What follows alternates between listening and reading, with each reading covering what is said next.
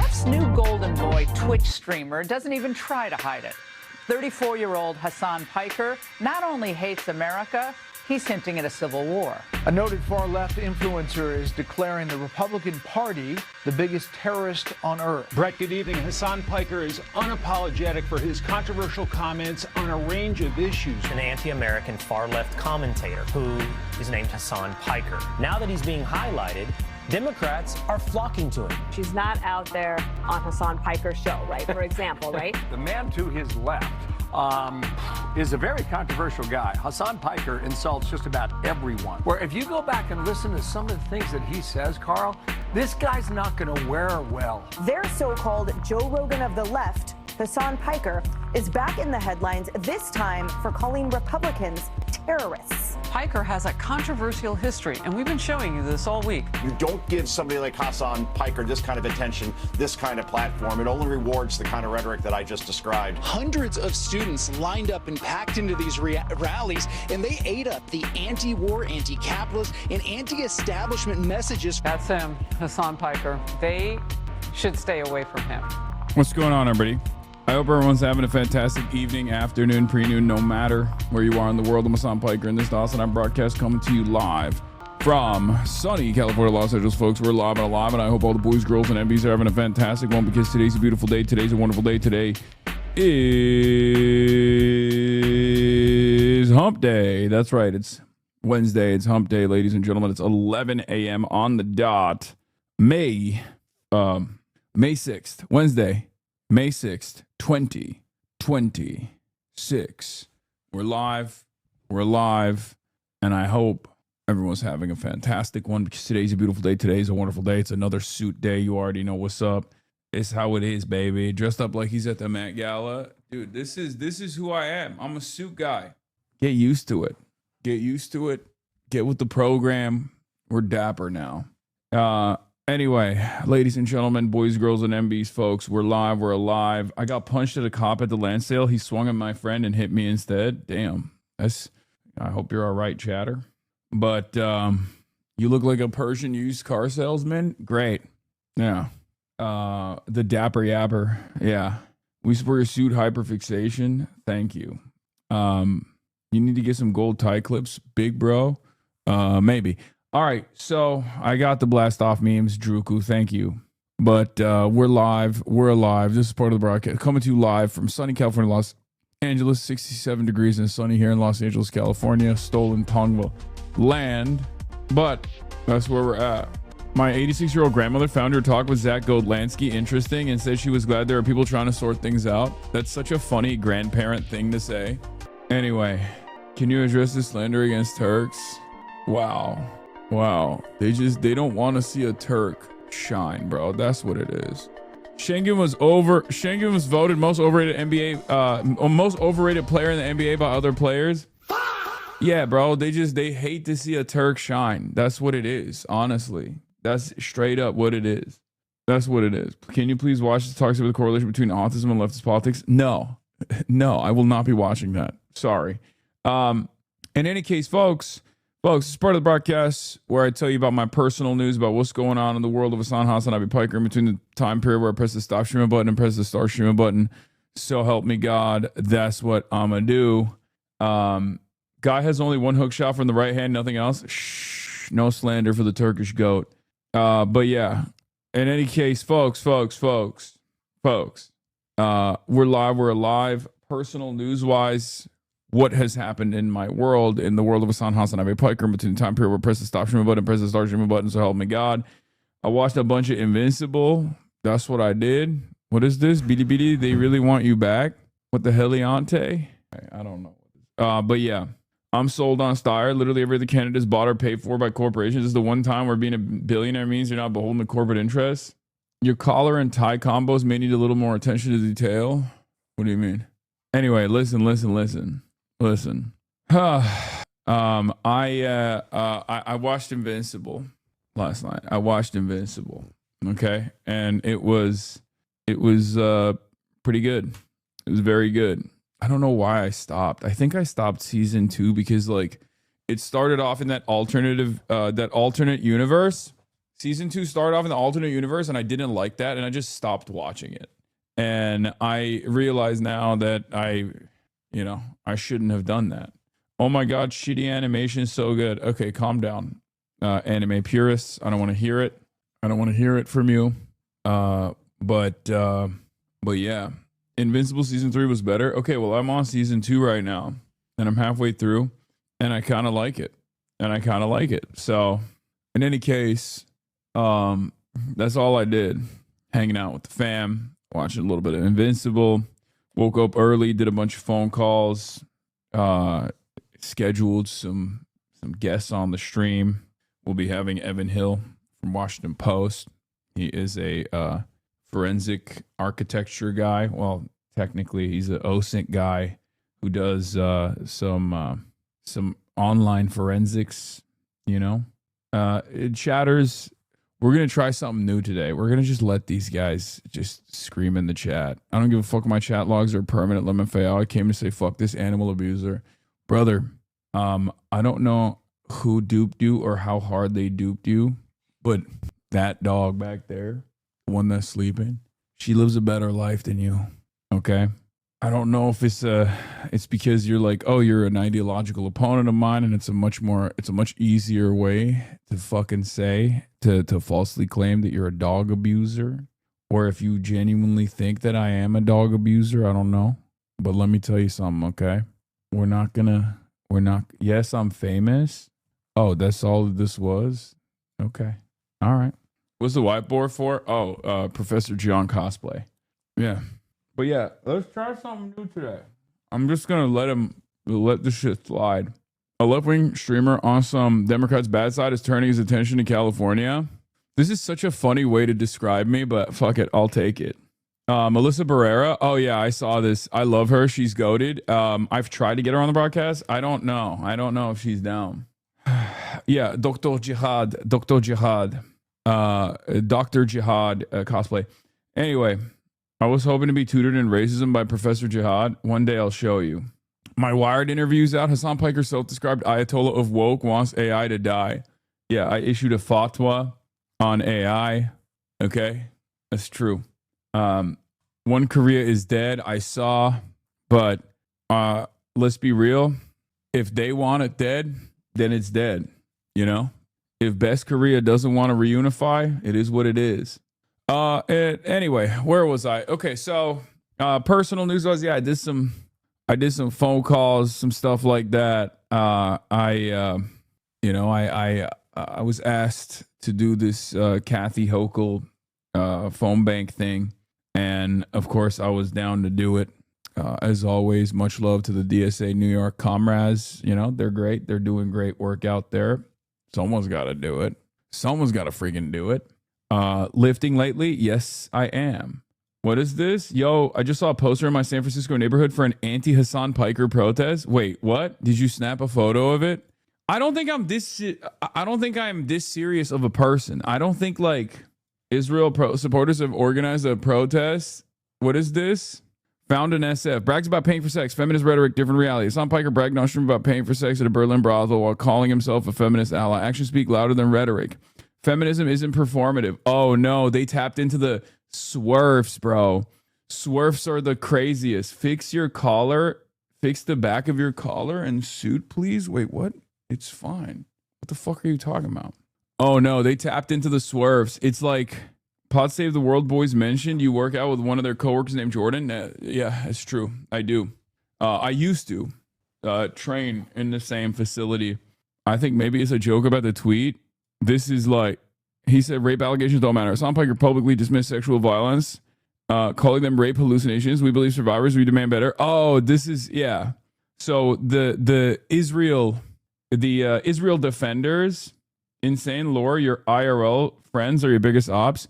Guys, to say it tastes like a Turkish delight. Not at all. That's exactly how I describe Hasan's penis flavor. Dude, come on. We can't be doing jokes right now. We can't be doing jokes right now. I don't know what you guys... I think there is no org named in these flyers. It's just one crazy person, probably. I think some of you guys have to understand that, like, there's time for jokes. There's time for no jokes, okay? Like, what the fuck? I'm finding new versions of this. She spoke out. His audience piled on. In 2022, a black woman critic was met with a wave of coordinated harassment after she spoke about Hassan Piker on stream as a documented pattern. What the fuck is this? What the fuck is this? Bro, are these people okay? America deserved 9/11, dude. Fuck it. I'm saying it. They need new dirt on you, King. This shit is ancient. Can you do some actual bad shit to make it more interesting? Dude, you piss off. It's so funny that like Israel defenders are basically like the most schizo politics people out there, where they just dial in. Like they have no chill. Okay, there's no like, there's not even an investment into making themselves seem like they're normal. They're just like, I am not okay. I'm an insane person. Like I've never met someone who's made it their life's mission to defend Israel come across like even a remotely normal person. They have no investment in this whatsoever, where they're just like, I am the most insane person you have ever fucking encountered in your life. I'm going to make it literally everybody else's problem. Like, it's kind of funny. It's kind of funny to see how hard they go. So is this a counter protest against your event with Shoykot? I don't get it. Yeah. I'm an SF. I'll rip those signs off for you. Fuck those haters. I mean, watch your fingers. Sometimes these people, the real freaks will put, they'll put what is it called? Like razor blades underneath the posters. Yeah. So if you're gonna do something like that, make sure that's an old Nazi tactic. Okay. So yeah, be careful. I'm not saying these guys will go that far, but you also have to be careful. Anyway, thanks for teaching me about Dave's Hot Chicken. Finally had some. Holy shit. Today is Luigi Mangioni's birthday. Yeah, Dan Stalkman wrote an article. I know, I covered it yesterday briefly. It's like disgusting. Abdullah Sayed and the Decline of the Senate. Guy who's literally a fucking Rhodes Scholar, double doctorate, okay, worked in public health, and abolished 300,000 Michiganders like medical debt. That guy is not good enough for That guy is not good enough for the Senate. Like, he's the best. He's too good for the Senate, if anything. And of course, he's Muslim. So, Dan Stalkman, who has no qualifications, barely literate, Dan Stalkman gets to write a fucking article for Israel's favorite newspaper, the Free Press, disparaging him. We'll talk about Ted Turner in a second. But in any case, 50 bones. Beulah Jr., thank you. For the 50 bones. Yeah, we got a lot going on today. We're going to get into all of that and more. Let's blast off real quick. Straight pause for the ceasefire. California governor debate. Dems W in special elections. Trump expensive W in Indiana. Oil plunges. Market surge. DSA call to demand Kathy Hochul tax the rich later. Talking to Evan Hill of WAPO on extensive U.S. base damage in Gulf. Anyway, get in now. Ted Turner, a.k.a. Jane Fonda Fumbler. I didn't know that. He's lived a storied life. I will say, in some ways, I do feel, how do I say this? I feel a little bit simpatico to someone like Ted Turner. I feel like maybe I'm silly, but they don't make him like that anymore. You know, there is no like current modern day media equivalent of a guy like Ted Turner, which is kind of lame when you think about it. Like, I know you are silly, lol. No. It's just like, I know he's not like the best. Obviously, he's like a very, very unbelievably, unfathomably wealthy guy. But he also was like, you know, he was straight up a fucking like media demon who had unique interests, eclectic interests, who actually pursued said eclectic interests. Whereas like nowadays you have the equivalence of this is like what? There's none. There's nothing. Yeah. And I'll go through some of the things that he said in the past for you guys to understand. Maybe I feel a little sympathetic because I'm a media guy who you guys think is unfathomably wealthy, nowhere near like Ted Turner wealth, obviously. But I too am a media guy who has made controversial remarks for the time period that technically wasn't wrong, but he was, they demanded he apologize, right? And of course, I'm talking about him saying Israel's doing terrorism in 2002, and even hitting the Mahmoud Mamdani, the Mahmoud Mamdani line of the Palestinians are doing suicide bombs because they have nothing else. Israel is, on the other hand, one of the strongest militaries in the region. I would go so far as to say they are the ones who are doing terrorism. Who's to say it's just the Palestinians doing terrorism? Stuff like that. Maybe that's what it is. It's hard for me not to feel a sense of sympathy for the founder of CNN a little bit, because it's just, he's the last of a bygone era. You think about like Anthony Bourdain. This actually ties into Anthony Bourdain as well. Okay. There aren't guys like this anymore. There aren't people who are well-read, intellectual, have like unique interests, have some political perspectives that go outside of the confines of whatever the fucking neoliberal State Department interests are. You know what I mean? Like, this doesn't happen anymore. I can't think of like an equivalent here. Like, you got fucking Peter Thiel, you got Palmer Luckey, you got Elon Musk. These guys all suck. Okay, this doesn't like. I'm not trying to say that it's good that, you got, billionaire philanthropists or whatever. I'm just saying that even on the billionaire philanthropist side, there's a diminishment of the quality. Okay. Like, where are the interesting super wealthy guys? Like, Gaben is the only guy I can think of that is unfathomably wealthy and has his own like unique interests and pursues them. Right? Like, Mark Cuban is not anywhere near as interesting as like Ted Turner was, right? Nowhere near as interesting. I mean, I guess we have the Roy Singham guy. He's not even a billionaire, but Roy Singham is an example of this, like the PSL guy, the guy who funds like all that stuff from China, Yeah, Valve Gaben. Gaben is an interesting, eclectic billionaire kind of guy. I mean, he is. I don't know. Anyway, let's continue. Known as the Mouth of the South and Captain Outrageous, Ted Turner built a media empire that changed cable news forever. I didn't have any upper limits to how far we could go. Champion, philanthropist, environmentalist. I don't know how to quit. It's not in my genes. But growing up wasn't easy for Ted. Born in Cincinnati, Ohio in 1938, his parents sent him to boarding school when he was just 4 years old. I didn't like boarding school. I wanted to be home. Ted's so sad. little sister, whom he adored, died of lupus at 17. About 2 years later, Ted dropped out of Brown University. He'd been studying classics until his father cut off the money. He thought I was wasting my time. So he went to work for his dad's billboard company.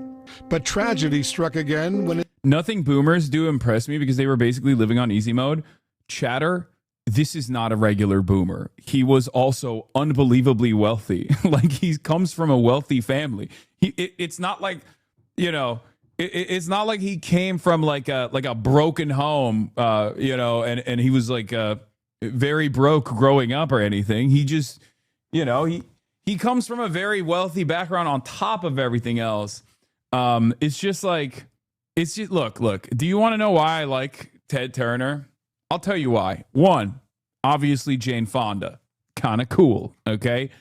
If you're at that level and you're like, and you go after a babe, like Jane Fonda, I'm going to give you a little bit of respect. Okay. That's number one. Number two, let's read some of his controversial comments. Turner once called observers of Ash Wednesday Jesus freaks, though he apologized and dubbed opponents of abortion bozos. In 1999, Turner made a joke about Polish mine detectors. Ted Turner himself is Polish, by the way.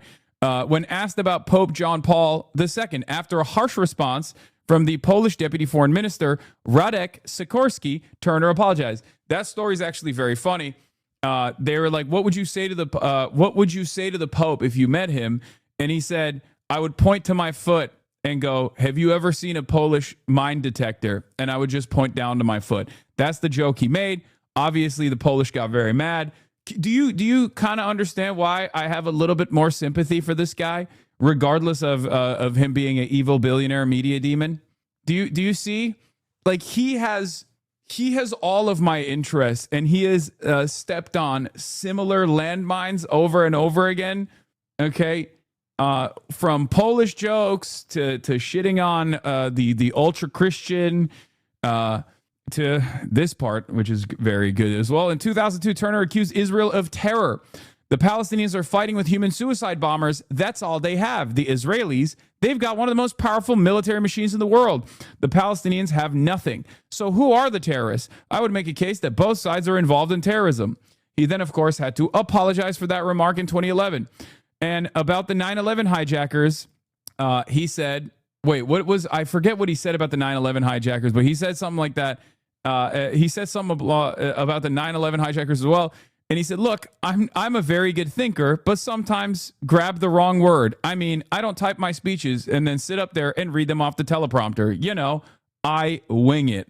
Also in 2008, Turner asserted that on PBS's Charlie Rose that if steps are not taken to address global warming, most people would die and the rest of us will be cannibals. Turner also said in the interview that he advocated Americans having no more than 2 children. In 2010, he stated that the People's Republic of China's one-child policy should be implemented. Oh, Turner calls attackers brave but a little nuts. Oh. Hey, yo! I mean, come on, dude. This is what I mean when I say they don't make him like this no more. Like, think about fucking Tom Steyer, okay? Think about Tom Steyer and the way that he talks, the way he carries himself. Like, he's the closest equivalent here, like an eclectic billionaire who's like deeply invested in doing shit outside of what billionaires do nowadays. Like, we don't have guys like this, okay? We don't have guys like this anymore. So I do feel a little fucking, yeah. He also mentioned Bush and praised Fidel Castro. Of course, terrorists are brave, Ted. What are heroes? Ted Turner has crammed his foot into his mouth once again, this time calling the Twin Tower terrorists brave, comparing President Bush to Roman dictator Julius Caesar. Stunning an audience of students at Brown University Monday night, the man known as the Mouth from the South and Captain Outrageous also commended Cuban dictator Fidel Castro. Do you understand? Do you fucking understand what I mean when I say I wish we had more guys like this? Ted Turner's not Polish? I thought he was. Am I wrong? Was he a WASP through and through? I thought, where did I get that idea? I might be wrong. Turner is an English name. Half these guys don't use their real fucking last names, bro. He was Turkish? Anyway. Not to mention that he was a wrestling guy who once owned his own promotion. Yeah. So, do you understand why I feel a little bit sympathetic to this guy, though? Do you get it? His name is Robert Edward Turner III. I think he was as waspy as they come. I don't know where I got he was a Polish idea from. Are you debating Van Jones? Great question. I'm supposed to, but he stopped responding to me in the DMs. So I don't know. I want to, but fire writing, Chatter, this is a classic. Okay? This person didn't come up with that on his own. Okay? This is a real fucking Zhou Enlai statement between the Chinese premier Zhou Enlai and Soviet leader Nikita Khrushchev. I'll show you the OG in a second. New virus incoming. What the fuck? What is happening? What the fuck? What new virus? Hantavirus? What is it? The hantavirus kills you too effectively for it to become a full-blown pandemic? Is the kind of jaded analysis I look for from a virologist? What the fuck is hantavirus? Anyway, this was this is from the California debate last night. No, I have said that billionaires like me should pay more taxes and the big corporations should pay more taxes. Excuse me, and you that's literally why, said... if this proposition is on the ballot in November, I'll vote for it.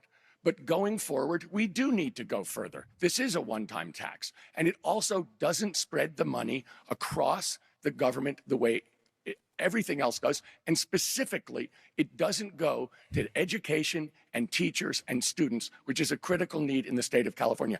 The tax I'm proposing to close a corporate real estate tax loophole is more money, and it's spread throughout I the have not. I have not gotten- balanced two budgets. Congresswoman, I'm confused. Do you support the billionaire's tax that is going to be on the ballot in November?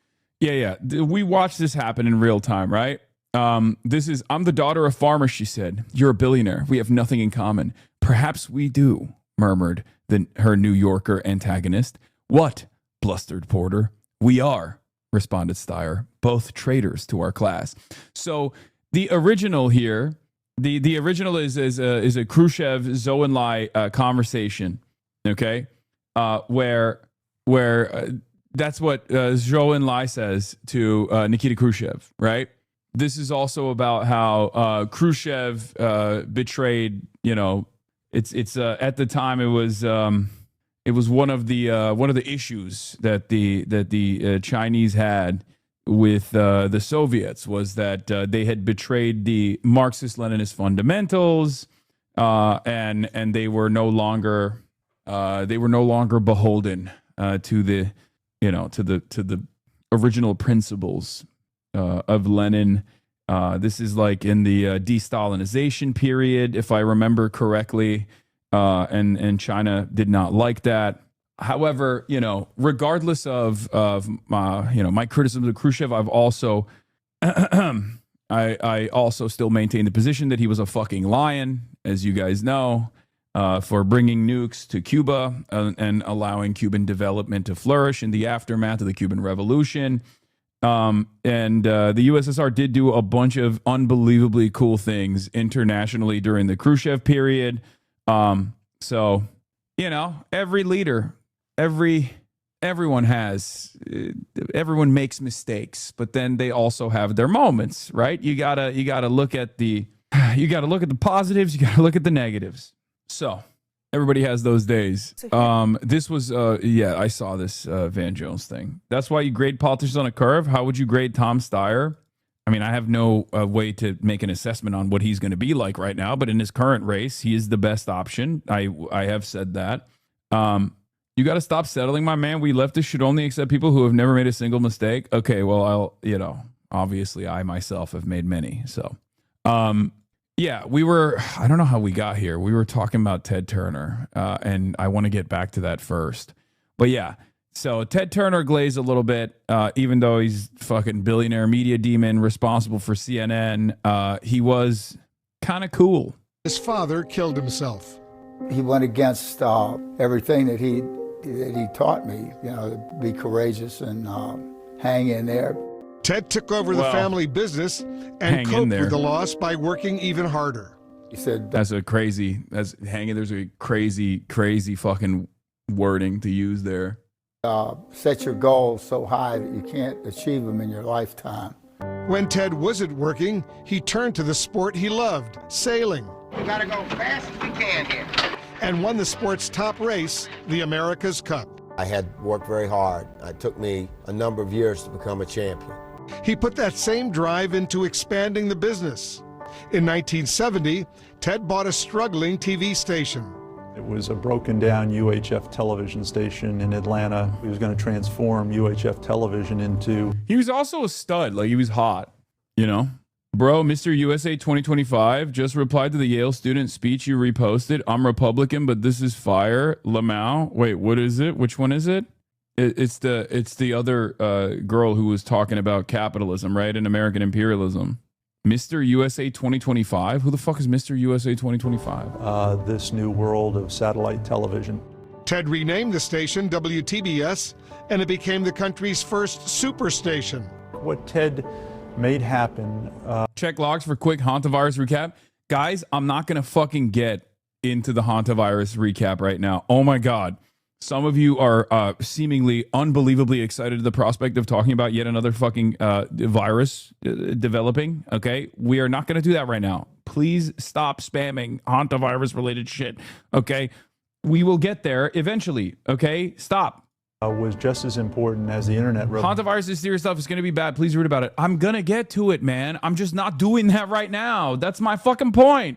Jesus Christ. Revolution of the 90s and 2000s. But starting out, Ted needed content.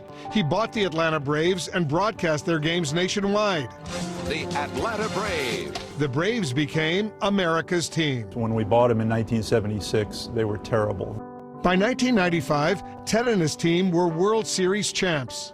As he built the superstation, he set his sights even higher on a 24-hour news channel. I worked till 7 o'clock, and when I got home, the news was over. So I missed television news completely, and I figured there were lots of people like me. People did look upon that as a foolish idea that was destined for failure, but they underestimated Ted Turner.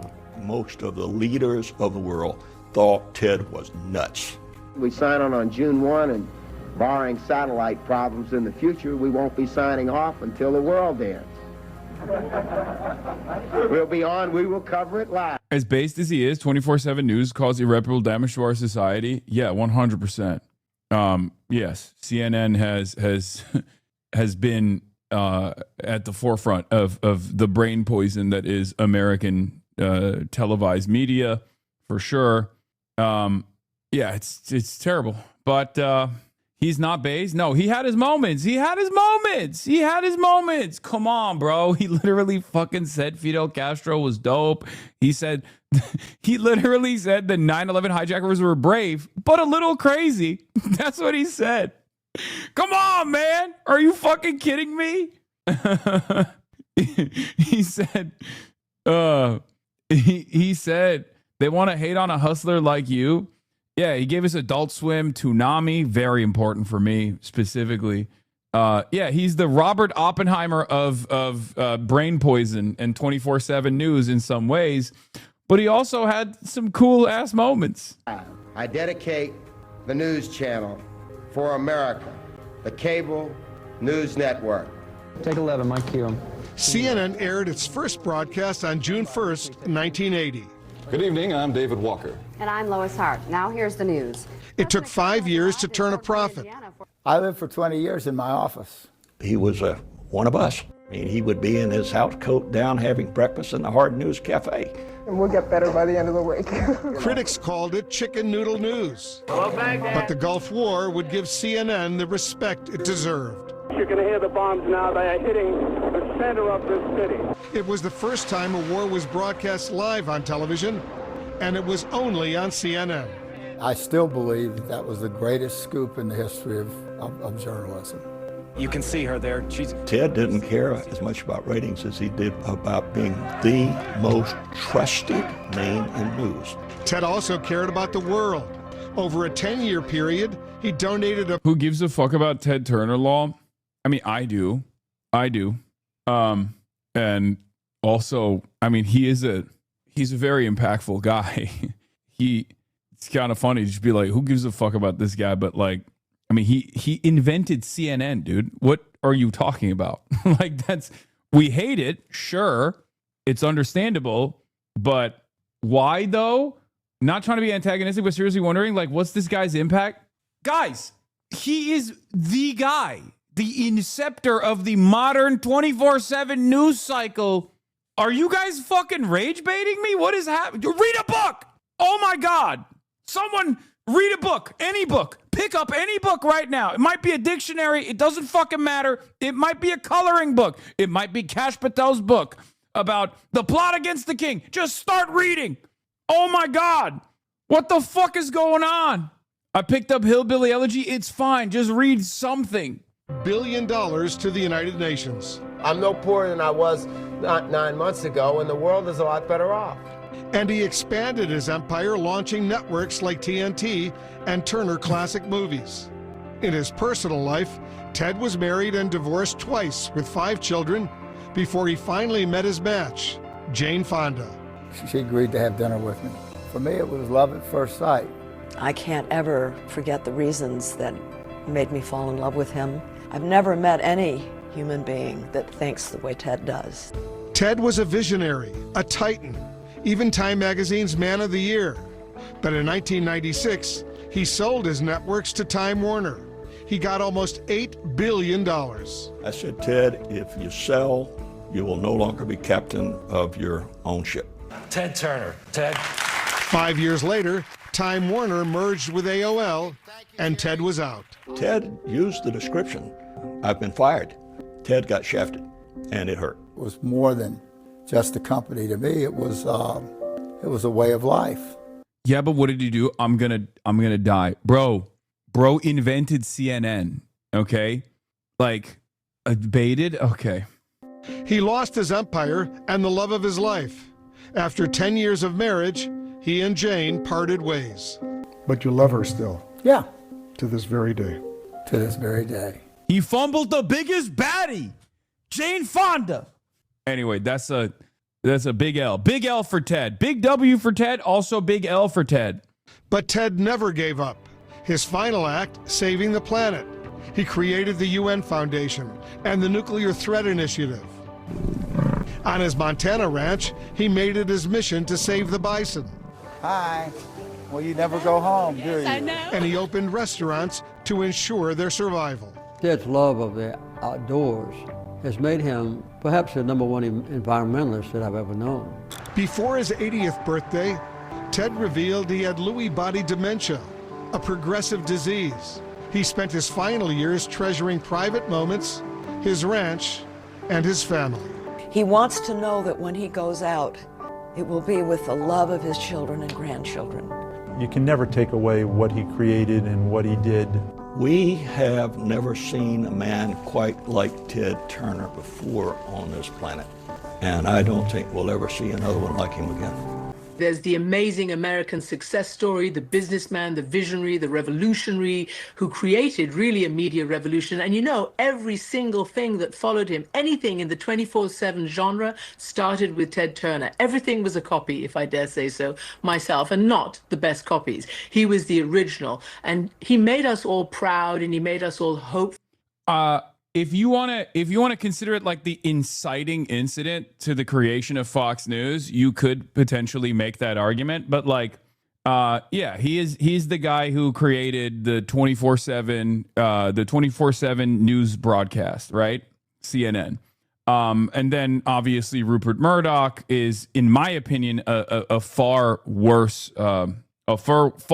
media demon billionaire who is unfortunately still very much alive. But no, he didn't create Fox News. He created CNN. Okay, he created CNN. He is the guy who created the 24/7 news network. Okay, on cable television, he's the one who created that. Okay, before him, this did not exist. They didn't have like a 24/7 news cycle. Fox copied his model and turned it into opinion editorials rather than the way that CNN was operating, which was supposed to be. The way that CNN was operating at its inception was, unbiased, straight, objective reporting. Obviously, there's no such thing as unbiased reporting. Let's be real. But, they did a good deal of, State Department propaganda, as mainstream media is supposed to do, as mainstream media is tasked with doing. However, the way I thought PBS was unbiased, the Piker Broadcasting Service, the People's Broadcasting Service is unbiased. It's the most unbiased that you can get. Just kidding. I'm just more open about my biases. So, yeah, CNN was the only one doing 24/7 reporting until the U.S. did the invasion of Iraq. But, yeah, in some ways he is like a Robert Oppenheimer-style figure if you want to look at, like, the bastardization of media or whatever. But, and they were destructive in their Afghanistan, Iraq coverage. Yes, guys, this is not a defense. This is not a defense of like CNN in general. Okay, this is not a defense of CNN as an institution. I'm just telling you why he was an impactful person in media history, both in the United States of America and also around the motherfucking globe. Okay, that's it. Because people were like, what's up? What's up with this guy? Like, why are you covering this? So I'm explaining it to you. Okay? Ted Turner had a dinosaur named after him after he donated the fossils Ted Turner had a dinosaur named after him, Sierraceratops turneri, after he donated the fossils found on his land to a museum. As far as billionaires go, he was well respected among paleontologists. Yeah, I'm not saying he's a great guy or anything like that. I'm just saying that he is an impactful figure in media history.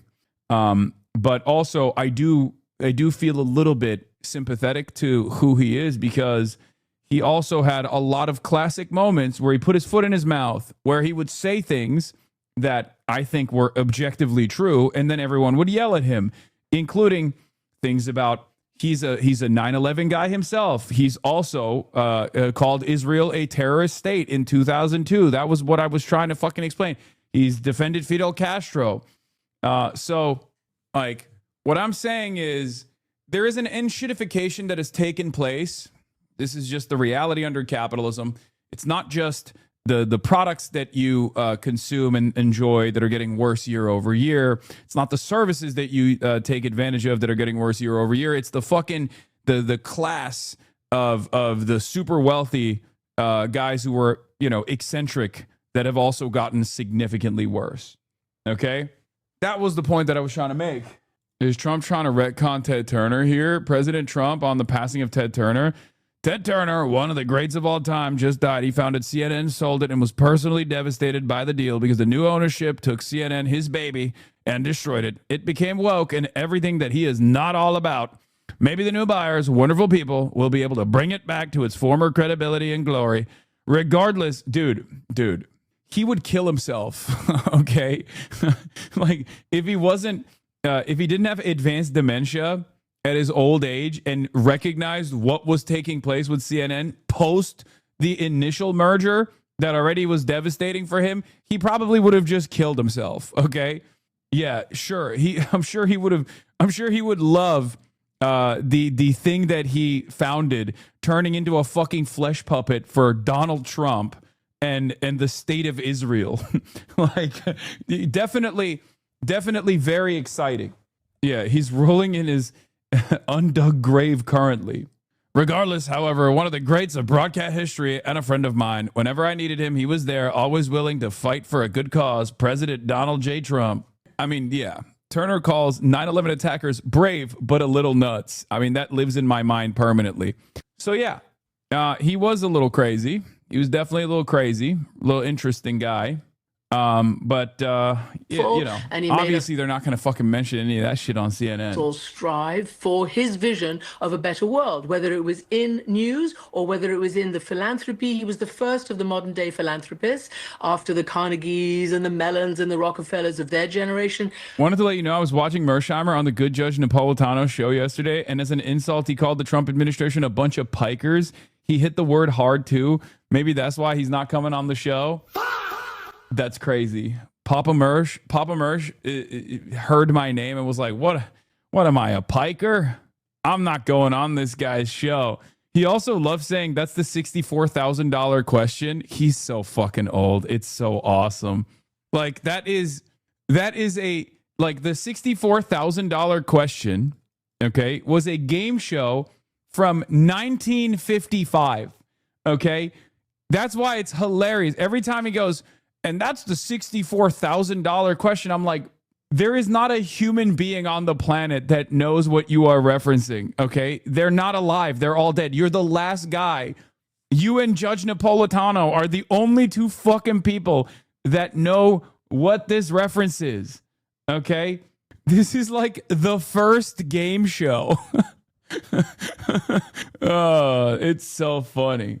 He's such a boomer. I love the guy. All right, let's continue. As Wolf just pointed out, when he gave $1 billion to the UN Foundation, and then Bill Gates, and then Warren Buffett, and then Michael Bloomberg, and all the others joined in to follow in that incredibly noble pursuit. He was big, huge on climate, and that's a global issue, obviously. He was way ahead of the curve on climate and climate mitigation. And I remember asking him in one of my last interviews with him, what would you say to the young people who look up to you and who want to make their own first $1 billion? How would you suggest they do that now? And he said, climate, green technology, the green economy. Boo. Ugh. He Boo. was so sure, and he was always so absolutely right. And as Wolf was saying, you know, he was somebody who believed in breaking down the barriers between peoples and between nations. I remember when I was still, you know, in 1980s in New York, and I was climbing up the ranks. I started in September 1983 in Atlanta, and I remember when he banned the word foreign, and I was absolutely devastated. I wanted to be a foreign correspondent like Edward R. Murrow and all those people, and he brought the word international. And it wasn't just a little thing. It was because he didn't want to drive, you know, a wedge into people by calling them foreign. And he didn't want to have separation. Imagine that kind of leader and what we're left with right now, when everything's about, you know, weaponization of identities and beliefs and all the rest of it. He was exactly the opposite. When he took CNN International in 1985, what he did was not just be the first ever global No, I'm saying boo because he's like, oh, you can make money off of, if you want to make $1 billion, it's like, or if you're a billionaire, you can work on the climate agenda. It's just like, I don't want to hear, I don't want to hear that he's a billionaire. I know he is, okay, but it just, you know, it makes me cringe. TV 24/7 behemoth network, but he also chipped down the walls of state and authoritarian regulated media. So all these nations where the people could only see what they were fed by their authoritarian leaders, and I'm now talking about that part of the world, you know, he gave them something else. He opened their eyes to the rest of the world. And I thought that was absolutely fundamental. And he said to us when we were in the Gulf War, he said, look, I'm not going to force anybody to be in Baghdad, which of course was the enemy capital. You're a multimillionaire, buddy. His lifestyle was probably similar to yours. Yeah, no, definitely. Yeah, no, I live exactly like a bill. Yeah. Yeah. And no, famously, $1 billion is very close to my level of wealth and fortune. That's not exactly, but compared to a normal person, no, that's, what are you talking? A billionaire is so rich that a multimillionaire is closer to a homeless person than they are to a billionaire. That's not how the math works. You're just wrong. Open the schools. Objectively. What the fuck are you talking about? Crazy how you're acting like $1 billion is 1,000 millions. Yeah. What is $1 billion, dude? Like 1,000 of these millions? Like what? And that's just one of those billions. He had more than one of those billions. He made $8 billion off of just the first initial sale of CNN. 8,000 of them. What are you talking about? Yeah, 11 days versus 32 years, okay? United States. We had been reporting in Saudi Arabia and around, and we also had distinguished ourselves as CNN, the reporters there in Baghdad. But when it came to the war, you had the president, you had the, you know, chairman of the Joint Chiefs, you had all these people call Tom Johnson, our president, and say, you better get your people out of Baghdad because it's going to be real. Obviously, I agree with you, but their point is probably when it comes to lifestyle, beyond a certain point, being a multi-billionaire isn't even that much more luxurious. It's just a bragging rights thing. No, it literally, there is levels to this shit. We just don't even know how to fathom the levels to this shit. So no, it's objective. The only reason why we think that way is because people that are at that level, with the exception of like Elon Musk, know better and shut the fuck up about it. Okay? It's not even remotely close. Okay? There is absolutely varying layers of wealth. Like these people purchase mega yachts and shit, and it doesn't even put a dent in their overall finances. Like they purchase mega yachts worth more than whatever I will make for my entire lifetime, and they don't even think about that purchase. That purchase doesn't even, they purchase that with the like, for them, the amount of wealth they have is so unfathomable that a mega yacht that they purchase is like me purchasing a fucking slice of pizza with my current level of finances. And that mega yacht is worth more than I will ever be worth for the rest of my fucking life. Okay? They're purchasing a mega yacht like they're door dashing. That is the level of finances that they're operating on. It's just not even close. There's two reasons why we can't comprehend it, where it's like it's just so unfathomably wealthy. Like the number difference is so vast, so large that we just can't comprehend it at all in our minds. That's how big it is. But then also on top of that, it's just oftentimes these purchases are not done in broad daylight. So you have to Google it. You have to look at it. You have to search to see what they're up to. They had a Navy with 159 ships, and now every ship is blown to pieces and lying at the bottom of the water. They had an Air Force, lots of planes, and they don't have any planes. They don't have any anti-aircraft. They don't have any radar left. Their missiles are mostly decimated. They have some. They have probably 18-19%, but not a lot by comparison to what they had. And their leaders are all dead. So I think we won. Now it's only a question of, look. Bro, Hassan Abbott doesn't even have boat money for LA. What do you mean boat money? Bro, I live in a fucking normal mid-sized home that people have called a multi-million-dollar mega mansion because it's like where it is. And I bought it with a fucking 30-year mortgage. Like, people make it seem like I just, To go a big step further. But anyway, I'm not even going to get into my fucking finances. It's just such a dumb conversation to have. Very good talks over the last 24 hours. It's very possible that we'll make a deal. So, Yeah, Mr. please. President, thank you, Mr. President. Good to see you. What are the status of these talks? Said they're very good. Just give some insight as to where we are with them at this point. And we've had some good talks before, as you know. Right. And all of a sudden, the next day, they're like, they forgot what happened. They're proud. Like Ted Turner had a more similar lifestyle to you. Sure, he had more land, but ate at local diners he owned and didn't have a mega yacht but a small sailboat. Dude, you're fucking nuts. You get hit by somebody else that looks Stop like justifying yourself over your wealth over and over again. Oh my God, I hate this conversation so much. Pride. These people have great pride. The others do too. Enemies have great pride. We went into Venezuela. Smart people, great people. They have a really strong military. We won it very quickly, and we have a fantastic. It's been a great thing for Venezuela. The people are really happy. They're dancing in the streets because they have a lot of money coming in through the big oil companies that are all moving in. I was with ExxonMobil last night. The chairman was here, and we were talking about Venezuela, along with a lot of them. Chevron, they were all here last night. They all want to go there and elsewhere.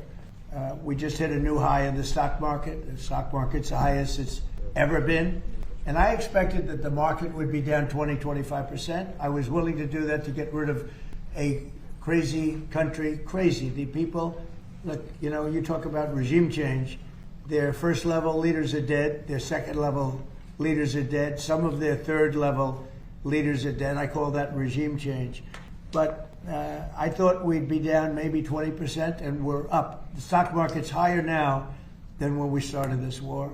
And I thought oil prices would go to $200, $250. It's at $100 now. And I think you're surprised, and I'm surprised. But even if it went to $200... Cool, it was $77 to fill my tank. Yeah, but don't you feel patriotic?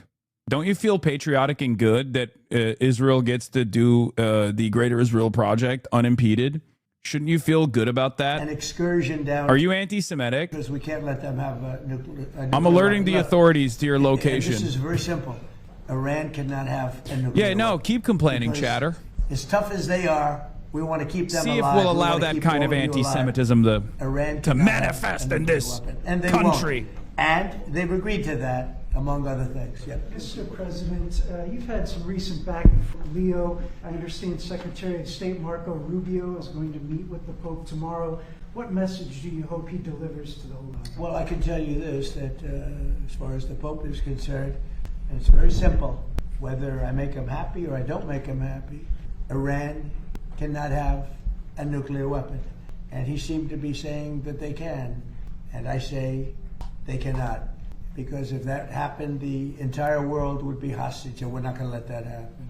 That's my only message. Complaining about gas prices is anti-Semitic, unpatriotic, un-American. We'll see you guys on June 14th. Don't ever do it. Don't ever think about it. Don't ever think about doing it. See a lot more. I would never. Of all the events on the South Lawn, why this event? I think it's going to be the biggest event we've ever had. I mean, the White House doesn't really do athletic events for the most part. And these are all the greatest champions in the world. They're the greatest fighters in the world. You can tell by looking at them.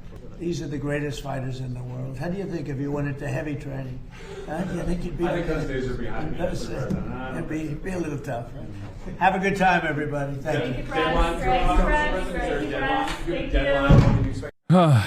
I did the math.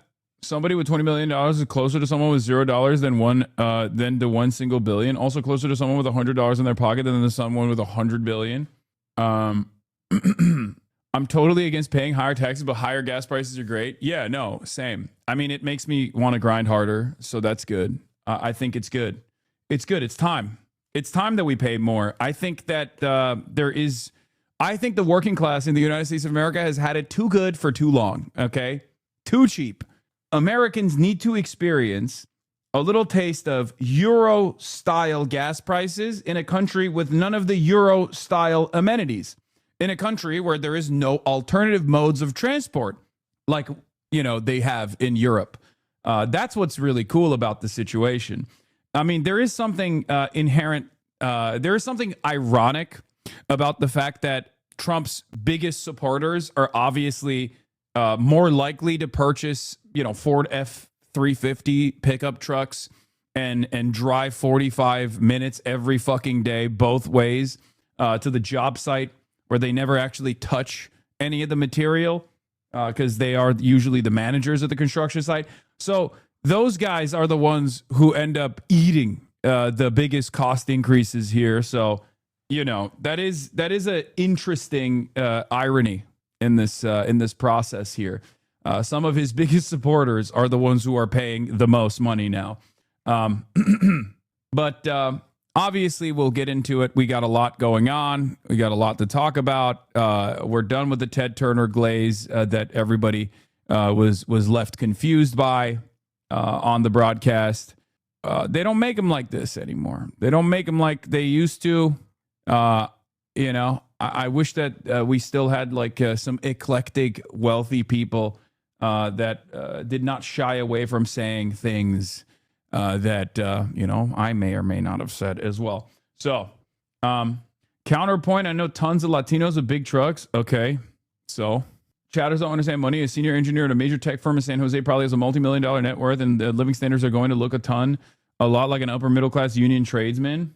Absolutely everything is degraded, including the quality of our rich and famous. Yeah. Very interesting predicament.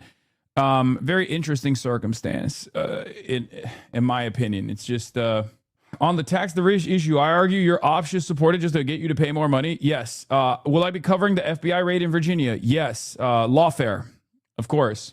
Analyst Steven Zemler, who I really appreciate and retweet from time to time, has calculated the U.S.-Israeli war on Iran has cost $72 billion in just 60 days, 288% more than what the Trump, Vance, Rubio, Hegseth administration claimed it was.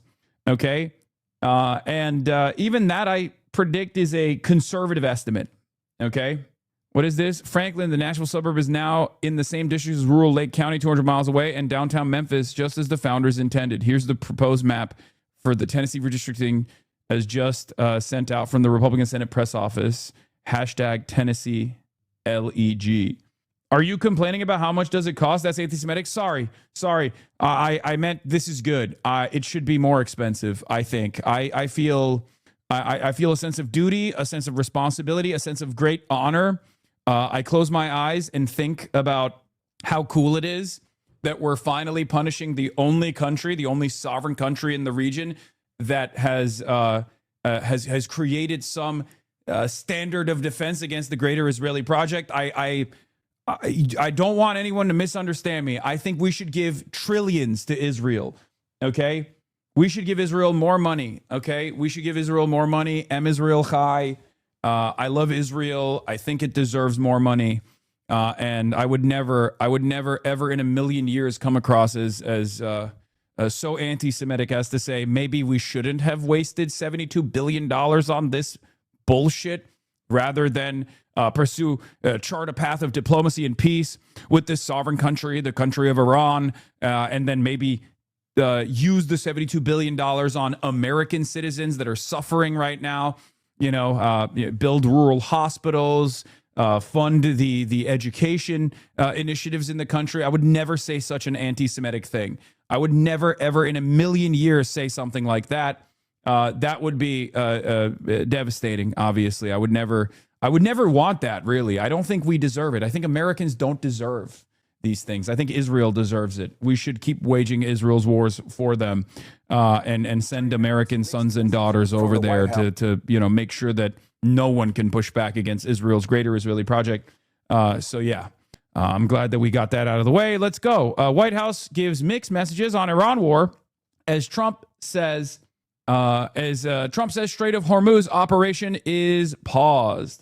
On the war with Iran. President Trump has paused a U.S. operation in the Strait of Hormuz just 2 days after it began, despite claims it was working. He says it is to let, quote, peace process play out. Gas in Tel Aviv is cheaper than in America. Israel has free healthcare and education. Yes, they deserve it. You don't. Hello? Yes. They also don't have any issues with abortion rights either. They deserve it all. You don't. Understand your position. Okay? Israel deserves free healthcare. Israel deserves free college. You don't. That's it. That's what at least I've gathered from my fucking politicians who keep talking about it like that. So I don't know. I don't know what else to say about it.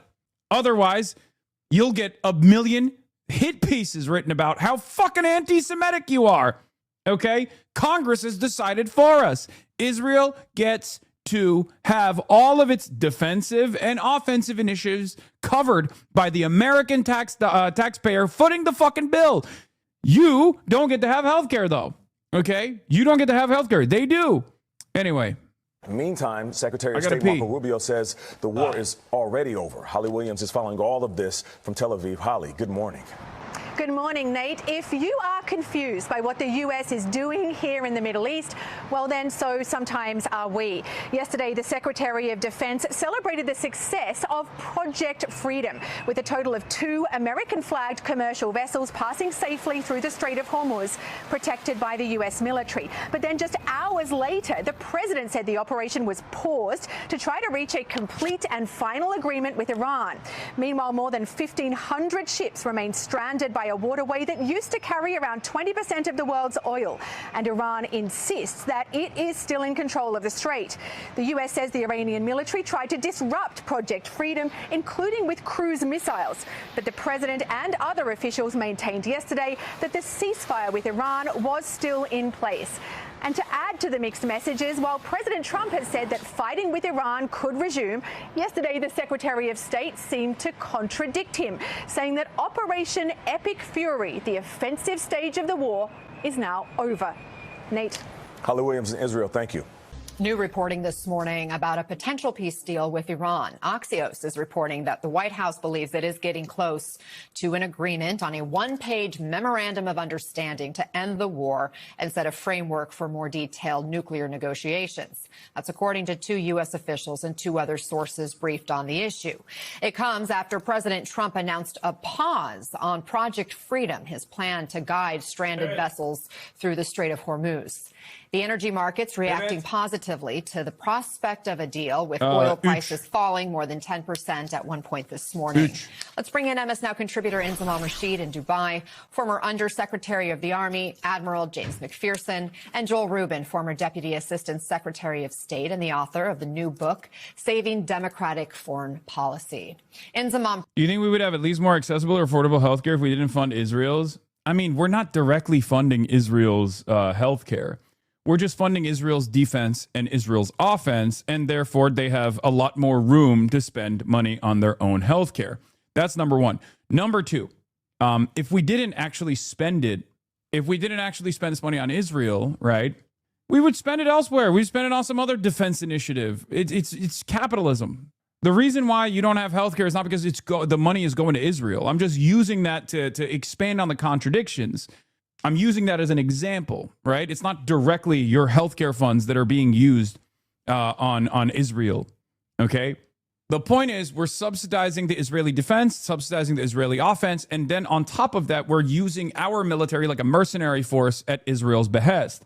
However, if it wasn't for Israel, it'd be another reason for the American military-industrial complex. The point is Israel is not the only country that gets the benefit from this. The point is that we have this perverse interest in funding initiatives that keep funneling resources, our productive output, back to the super wealthy capital owning class in this country. Okay? We put profits over the interests of people in this country. That's it. That's the reason why you can't have socialized medicine, because there's a guy out there, a faceless, lifeless, parasitic force known as a capital owner who is making money off of paywalling your healthcare. Okay? And this is tremendously beneficial to the GDP. So it's not going to change anytime soon. Break down what we know about this reported memo. Well, Anna, let's be clear. This is an initial kind of proposal that's come from the US, worked up with mediators Pakistan, and is being handed over to Iran. Now, I've not seen specifically what's inside this memo, but there is some reporting from Axios. But firstly, the Pakistanis have been telling me today, sources within Pakistan who are linked with the mediation, that the prospect of a proposal to end the war is very likely in the coming days. So a sign of positivity. Now, what's inside this specific deal? Well, Axios are saying that there will be a declaration to end the war in the region. This will then start a 30-day period of negotiations on a detailed agreement to open the Strait of Hormuz. This also includes a limitation to Iran's nuclear program, potentially stopping enriching uranium to create a nuclear bomb for around 12 to 15 years. This will also lift US sanctions on Iran. It will have restrictions on shipping through the Strait of Hormuz, and the US naval blockade would be gradually lifted during that 30-day period. And the US have said that if negotiations collapse, then US forces would be able to restore the blockade or resume military action. And President Trump has come out today and essentially spoken about this in a Truth Social post. He says that assuming Iran agrees to give what has been agreed to, which is perhaps a big assumption, the already legendary Epic Fury will be at an end. He said that if they don't agree, the bombing starts, and it will be sadly at a much higher level and intensity as it was before. Look, I think this appears to be a positive step for now, but it does have to be received with a lot of caution, Anna, because we've been here before with proposals and with frameworks, and then we've gone one step forward and two steps back. I think what is a positive sign is that Pakistan is working incredibly hard behind the scenes with Iran and with the US to get the two sides to the negotiation. Brett Baer had a phone call with Trump, and the deal timeline is a memorandum of understanding, and a deal timeline is looking to be about a week, which is interesting because that puts it on a trajectory to finalize by the time he gets to China. May 14th is when the Beijing summit starts, okay? 8 days from now. Now, this is only if you believe Donald Trump. You can't believe Donald Trump because never a deadline for Iran. The deal will happen. You can't really trust Donald Trump because he's not a reliable narrator of events. He is the worst possible person to listen to understand exactly where things are going. That's why you have to look at the other events that are in motion.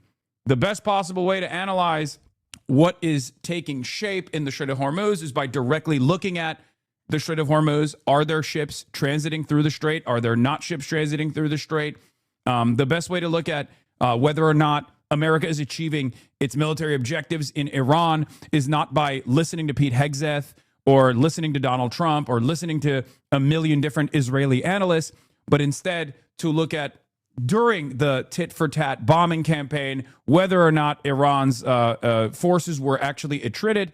If that was the case, obviously, they would not have been able to successfully, continuously strike Israeli soil and strike the Gulf nation states.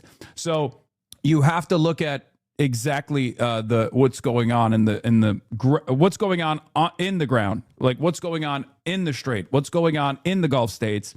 Are there ships transiting? Are there countries being bombed? Are they not being bombed? That's the only way to genuinely make sense of it all. And as far as the diplomacy goes, the only way to interpret what is actually happening beyond the futures pumping and dumping that Donald Trump is engaging in every time he opens his fucking mouth about the oil prices or what's going on in the fucking strait, is to look at the other external larger interests at play here.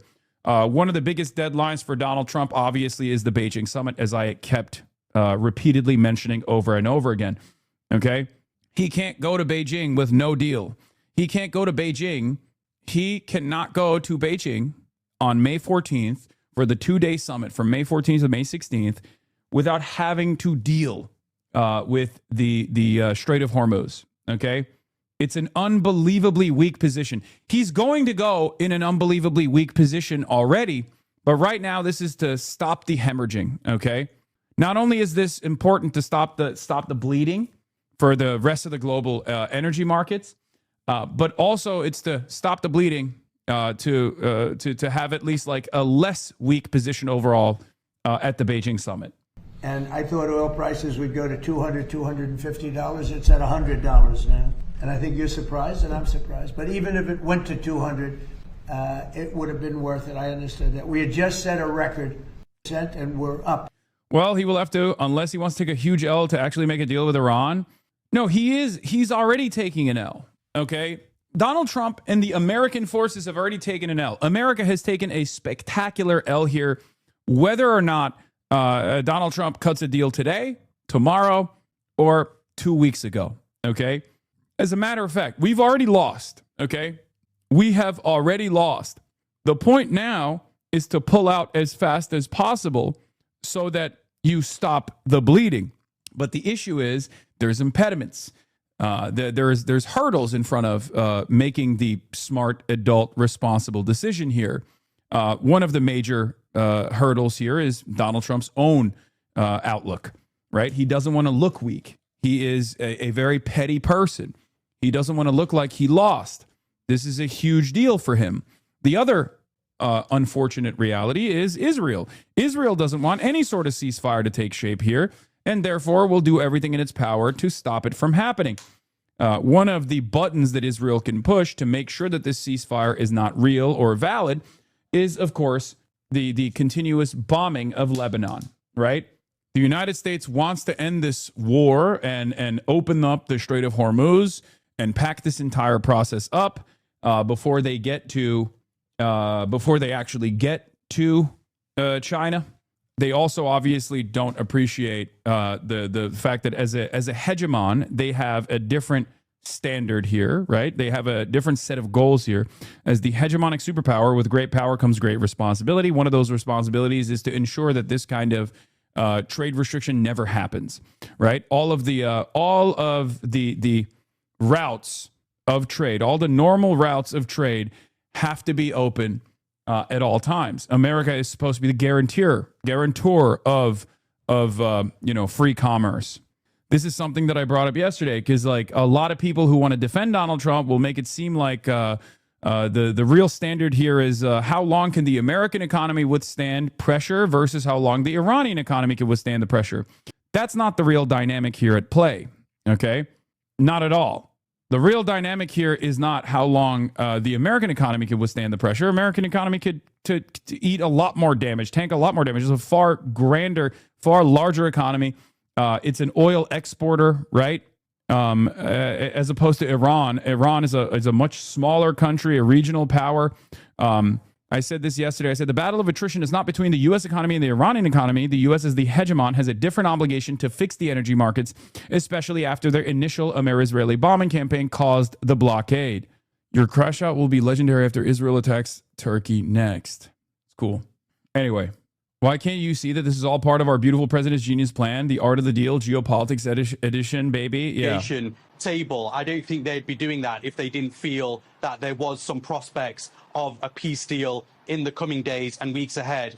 You mentioned this has all come after President Trump's pretty remarkable U-turn of ending Project Freedom, which was there to escort vessels through the Strait of Hormuz. U.S. Navy vessels would be escorting ships. That wasn't really all that successful. And today, as a result of the president lifting Project Freedom, the IRGC, the Navy command of the IRGC, have kind of given a bit of a gift back to the US. They've essentially said that we could see steps to reopening the Strait of Hormuz fully, which again, I think signals a positive sign that we could be going down the route of diplomacy. Anna. Inzamam Rashid, keep up the great work there in Dubai. Thank you.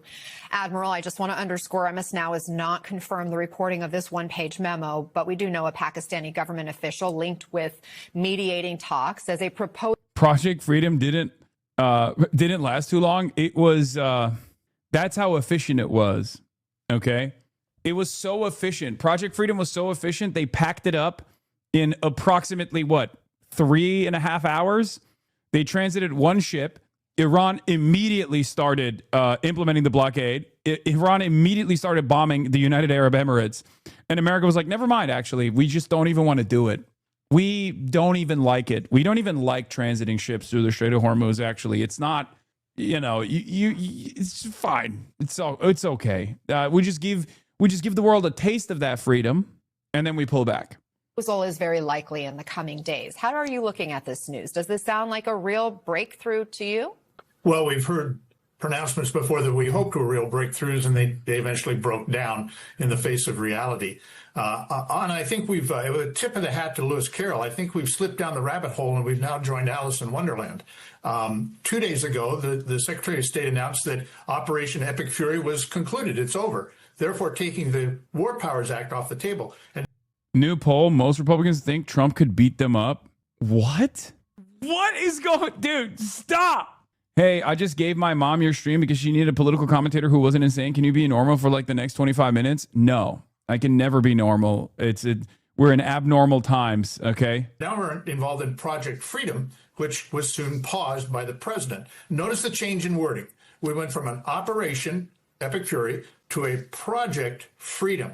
Clearly, operations are military in nature. A project can be anything in nature. And I think it's important to note that wording. It was an effort by the administration to address the criticism they were receiving with regard to not following the War Powers Act. Joel, what has been reportedly proposed here is a one-page memo of understanding compared to the JCPOA Iran deal under President Obama, which was 159 pages long. What does that tell you about the potential agreement if it's just one page?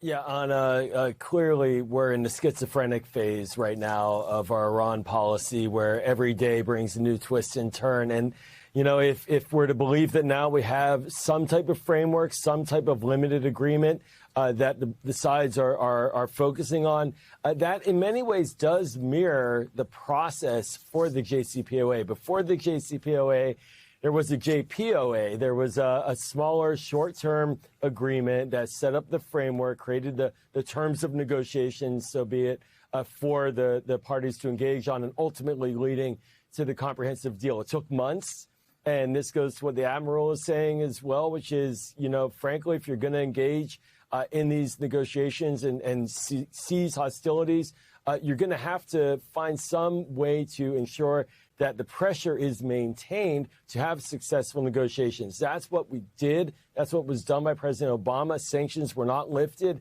until a full agreement was reached. And so the big question is not just about what is in that one pager, but also what is the way to enforce that a negotiation process will take root and that it will lead to a sustained solution, and that we won't be stuck in the schizophrenia where every day seems to bring a new twist, a new turn, and new uncertainty about the end state of this war. I want to play what Secretary of State Marco Rubio said yesterday about the U.S. goal. As President Trump has said, and the facts clearly bear out, the United States of America holds all the cards. There is no scenario here in which if they decide to join a ladder of escalation, they wind No more suits? Why? I like it. up getting the last say. But our preference is for these straits to be opened to the way they're supposed to be opened, back to the way it was. Anyone can use it, no mines in the water, nobody paying tolls. That's what we have to get back to, and that's the goal here. We'll try. Trump was asked a question about Iran refusing to submit. Let's see what he had to say. Wait, this will work. You're facing an opponent right now in Iran that has refused to submit. You seem optimistic now that you may be closer to a deal. What's different about this moment now than in other moments where a deal has seemed close? Well, why do you say they refused to submit? You don't know that. You don't know what's going on. You don't know that. They're submitting super hard. You don't know that. On U.S. ships a few days ago. Yeah, I know. A few days ago is a long time ago. In the world of war, a few days ago. No, they want to make a deal badly, and we'll see if we get there. Yeah. They were just firing U.S. ships. Yeah, and a few days ago, it was a long time ago, you know, in the world of war, a few days ago. The world of war. It's awesome. We do deserve Donald Trump as a president. Like, as Americans, I do think sometimes that we kind of designed the world in a way where, you know, Trump is the perfect curse to exist under. I mean, seriously. He is so fucking stupid, man. He is not even remotely intelligent, curious. We really are a country that's just like, oh, that's worse than your 9/11 deserve comment. I mean, I live here. Okay. I fight back against this every day, but there is no other president than Trump in this current system that we exist under. There is just he is the logical conclusion. He is the logical conclusion of a country that has deliberately undermined funding education, a country that has refused to take a cold, hard look at our endless and senseless militarism overseas. Like, what's the expectation here? That we were going to have a fucking brilliant orator who is actually peaceful and not an unbelievable, unvarnished racist? Not going to happen. Admiral, what do you make of Rubio saying the goal now is getting the Strait back to the way it was? Back to the way it was before we engaged in these hostilities through Operation Epic Fury. I wish I could be more optimistic, but I'm skeptical. And the reason is we've always heard the term the fog of war. Well, the fog of war is no more dense than that in the Persian Gulf. We've learned that over 40 years of naval engagement in the Persian Gulf. Things happen. And as every sailor knows, that happens quite quickly in naval warfare. So again, I'd like to be optimistic. I'm a little bit skeptical, particularly the first one, end of war in the region. What does Israel have to say about that? I think we're at a wait and see right now, and I hope we see favorably. Joel, the U.S. blockade, as far as we know, continues. But even with the implementation of Project Freedom, Iran had still managed to keep most ships from transiting. I think officially we only knew of 2 ships that went through in that maybe 24 plus hours that the Project Freedom was enacted. Which country has leverage right now in negotiations, Iran or the U.S.? Short answer is both. They're staring at each other. Ultimately, Cope. That's the closest you're going to get to an acknowledgement that Iran has the maximum leverage here. An American analyst, even on MS Now, MSNBC, MSDNC, is never going to be like, Iran is cooking us right now. They're not going to say that because they're American at the end of the day. It's a pro-State Department network.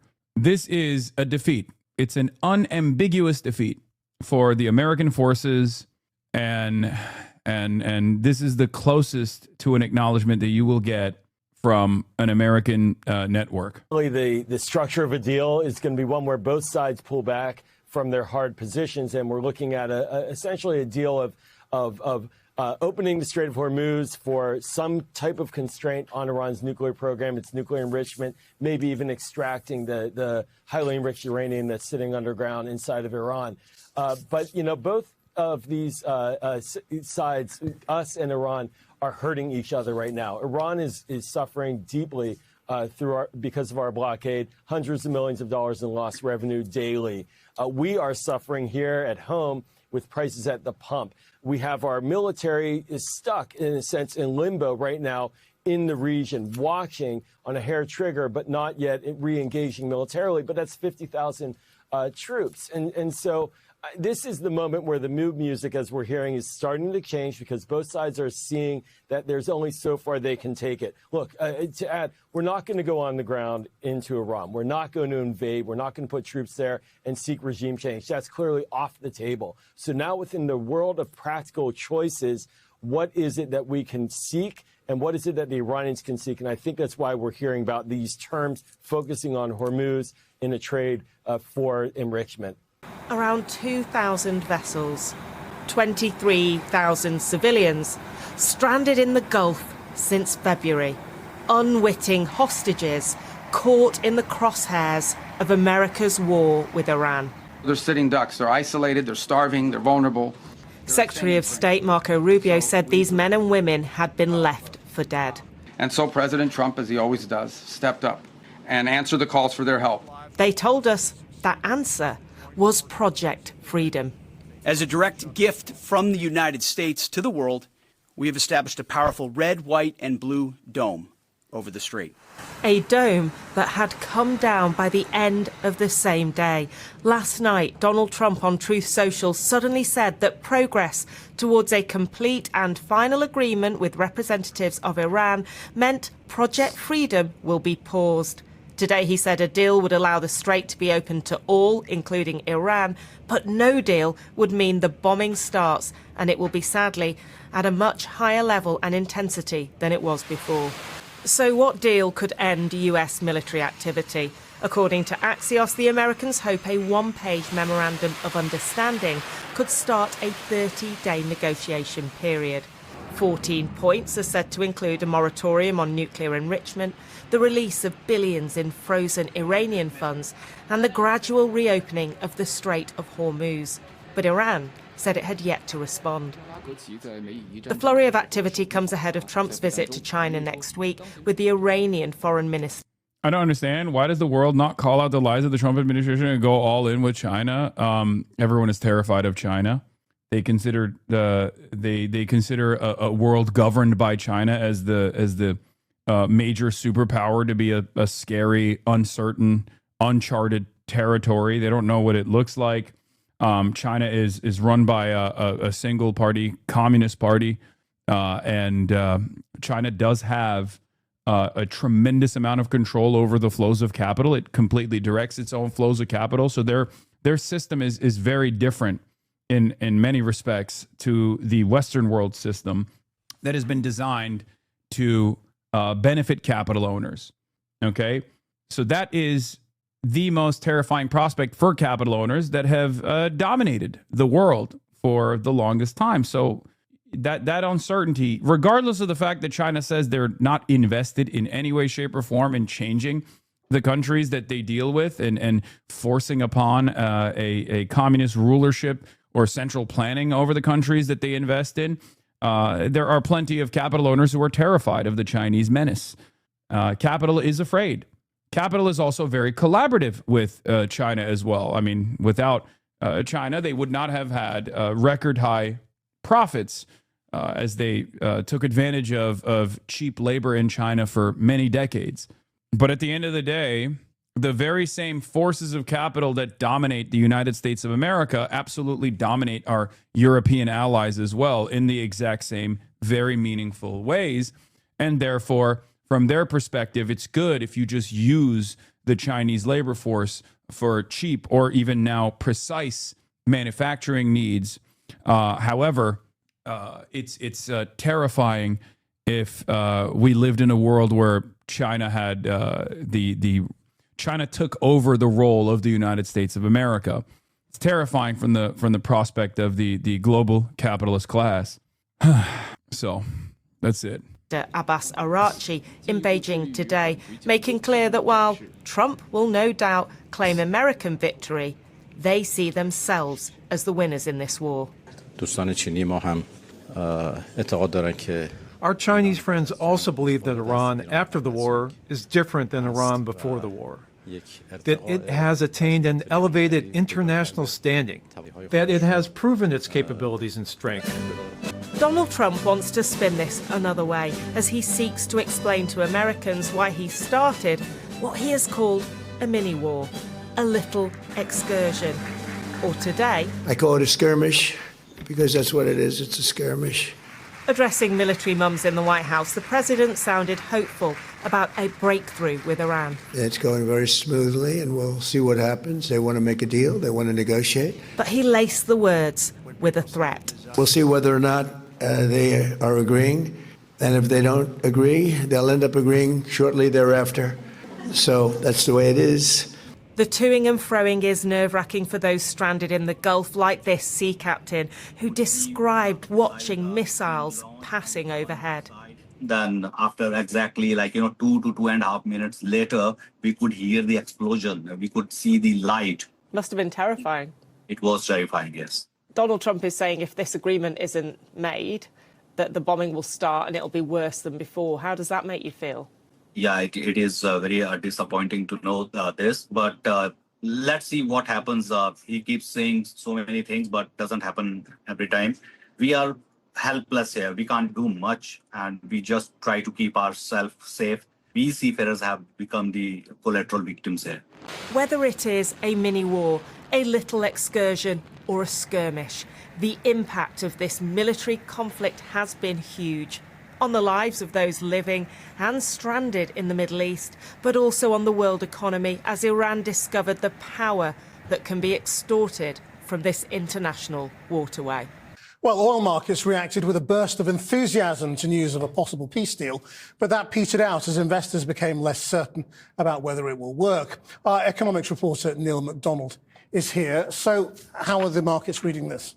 Well, as you're saying, I mean, this produced a dramatic reaction on the markets. But pretty quickly, for example, one London fund manager was describing this as a false dawn. I think energy markets assume that President Trump is looking for a way to get out of the war, and they're obviously going to jump on any sign that that is happening, and this is producing huge volatility, which is sometimes very hard to read. So this morning, the price of a barrel of Brent crude started off above $108. It then plummets on rumours of this deal. It goes well below $100. That's the lowest it's been for about 2 weeks. But then snaps back up. So down $11, up $6, all in the space of 5 hours. Though at the end of the day, one trader saying he thought there were probably too many red lines for Iran were going to be crossed in this deal for it to be a permanent settlement. So what does this mean for the UK economy? Well, if oil prices do settle just above $100, that will be an improvement, but it does not mean that the pressure is over. And let me just show you petrol prices and diesel since the war began in the UK. You can see how they peak mid-April, at which point petrol is up by a fifth, and I think diesel is up by more than a third. Now, they've stopped going up, but you'll notice from that line it's very hard to see any sign of them coming back down. I think the question is that the RAC was saying this morning the outlook is probably ominous for these prices. They say that last week wholesale costs were going up for petrol and diesel. If that is passed on, they believe that further increases in forecourt prices look inevitable. Thanks, Neil. Now, the Israeli military has carried out a strike in the southern suburb of Beirut in the Hezbollah-dominated area of Deir. The Israeli government said its jets had targeted the command. Yeah, this is a predictable outcome. Obviously, even when there is a mere thought of a ceasefire, Israel obviously behaves in the predictable manner that it is expected to behave, which is to try and sully the deal.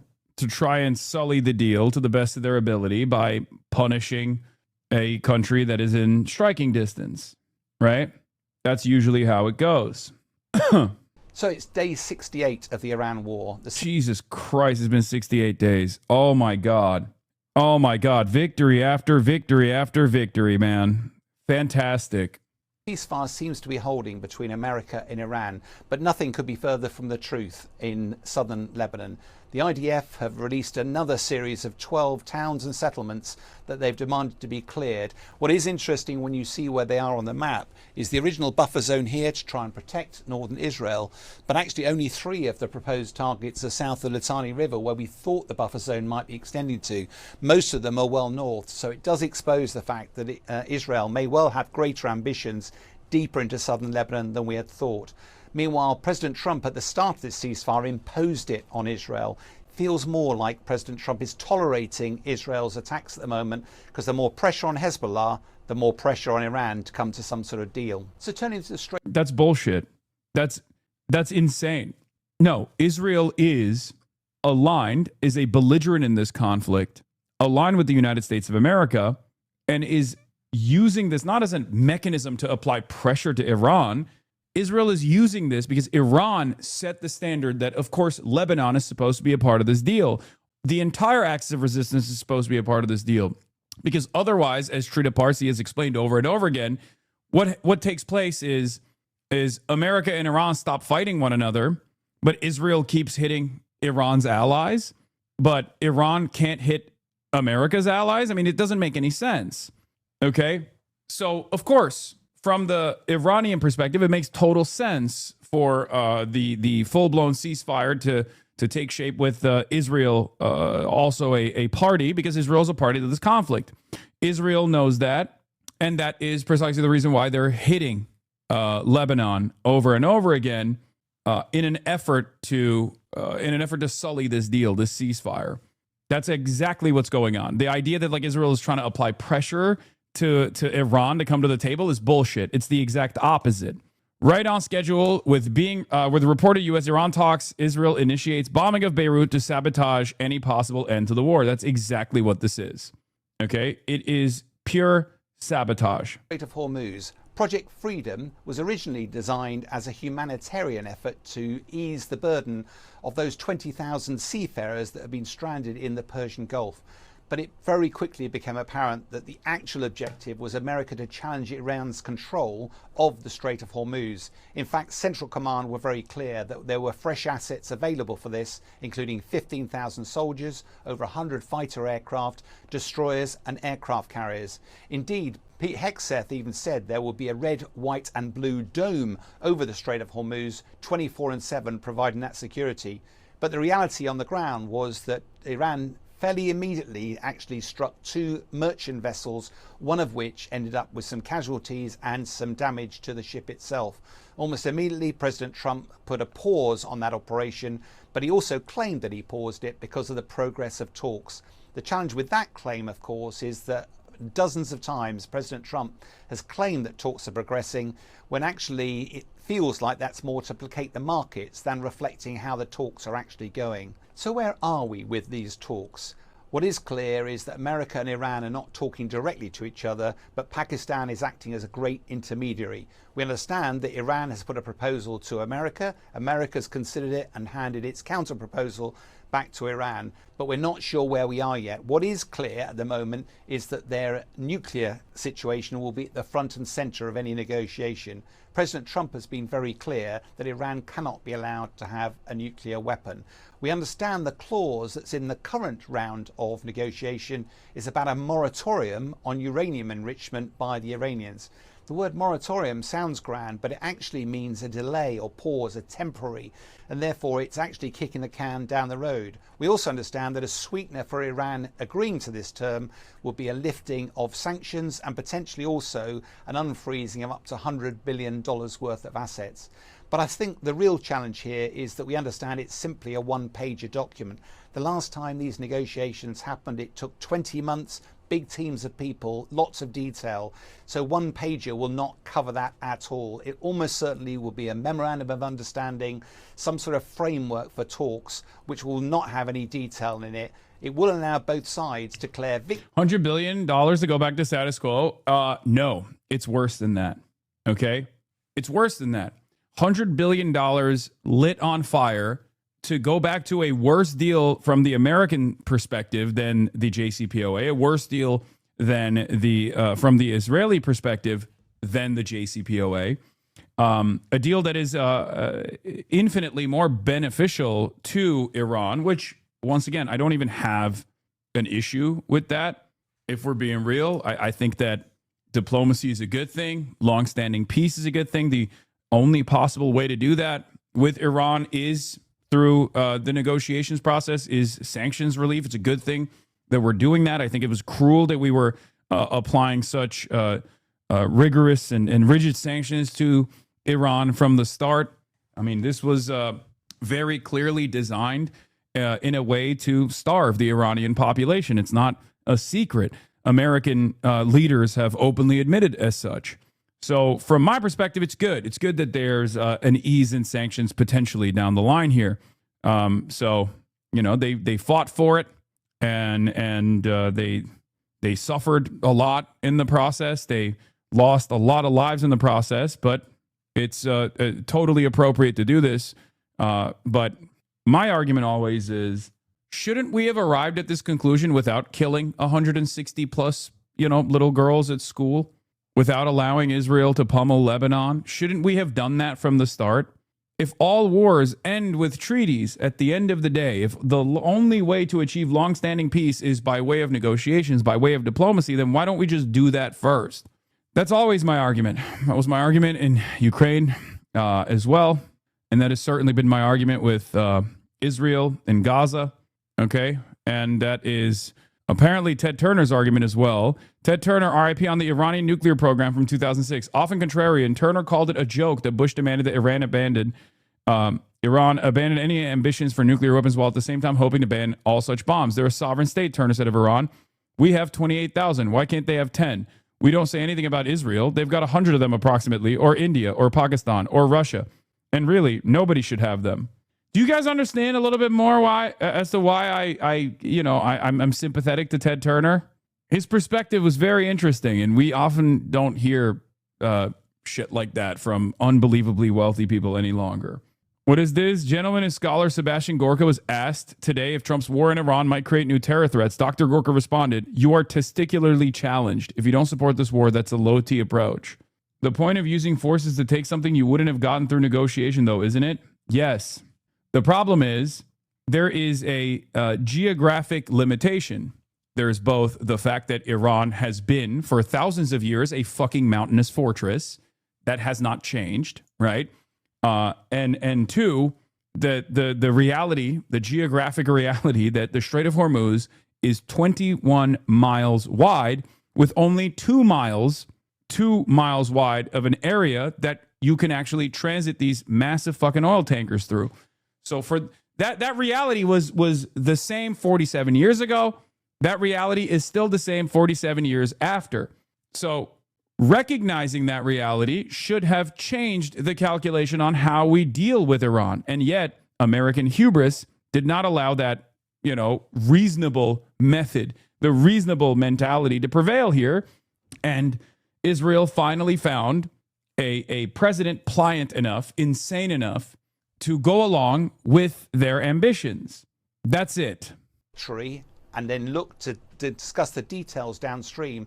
The big positive is that at least that would get the Strait of Hormuz open again. The challenge, of course, with talks is they involve compromise, and Iran clearly has leverage that will not be comfortable for President Trump. The trouble is his options are looking somewhat limited at the moment. One of them is to return to military action. There's no advantage in doing that on a big scale, but he might decide that if the negotiations fail, that he has to pummel Iran's nuclear capabilities even further. If they've been damaged, actually to destroy them in a sort of midnight hammer too. But that still won't open the Strait of Hormuz. Second option. Yeah, Iran doesn't. I still think Iran needs nukes for full-blown sovereignty. But in the absence of a nuclear arms, or even like a payload delivery mechanism that they also have to build on top of the nuclear arms, they can control the Strait of Hormuz, which is the nuclear option for global energy markets. So clearly they have different methods of dominating America without building nukes and then having the threat of mutual assured destruction. Is to continue negotiating. Feels like we're in a bit of a stalemate at the moment, with both sides waiting to see who blinks first. And the third option, of course, is for America to walk away, but that would leave lots of matters unresolved. None of those options are particularly palatable. There is one ray of light, though, that's just coming into view. China. There's a delegation from Iran, a senior delegation visiting China as we speak. Why is that important? Well, China takes about 50% of its oil supplies from Iran. Iran exports about 90% of its oil output to China. So there's a vested interest for China in getting the situation resolved and the straits open again. Meanwhile, President Trump is very keen to do deals with China and also wants access to rare earth metals. Therefore, bizarrely, it might well be that actually there's an opportunity for China to broker a peace and bring pressure to bear on Iran to open the Strait of Hormuz. So where does that leave us? Well, despite President Trump's very aggressive America First policy, it's always worth maintaining diplomatic relations with not only your friends, but also your enemies, because you never know when you might need help, even from potential adversaries.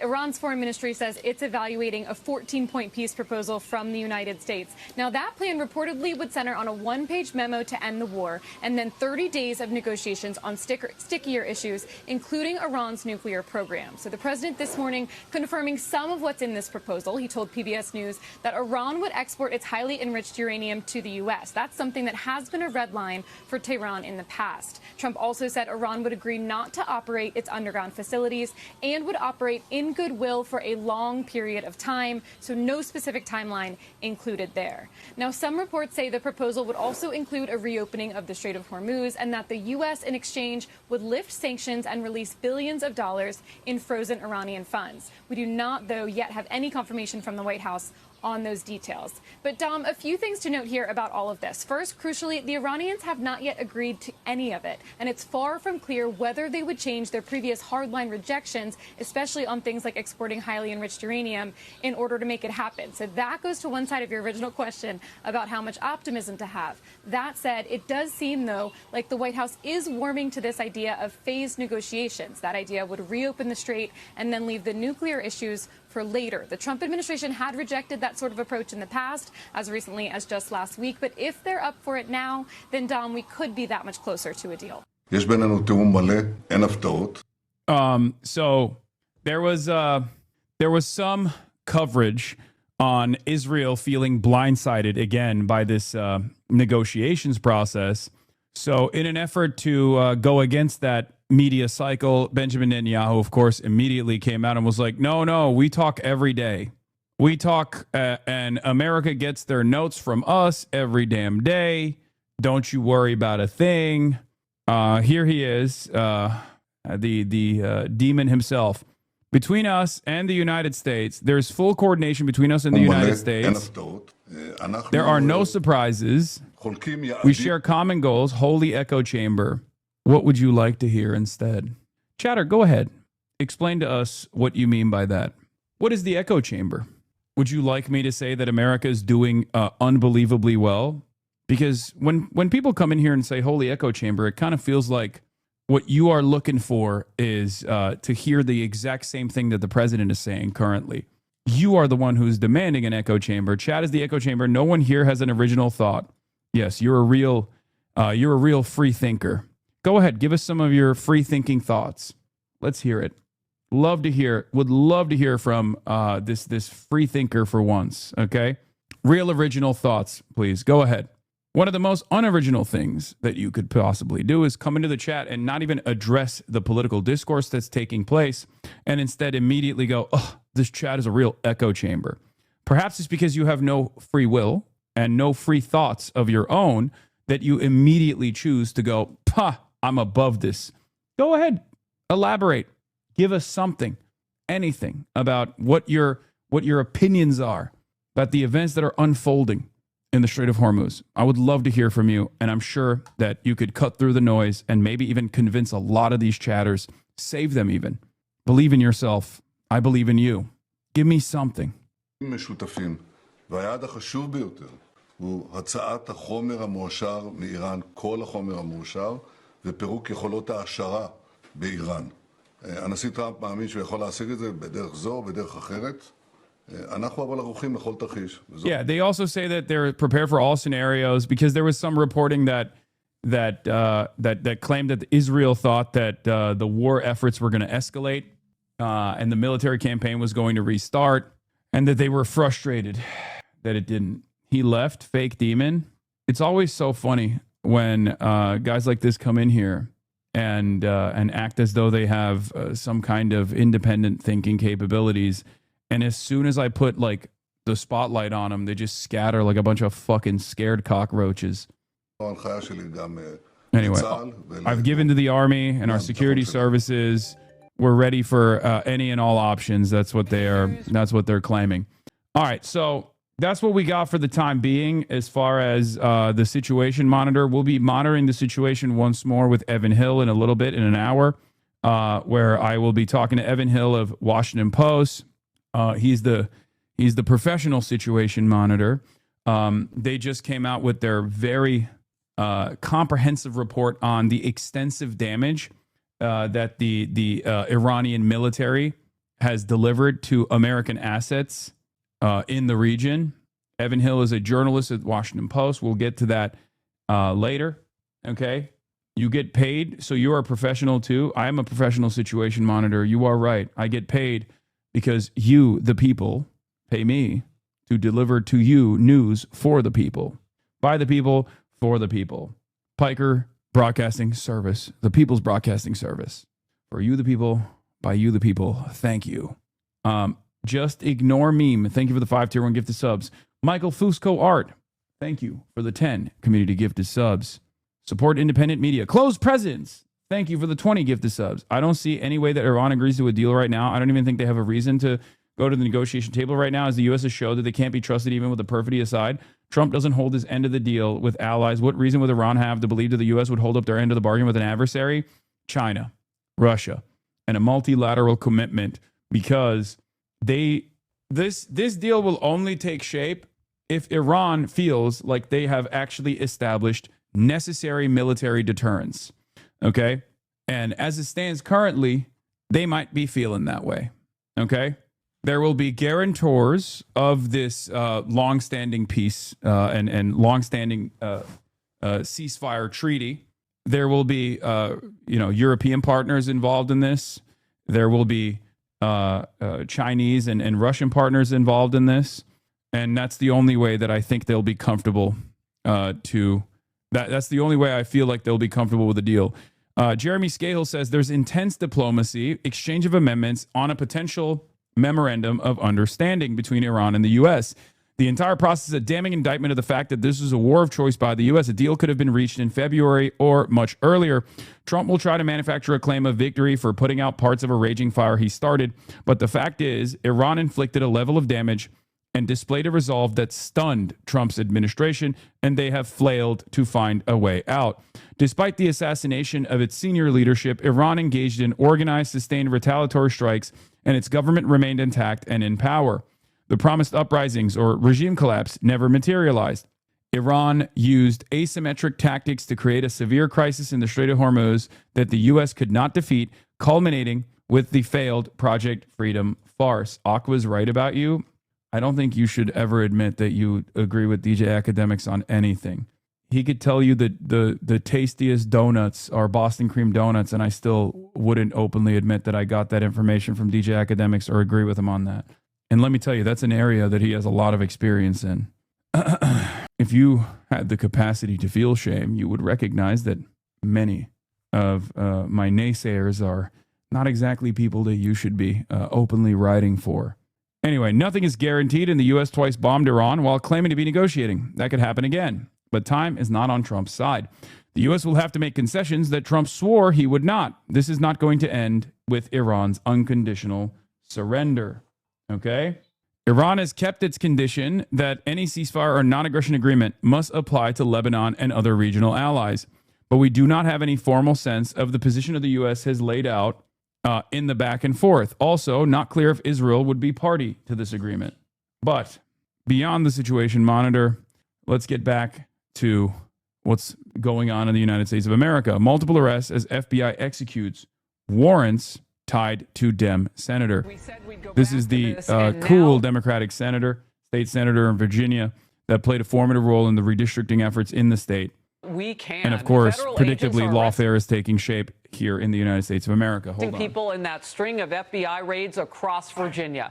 This is all connected to an influential Democrat in the Commonwealth of Virginia, State Senator Louise Lucas. They are at her office executing warrants as a part of a major corruption probe. So I want to go back now to Alex Hogan, who's there. Alex. Hi, Harris. So you can still see that the FBI are behind me. We've been seeing them throughout the morning, bringing boxes in and out. They also told staff members they needed to leave the building. We heard some of those employees coming out saying that they were told they had to leave and they were not allowed back inside. I do want to give you some context of where we are. The FBI not only arriving here at this location, but also at the dispensary, the cannabis dispensary just across the parking lot. And this is a look at what it looked like earlier today with the FBI agents arriving, SWAT teams getting out of their vehicles with weapons, telling people inside that cannabis dispensary to put their hands up and to come outside. At least 3 people were taken into custody. Federal law enforcement say that they're carrying out these court-authorized criminal search warrants at more than 10 locations across the state. Again, this is the State Senator Louise Lucas's office behind me, but we're also learning that she is connected to this dispensary here. Senator Lucas is president pro tem, meaning she's one of the highest and most powerful figures in the entire state legislature. And when she arrived here, I asked her about being here as the FBI raided these locations. Take a listen. Is there anything that we could say about what they're doing? I don't know what's going on. I just came from another report, so I'm just gonna wait until they tell me.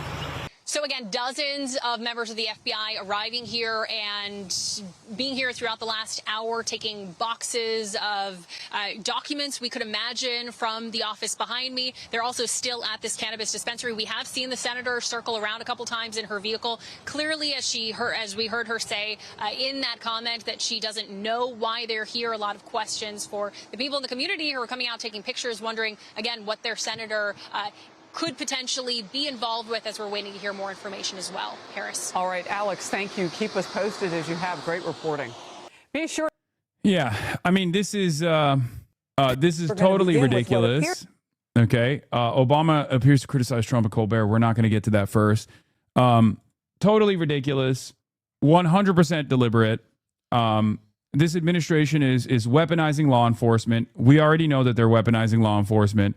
And the reason why they're doing it is because this was a very outspoken advocate for redistricting. And Donald Trump hates, especially black women in general. Donald Trump hates black women, period.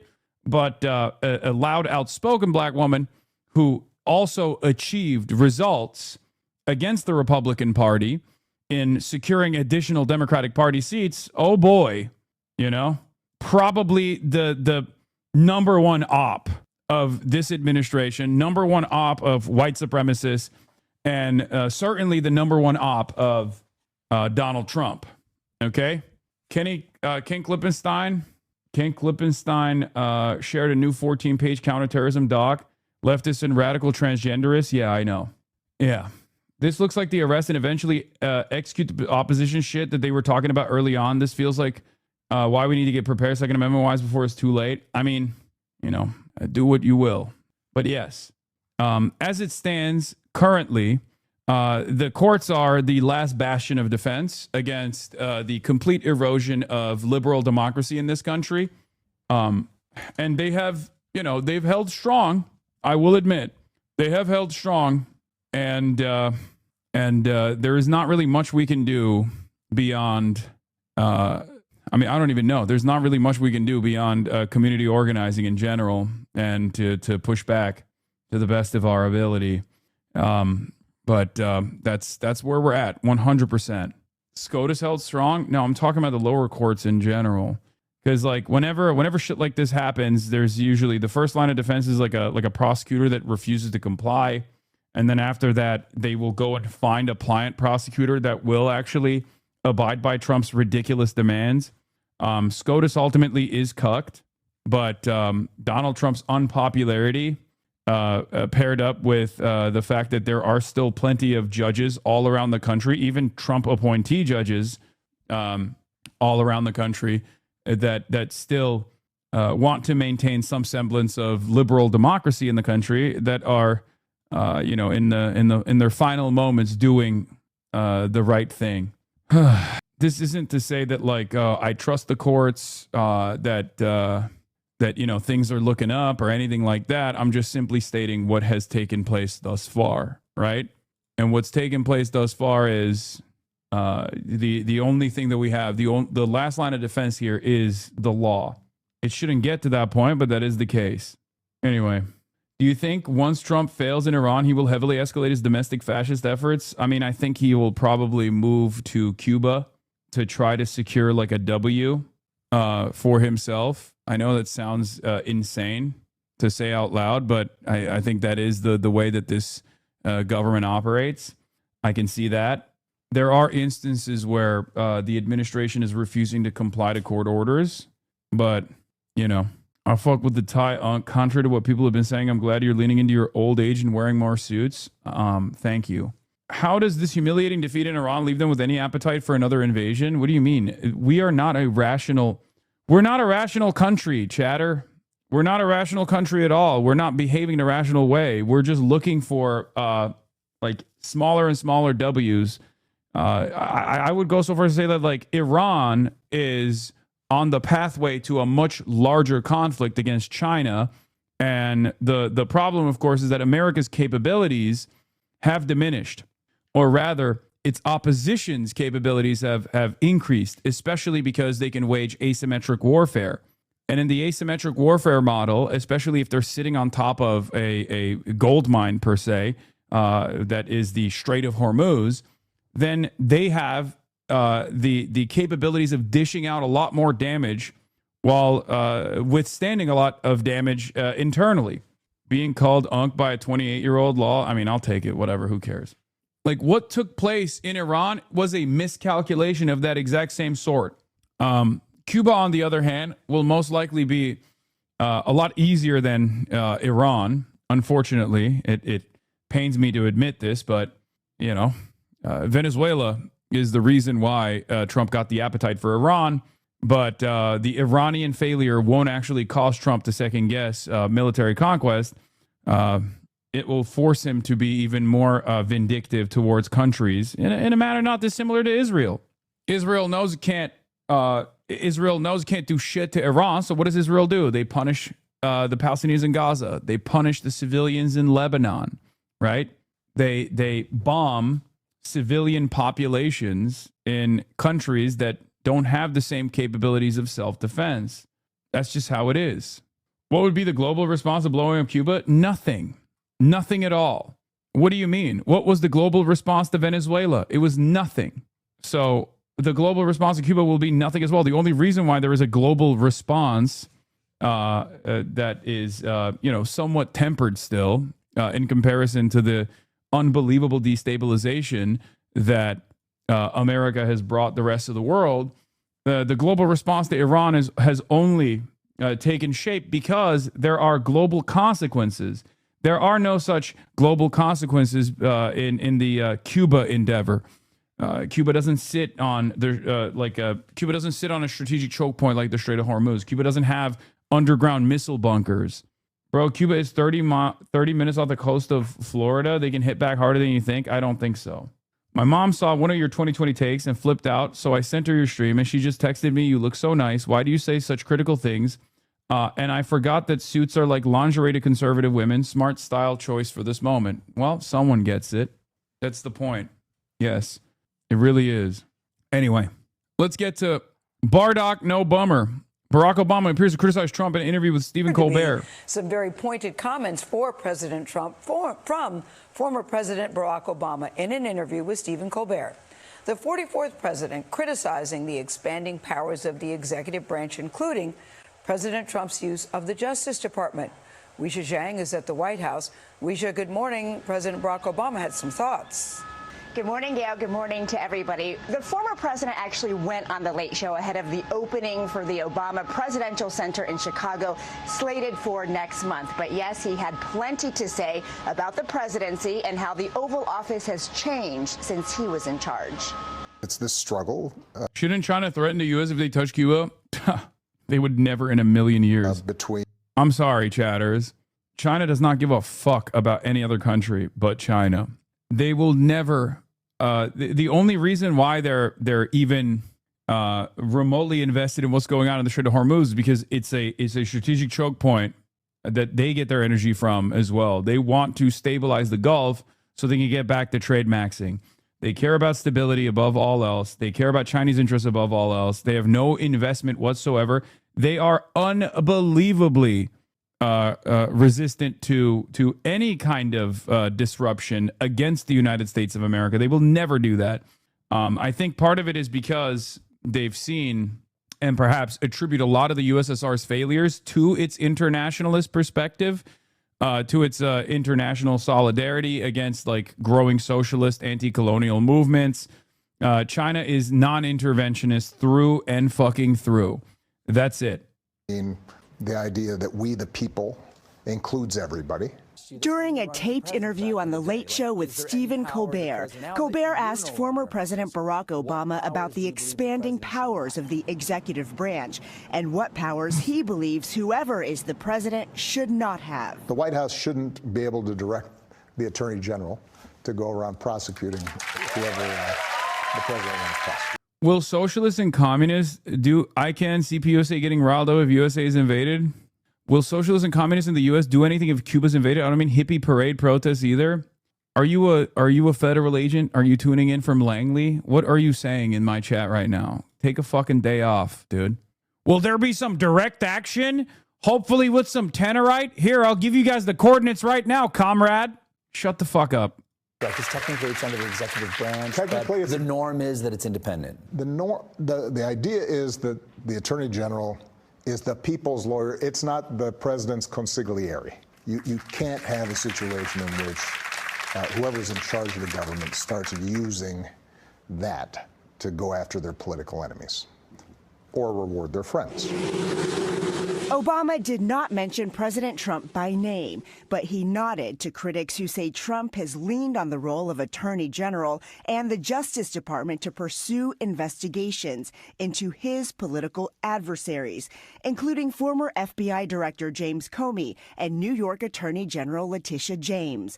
Obama also spoke about the president's power as commander-in-chief. There had been a whole series of norms that were in place to ensure that you weren't trying to make that military loyal to you as opposed to the Constitution. Obama also seemed to criticize the president for using the office to advance business interests for his family and friends.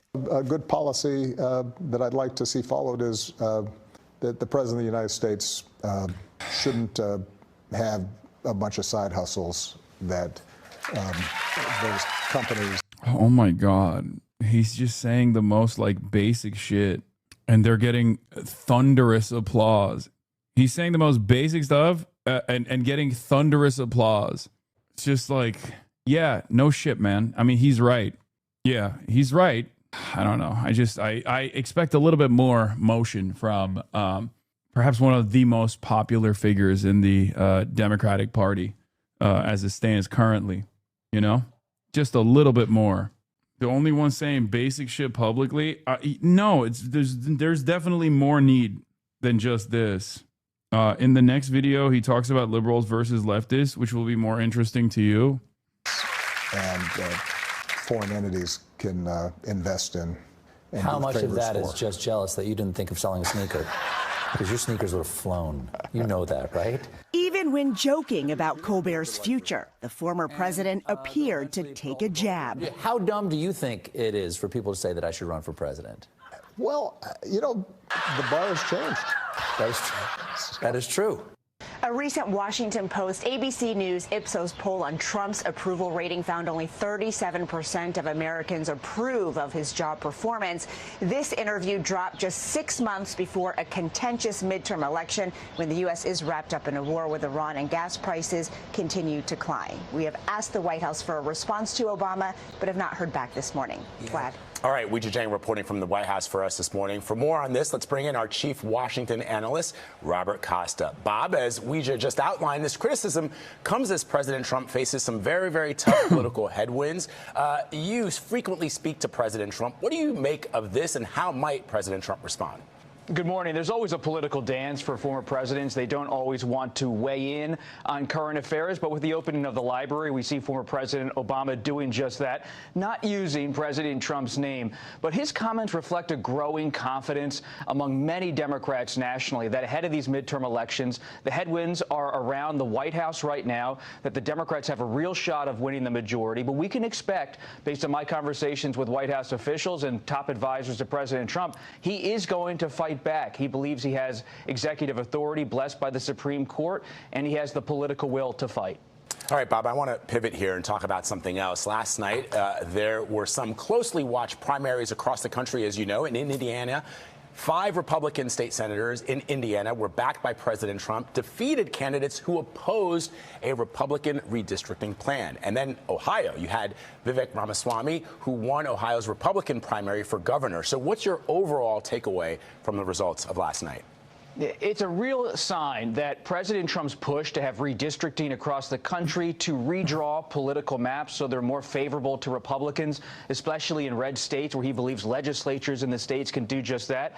If you don't follow his lead and take his order, you could pay a political cost. So those Republicans in Indiana, some of them who opposed President Trump's push on redistricting, they were defeated in primary elections. And it's a real statement that despite the president's problems... Bro, they spent millions of dollars in races that are like maximum 50 grand to 100 grand just to elect 5 out of 7 new seats because Donald Trump's feelings were hurt that the incumbents in the state legislature in Indiana refused to do redistricting because they were like, our constituents don't want this.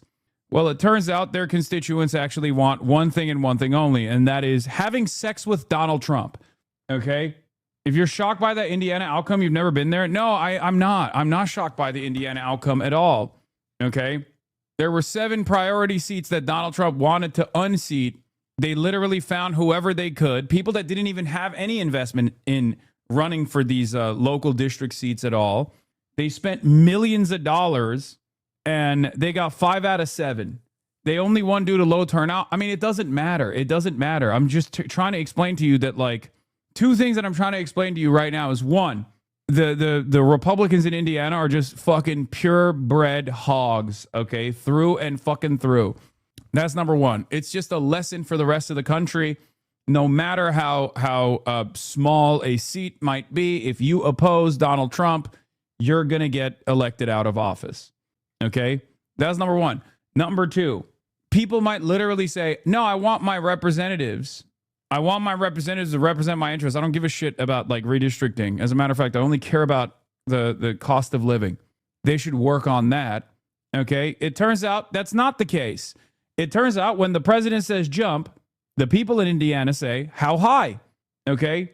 They are obedient cattle. They are absolutely a product of this cult. They are 100%, at least the ones who go out and vote, are a part of a cult. Okay? Straight up. So even when you have Republican elected representatives in the state legislature that are like, we are going to abide by the better wishes of our constituents. We're going to listen to our constituents. They say they don't give a shit about this redistricting. As a matter of fact, they're against the redistricting process. So we're not going to abide by the whims of the president. You get punished for it. It sucks. It sucks. But that is the reality. Now, let's get back to Barack Obama. Barack Obama had a conversation with Stephen Colbert on The Late Show. Hey, everybody, welcome back. Let's watch the longer video now. Folks, of all the interviews that President Barack Obama has given, critics are calling mine the most recent. Yvonne? The Senate is nonpartisan, but you yourself are still a member of the Democratic Party. Yeah. There's a debate on what the direction of the Democratic Party should be. It looks like it's going to be a fairly good midterm election for the Democrats. Chance to take the House, if not the Senate. But there's a big debate on what the leadership would be like going forward. Basically, it's liberals versus the left, to be very reductive about it. As my children say to me, Dad, you're a liberal. We're leftists. Because they're like, liberals are people. Stephen Colbert's son might be a Hassan Abihed, it seems. Okay. Interesting. Didn't know that. Okay. Who think things should basically stay the same. You know what I mean? And the next generation really wants things. I'm going to be honest with you. I know Obama, for a fact, hates this line of questioning because he considers this to be disparaging of his career, disparaging of his legacy. So to change. So you have I wonder how he'll respond. You have people like Abigail Spanberger and Mikey Sherrill, very centrist. But then you have further left, like AOC or Zoran Mamdani. What direction do you think would be best for this party to actually achieve change? Well, 2 things I want to say. First, you're right. The presidential center is nonpartisan. And the reason I want to mention that is because I'm worried about the Republican Party, not just the Democratic Party. When I was president, people would ask me, well, what change would you like to see in Washington? I'd say, I'd love a loyal opposition. I'd love a Republican. Oh, God. Okay, Nancy. Okay, Nancy Pelosi. Oh, I want a strong Republican Party. No, I want no Republican Party. Okay? I'm going to be very honest with you. I want an ineffective, feckless, weak, kind of like the Democratic Party is currently. I want the Republican Party to be like that. I want a Republican Party that is utterly dominated and humiliated in broad daylight, that people are embarrassed to say that they're voting for a Republican. Okay? That is the reality that I want. Okay? I don't understand why liberals still play this song and dance. where they're like, no, I want a strong Republican Party. And pussy too. Crazy. It's crazy. How about no Republican Party? Okay. I want such a strong party platform for whatever the left flank party is. Doesn't have to be the Democratic Party. It could be whatever you want to call it. Okay. I don't care about, like, I have no party loyalty in general. I just care about policies. I care about advancing the interests of the working class. Okay. But let's say in a hypothetical, ridiculous scenario, it's the Democrats that, got their shit in order. I want that party platform to be so solid that for generations, people don't even think about voting for the Republican Party. And the Republican Party and its representatives are actively conceding to the demands being made by said party that they look like a shell of what they used to be. That is the future that I want. That is the future that I know we can have. Okay? Party that was conservative in some ways, that didn't agree with me on a whole bunch of stuff, but believed in rule of law and judicial independence and empirical evidence and science, and wasn't constantly tapping into our worst impulses. And there has been a Republican Party like that in the past, and I want to see that returned because I think you have to have two healthy parties. Now, no, wrong. I think this is a very clear, different school of thought. Okay? If I am to take what he is saying at face value, wrong. Wrong again, Bob. 100% wrong. Okay? Absolutely not. The idea that we are going to find this beautiful moderate center when we have two different schools of thought, two different ideologies that are constantly competing with one another as even interlocutors in the marketplace of ideas, and that's exactly the golden mean. Bullshit. One, Republicans never operate with that mentality, and that's why they fucking win. Even though they have a toxic agenda, even though they have horrifyingly bad policies, they still win because they never come to the table with concessions in mind. That's number one, okay? Number two, what you are describing is gridlock regardless. That's precisely what people hate about American politics in general. Like, even if this idea was correct, that there was actually like two strong parties and they were just like dishing it out and trying to find the perfect solution. Like, no, there's usually one solution that is actually perfect, the one that actually centers the working class. You don't want any opposition to that agenda. I don't want any opposition to that agenda. That opposition is the reason why we couldn't get the public option in the ACA. Okay? And that wasn't just a strong Republican Party that opposed it. They did all oppose it. There was also opposition within the ranks of the Democrats. Do-nothing Democrats. Or a sequence of rotating villains, specifically Joe Lieberman in his circumstance, that destroyed voting for the public option. Okay? There were corporate Dems who stood idly by and were excited at the prospect of destroying the public option. It's totally ridiculous. With respect to Democrats, I'm not as worried about this so-called rift between the left and liberals as you describe it. Like, I would, the best possible future where you have a true left party and the Republican Party is basically the liberal Democrats. Okay? That is a much more productive, much healthier future trajectory for America, okay? Where you have a real socialist, communist, leftist, workers' party, and then the right flank opposition is the liberals, okay? The liberal Democratic Party, that is the current Democratic Party that behaves in the exact feckless way that the current Democratic Party behaves, constantly conciliatory to the demands being made by a much stronger party, okay? That's what I think. We absolutely should not have a fascist, illiberal Republican Party. We should not. The Republican Party, the Overton window in a perfect society would shift so far away from the current far-right perspective that it is centered around that the Republican Party would resemble the Democratic Party. Okay?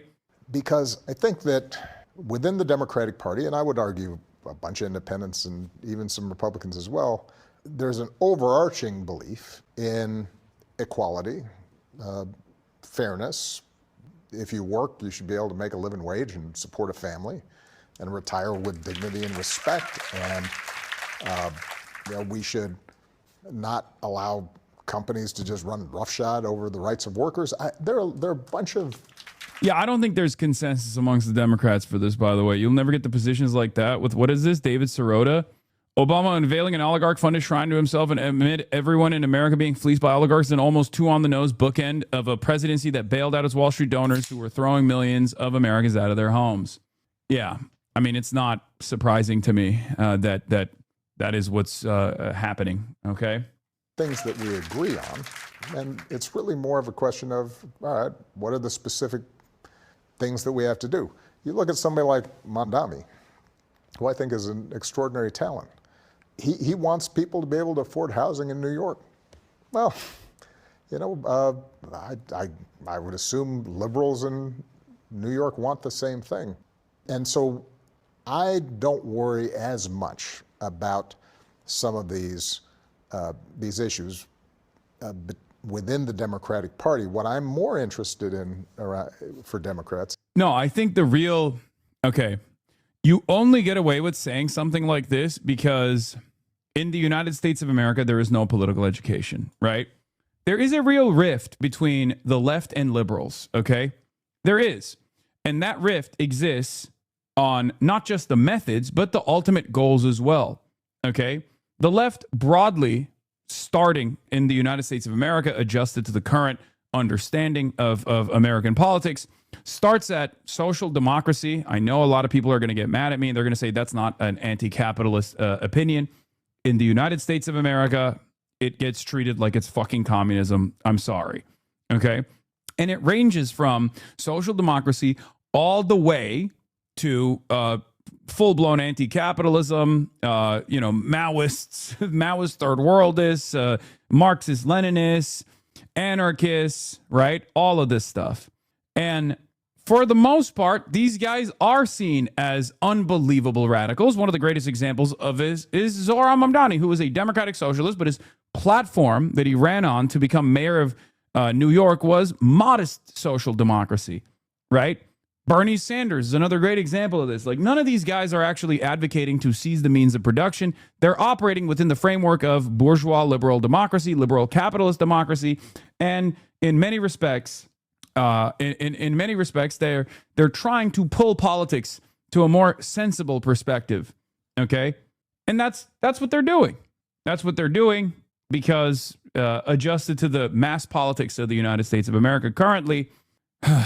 Even that stuff is seen as radical by the media and obviously our oligarchs that consider any kind of erosion of their profit margins to be the most untenable reality. Okay?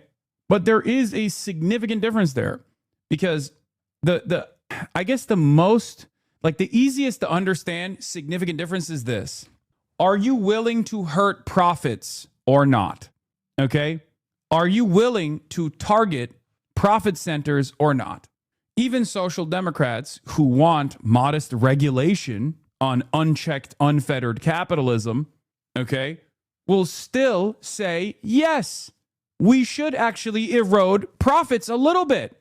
I'll give you an example, okay? When it comes to housing, even social democrats recognize that the housing bubble has to pop, right? Many social democrats still recognize the housing bubble needs to pop. This means that the existing inventory of housing that is treated as a speculatory asset, even though it's not supposed to be, it's supposed to be homes for people to live in, will actually reduce in value, okay? Liberals, by and large, do not believe in this. The Democratic Party, as a national party, will never get on board with this agenda unless we force them to, okay? And it's not just housing either. This is just one example that I'm using. Liberals, for the most part, do not want to harm profit at all. Social democrats and the broad left, social democrats being the furthest right of the leftist movement, still are comfortable or outright demand a reduction in profits. Okay? That's it.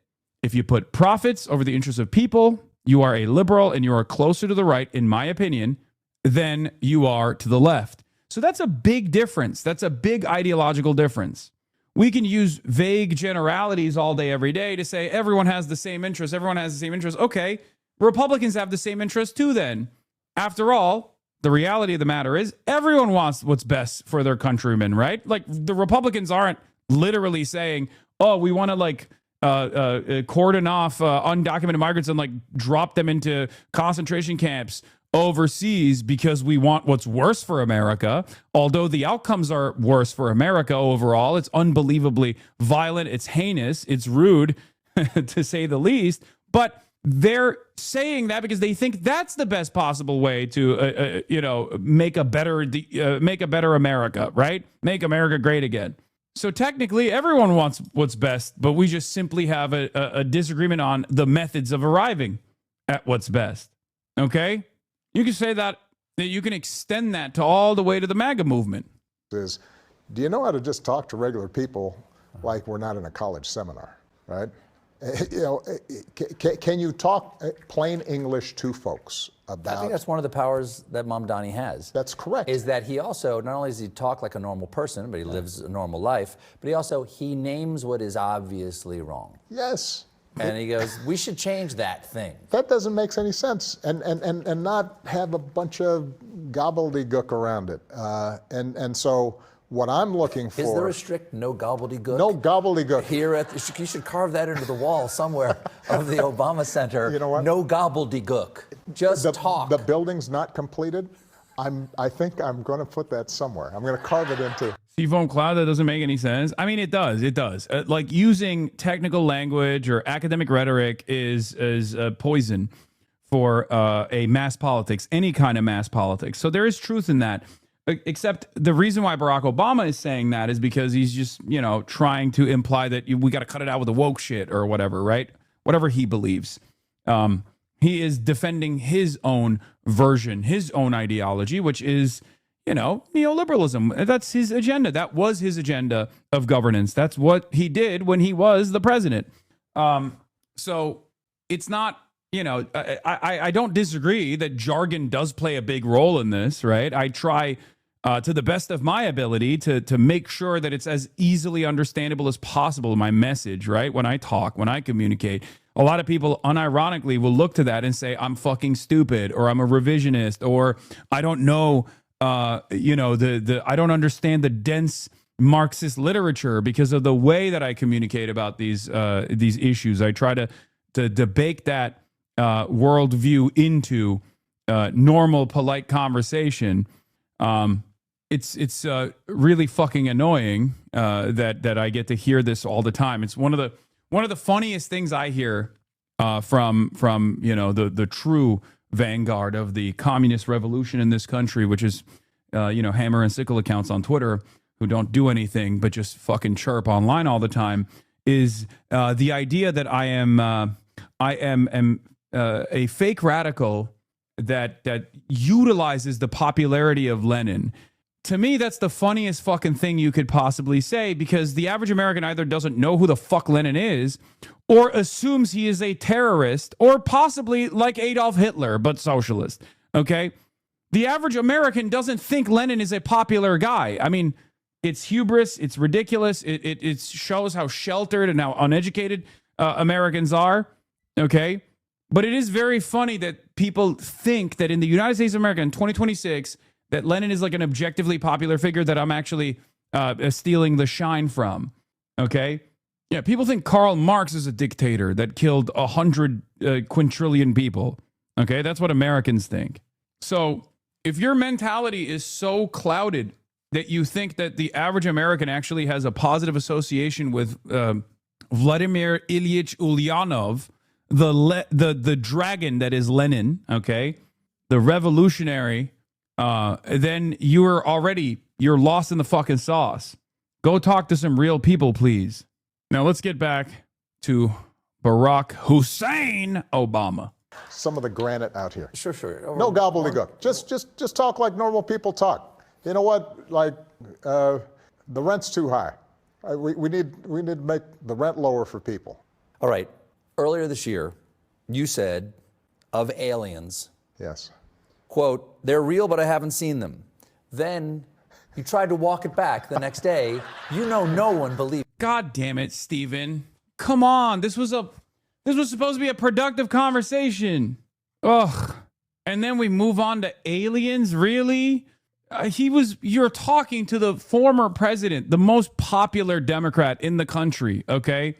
You have an opportunity to hear a little bit more about the distinction between the left and liberalism from his perspective. It's not anything that we haven't heard before from Barack Obama, obviously, but and pussy too. And that too, obviously. But like, even then, I would like to have him elaborate a little bit on this distinction, and not like fucking, you know, aliens or whatever. I don't even care to listen to the rest of this conversation. I don't care about the alien shit. Hedge fund CEO.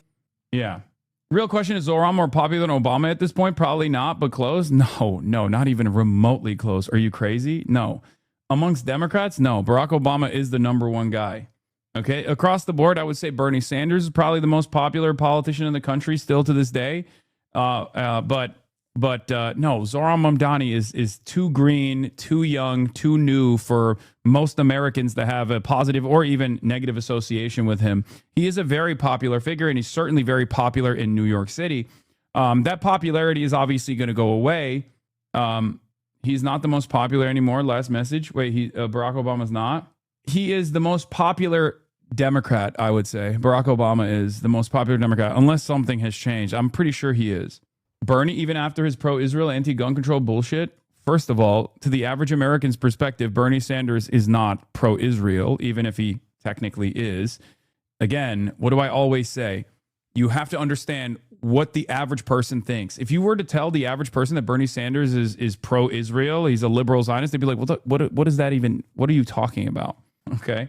And secondly, his anti-gun control attitude is the reason why he's much more popular across the board. YouGov has Obama, the Arnold, and then Bernie. That makes sense. Yeah, Barack Obama, his popularity is at 54%. Arnold Schwarzenegger at 54% as well. Bernie Sanders at 49%. Oh my God, Kamala Harris at 45%. That's insane. Joe Biden, 45%. Elizabeth Warren, 41%. Alexandria Ocasio-Cortez, 41%. Zoran Mamdani, 40%. Hillary Clinton, 38%. Charlie Kirk, 36%. Tim Walz, 37%. This is from The New Yorker. Barack Obama's popularity is immense. A Gallup survey last year found that he was seen favorably by 96% of Democrats, leaving some to wonder why he isn't doing more to counter Trump's assault on democracy. Yeah, some is me. I'm the guy. I'm some of the people. Now, I'm not totally wondering why. I have my opinions on it. I won't elaborate. But more people should be asking that question of Barack Obama. Why aren't you doing something? Anything, please. Anyway, it's ridiculous. In a perfect world, Barack Obama would literally lean into the left populist movement and do everything in his power to prop up people like Zohran Mamdani. He'd be going to Philadelphia and hanging out with Chris Rabb, and promoting him in this, plus 43, the bluest district in the country. He would be leaning heavily into the insurgent campaigns that are taking shape all around the country, and he would be associating himself with this growing movement. Obviously, it's not going to happen, but that's what would happen in a perfect world, right?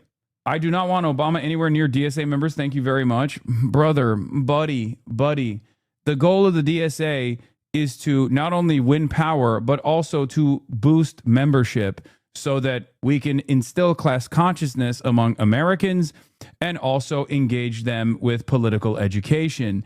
Buddy, Barack Obama is the most popular Democrat in the country. That's why I didn't have any criticisms for Zohran Mamdani aligning with Barack Obama. Okay? That's why I said it was a good thing. Okay? What is your job? Your username literally says join your local DSA, and you're over here fucking gatekeeping people joining DSA. I know people will say, Hassan, here you go again. You are pro-American empire. No, I'm just a realistic person who understands how the average American's viewpoint is on these sorts of issues. Okay, obviously it's never going to happen regardless, so you guys don't have to worry about it. Okay, you don't have to worry about it. And I know there have been there's been so much discourse, so much back and forth on this. Like, if your goal is to win national politics today when we have developed no real power and can only work with liberals, then this argument makes sense. I shouldn't have to explain how ridiculous thinking from that framework is. I'm prepared for a 20-year struggle, legal and illegal, electoral and not electoral. Okay. until a third party isn't an idea, but the material reality we have created with our own hands. People unwilling to engage in such a project shouldn't be considered a part of the communist movement, and we should ignore their thoughts on what we should be doing. Great. I think people should ignore my thoughts. If you're building a third party movement, great, fantastic. Okay. When you build it, I will be there. Okay. A lot of people yell at me and say, Hassan, you're not building the third party movement. You should be the one building the third party movement. And to them, I say we have different methods because we have a very different assessment. We have a very different assessment on what the current realities look like for mass politics in this country. Okay. I've seen the average American. I've heard the average American's perspective on communism, on socialism, on Marxism, on Marxist-Leninism, okay? And the only reason why that perspective has changed dramatically since, prior to 2015, prior to 2016, is because Bernie Sanders said he was a socialist and ran for president and ran against a corrupt elite establishment figure like Hillary Rodham Clinton. Because if Bernie Sanders was running against Barack Obama, he would not have achieved the same level of success that he did. Let's be real, because Barack Obama was charismatic. He was also seen as an insurgent figure as well when he ran against Hillary Rodham Clinton as well. Okay? The chatter's trying to jump to 0.5 in the plane, and the country hasn't even gotten off the ground. Yes. So that is the reality. I'm not saying, vote for Democrats, libbers, okay? Do what you want. But right now, I see the biggest hurdle against building a working class movement or a working class party, the lack of class consciousness in this country as a direct byproduct of hundreds of years of Red Scare propaganda. If you know anything about me, you know that I am not shy about being called a communist. Okay, I don't care. Yeah, sure, whatever. Who cares, right? I'm not like one of these, anti-communist Euro-socialists. I'm not one of those people at all. But I also am very cognizant of the hurdles that remain in front of people even recognizing their own socialist tendencies. Sometimes you have to reduce the language down to its bare bones. Okay? Waning normies away from libs is your method. Curious, not judging. I just think it's enough with the meta commentary. I mean, it's a good time to have this conversation. Okay? I think we are not retreating. We're openly socialist. This is an important component of winning socialism. Am I not an open socialist? I am. I've described it over and over again. There's a reason here. Here's the thing. Okay?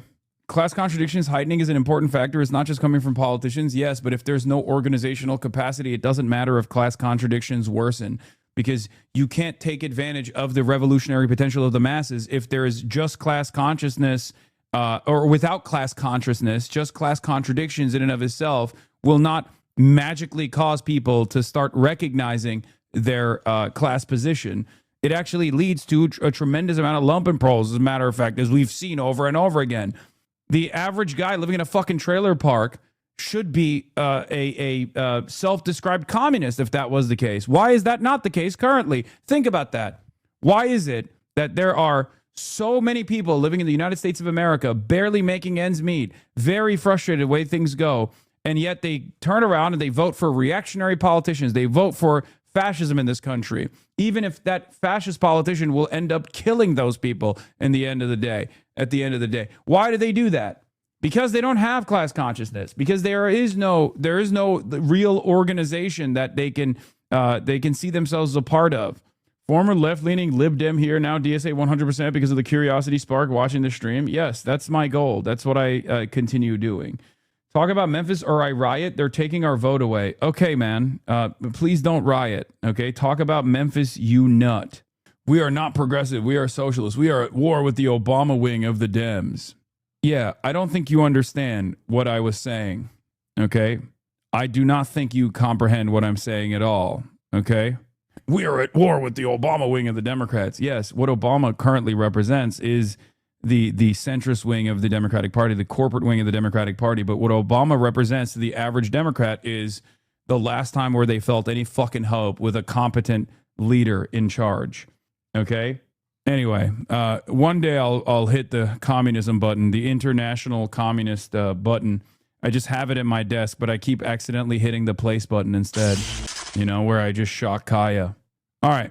American Jewish Committee also apparently had some choice words to say. Last point I was going to make, by not just like the American Jewish Committee, but also Democrats, unlike hammer and sickle emoji users on Twitter, Democrats, corporate Democrats specifically, are actually, hate to say it, much more intelligent than many of these other Twitter posters are. They understand that the party is currently weak. They understand what I'm doing better than the communists on Twitter do. Okay? And that's precisely the reason why they do everything in their power to make me into a toxic figure. Okay? A figure that people must avoid, a figure that politicians never should go around. Okay? Dude, you are losing it, Hassan. Wait, what? If Obama supported ICE instead of the military, you guys would see he's a fascist, but the children killed aren't Americans, so he's left. Lamau. Yes, I'm losing it. You're right. Yes, you're right. How dare you accuse Twitter leftists of not thinking strategically and just tweeting whatever comes in their head? Yes. TikTok defending you. As a wise man once said, Hassan Piker could be in the back smoking crack, and I would take 1,000 of him over Liz Cheney, 1,000 of him over John Fetterman, 1,000 of him over every single never Trump Republican that joins the party and then doesn't change how they view political, economic, or social issues, but only just disagrees with Trump, and that is the only thing that gets them into the tent. I'm tired of it, y'all. I'm tired of it, because a lot of y'all don't fundamentally disagree with him. You're just don't like the way he presents himself. You don't like that he's vulgar. You don't like that he's like, reminds you of a dude in college you didn't like. And I can't argue against that, because a lot of y'all fundamentally agree with the points he makes. You also believe what is happening in Gaza is a genocide. You also want to see the end of ICE. You also want free health care and a better working system for the American people. You just don't like how he looks, and I can't argue against that. But can we be serious? White supremacists are being invited to the White House by the president.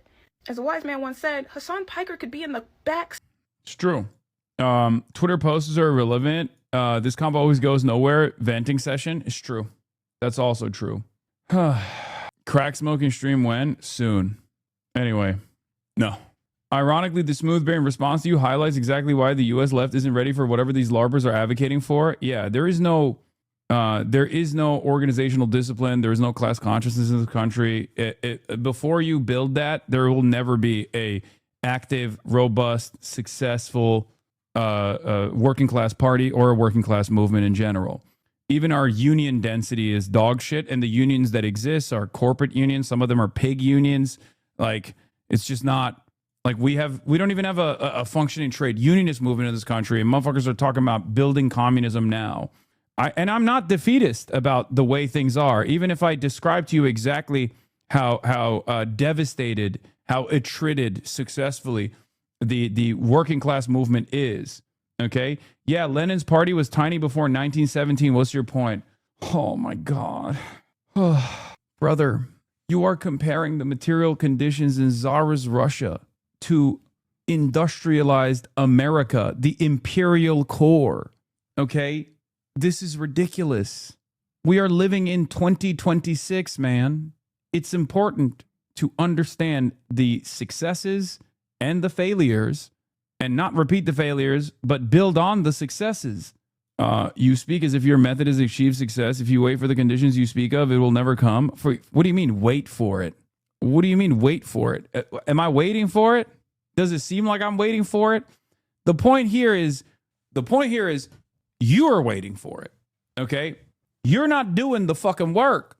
That's the problem. Many people are not doing the work. All they're doing is chirping at someone who has perhaps the same goals, okay?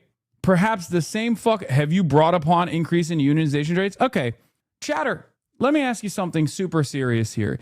If you think that I am unsuccessful outright in, delivering any sort of material change, okay, then you're first of all, you're agreeing with me. You're agreeing with my perspective, okay? As a singular force in American politics, if I have not been able to dramatically increase unionization rates, for example, even though there are plenty of people who have unionized their workplaces because they became Hassan Abiy heads, but that's besides the point. Let's say that's a blip, right? Which it is.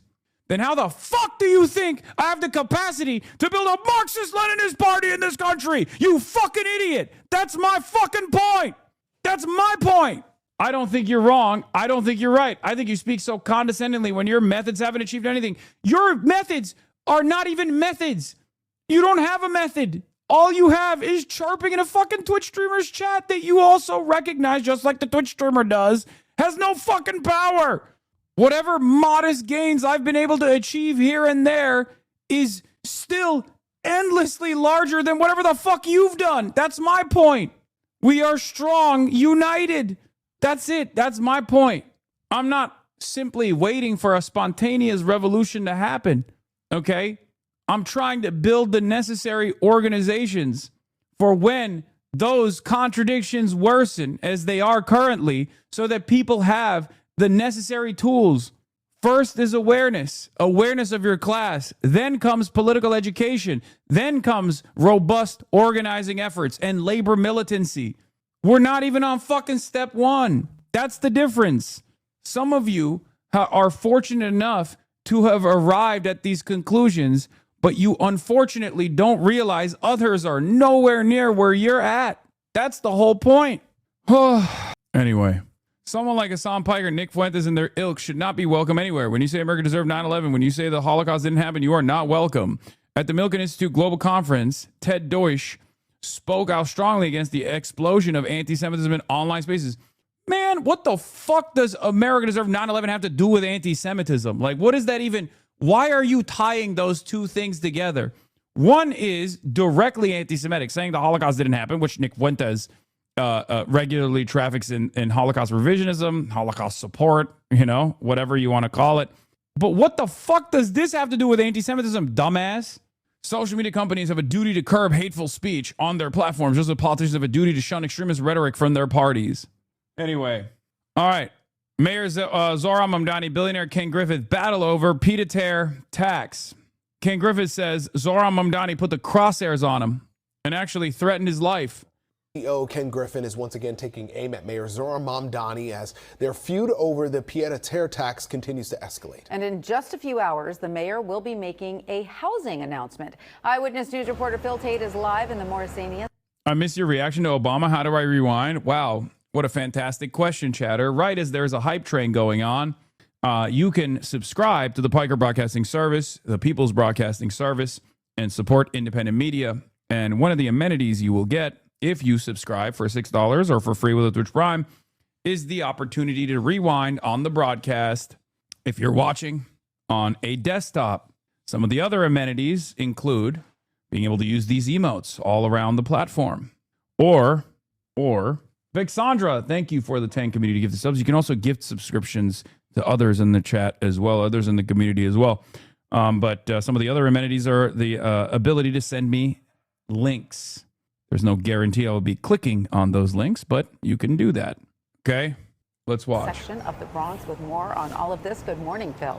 Yeah, Tanya, Pedro, good morning. In just hours, Mayor Mamdani is expected to appear outside of this Morrisania apartment building just right behind me, and that's as the city has reached a settlement against the property owner at around $31 million. Now, I just spoke with someone who lived in that building off camera who tells me that, yes, there have been a ton of issues from elevator outages even to lack of heat and hot water. Meantime, we are watching the fallout of this feud between Ken Griffin and the mayor as they're not quite seeing eye to eye when it comes to those taxes on second homes that are quite expensive amid New York City's ongoing budget challenges. You may remember this video posted weeks ago from the mayor outside the home of hedge fund CEO owner Ken Griffin saying he should pay more taxes on his $238 million penthouse. Bro, this gives the game away. For an unbelievably wealthy person like Ken Griffin, like the demand that they pay a little bit more in taxes on their, 11th fucking property is akin to a death sentence. Like, he literally is just like, what? This is the scariest thing that anyone has ever suggested. Okay? For the bosses, a fate worse than death is the fate that many of you experience on a daily basis. It is to be reduced to a worker. Okay? That's what it is. They treat it like you're getting thrown in fucking prison. Like they put the handcuffs on you. Like you're going to the gallows or something. Oh my God. You are going to tax my 11th fucking property? My penthouse is $238 million? That's basically like demanding the gallows. His chief operating officer had questioned whether a planned Midtown construction project would move forward following the attack on Griffin. The project, the redevelopment of 350 Park Avenue, that would create 6,000 construction jobs and more than 15,000 permanent jobs. At a conference in California, Griffin said he would probably go through with the project, but the mayor's video left him to expand his base in Miami, calling it an immediate and direct consequence of the mayor's poor decision. What the mayor of New York has made clear to my partners, and principally my New York partners, is that we need to double down on our bet in Miami because we want to be in a... Yeah, that's not going to happen, big dog. I know for a fact that's not going to happen. Good luck. Have fun with that, okay? David Dan says, I was in the room and it was impossible for there to be more whining in his tone. He pretty much compared having his high-rise apartment in a video to Trump assassination attempts. Yeah. Here is Branko Marcetic from Jacobin. Why is nearly a 60-year-old businessman talking like this? Here's the quote that he had. Looking at what Mamdani did to me and more broadly is doing to the city of New York is triggering the trauma I went through in Chicago. Triggering the trauma? What are you talking about? It's not even soy right, though. This is real, okay? This is sincere. It's hysterical, but it's sincere, okay? For a multi-billionaire, the demand that they pay even a crumb in return in exchange for being able to live and have properties in one of the coolest, nicest cities in the entire fucking planet, New York City, is basically like a death sentence. How dare you? State that embraces business, that embraces education, that embraces personal freedom and liberty, and that embraces people having an opportunity to live the American dream. And the mayor's office responding to those comments, saying in part, quote, Mayor Mamdani wants all New Yorkers to succeed. That includes business owners and entrepreneurs who create good-paying jobs and makes the city the economic engine of America. It also includes Ken Griffin, who was a major employer in our city and a powerful figure in our economy. Yeah, Mamdani's tax the rich slogan is just as hateful as racial slurs, New York real estate titan says. Stephen Roth, the CEO of the real estate giant Vornado, was sharply critical of Mayor Zohran Mamdani. Creepy and weird is what Ken Griffin had to say Tuesday at a conference about Mamdani's campaign-style video touting the tax outside the hedge fund manager's $238 million penthouse. Stephen Roth, the CEO of real estate giant Vornado, went further Tuesday on an earnings call. I consider the phrase tax the rich, when spit out with anger and contempt by politicians both here and across the country, to be just as hateful as some disgusting racial slurs. And even the phrase from the river to the sea, Roth said, refer to the pro-Palestinian phrase. Oh my God. They're adopting the Israeli Stratford class is perfect. That's exactly what it is.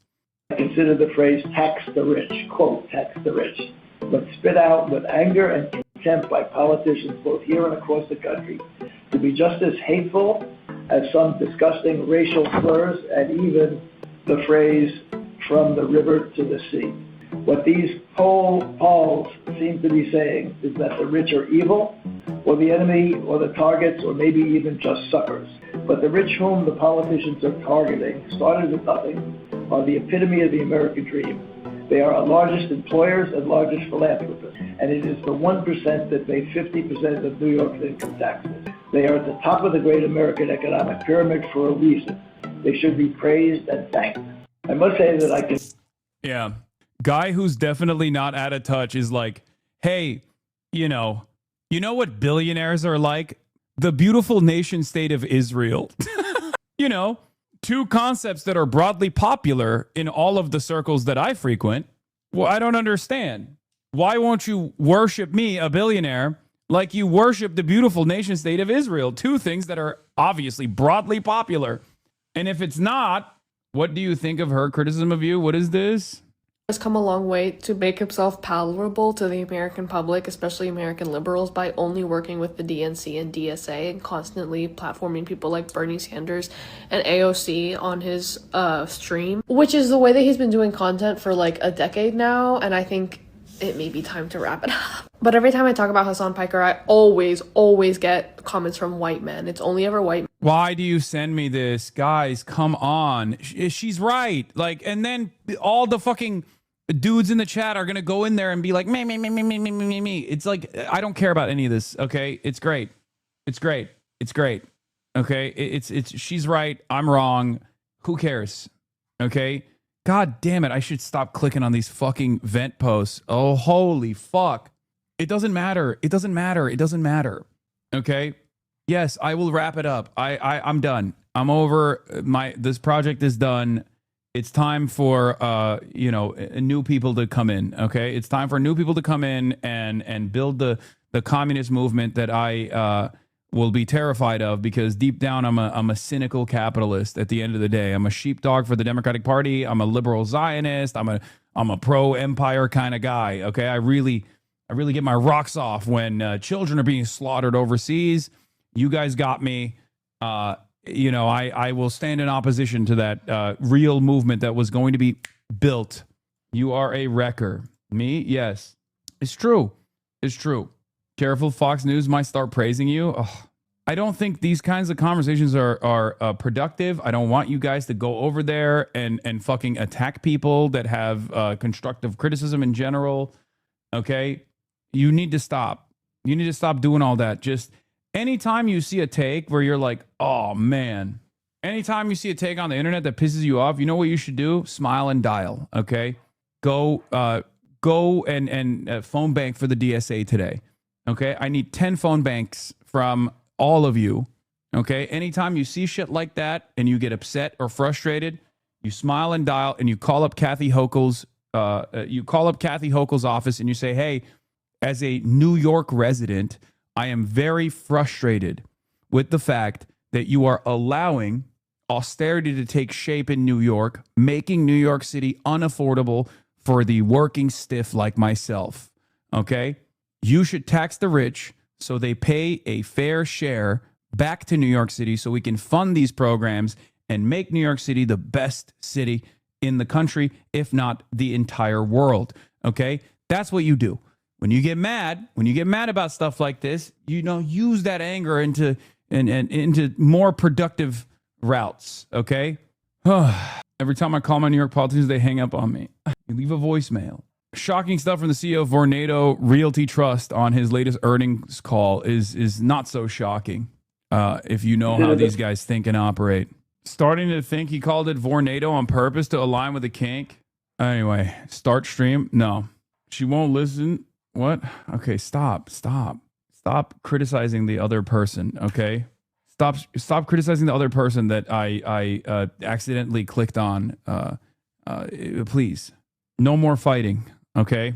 You're not advancing socialism or communism or whatever the fuck when you also go into the replies of someone who's criticizing me. It's just as unproductive, if not even more unproductive, okay?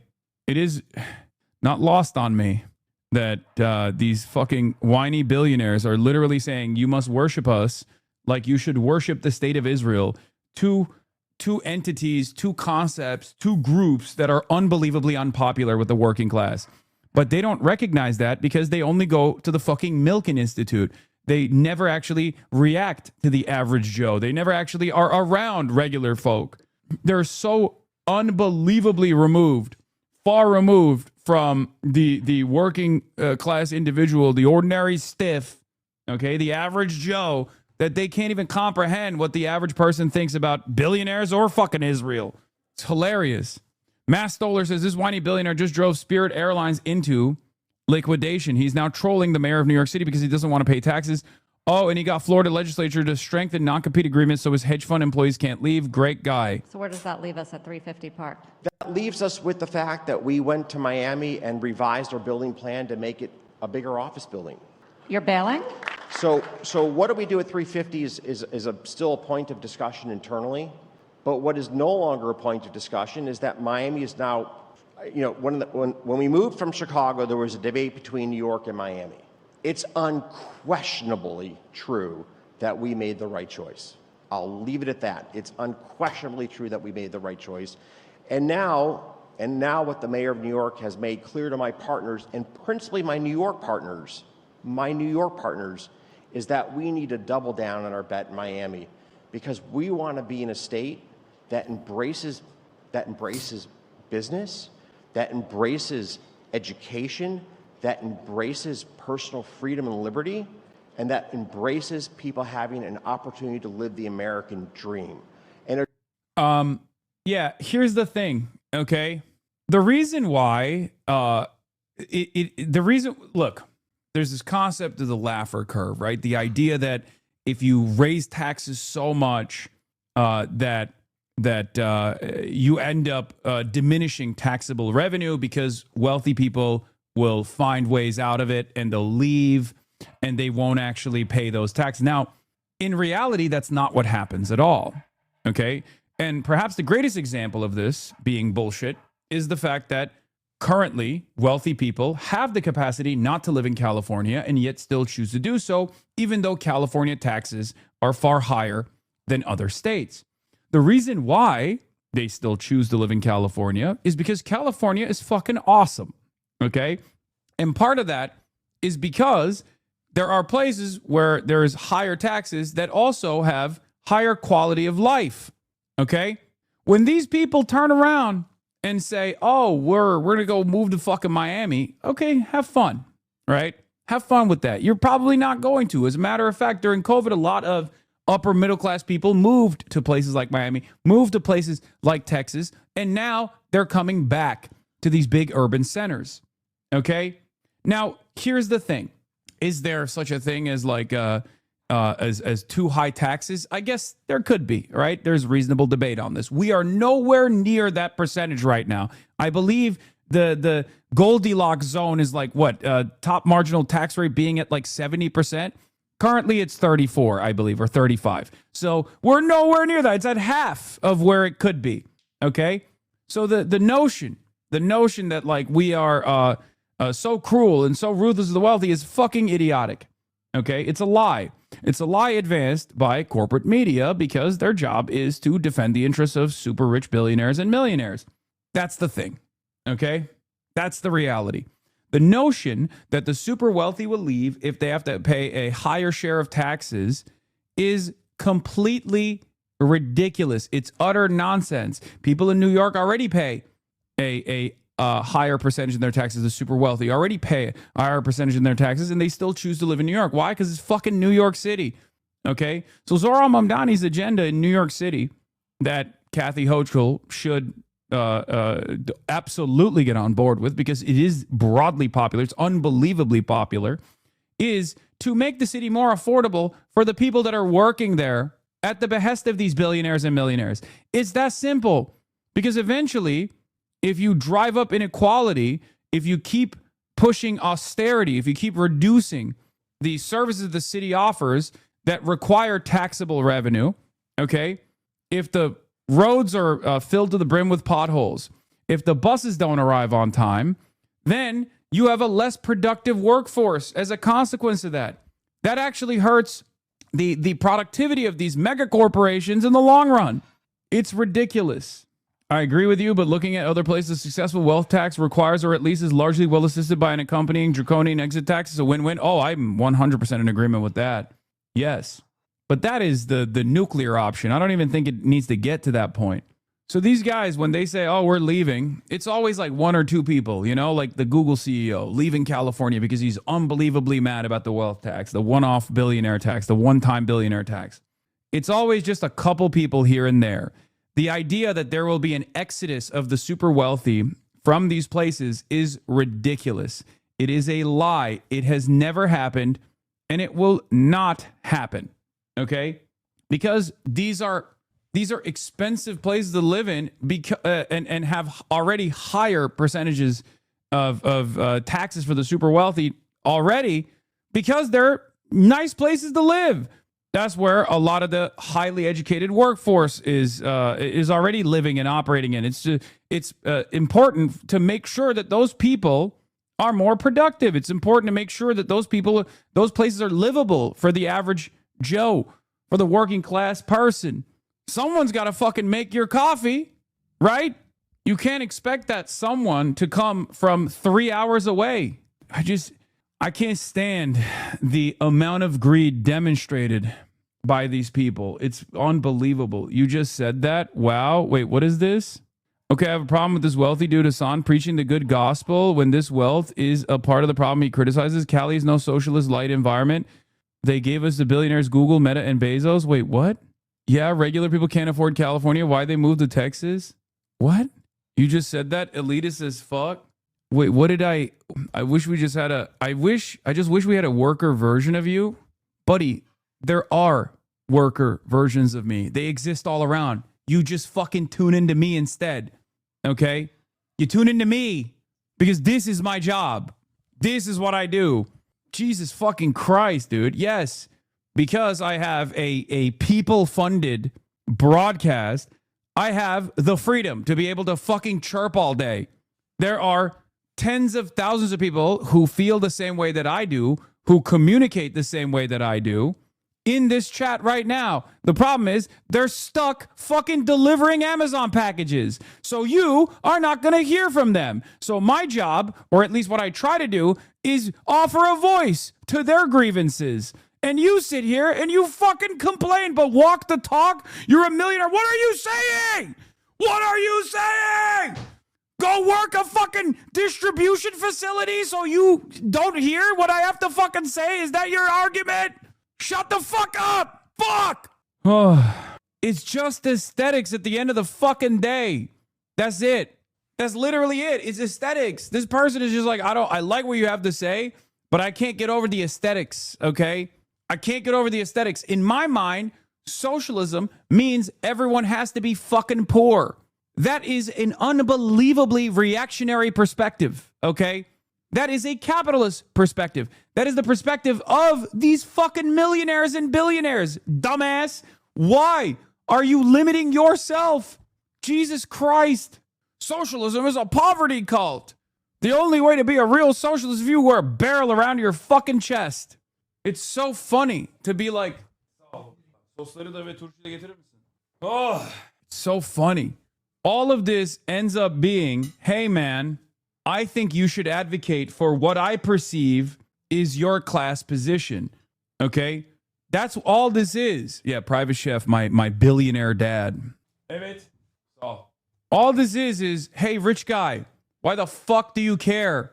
That's what this is. Is hey, rich guy, why don't you advocate for the fucking interests of the rich? Like I'm used to hearing. It fucks me up. Yeah, even my Private Chef is rich, dude. Fucking billionaire. This doesn't make any sense. I'll never understand this. I'll never understand it. It's just something that I cannot comprehend. You finally made it on the list for April? What is this list? Oh, because this is the top 50 most viewed. I'm probably at the fucking end here. If I'm even on this list at all. I don't even see myself. I'm not on this list. Oh, I am. I'm at the end. Right above PragerU. God damn. That's whack. We really gotta... Now, we also know that Governor Hochul did meet with Griffin and did have quite a talk where she did praise Griffin as he is, again, a big voice here in our city. We will be standing by to hear from Mayor Mamdani this morning at his news conference scheduled for 9 a.m. We are live in the Morrisania section of the Bronx. I'm Phil Tate, Channel 7 Eyewitness News. City Mayor Zohran Mamdani today announcing the largest settlement in city history with what he calls bad landlords in the Bronx. Those landlords will now pay $31 million after the mayor says tenants were forced to live in horrible conditions for years. Eyewitness News reporter Marcus Solis live in the Morrisania section with more on this story. Marcus.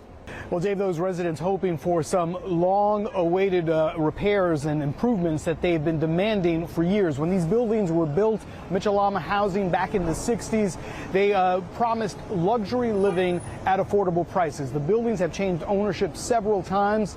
The mayor says the conditions have devolved into inhumane conditions. 2 years ago, HPD took the landlord to court, and today the city says they've won big. It's the best news we could have ever hoped for.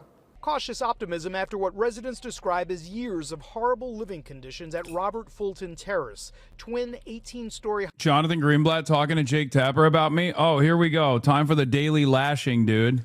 Here we fucking go. 1,274 incidents. There are real people at stake.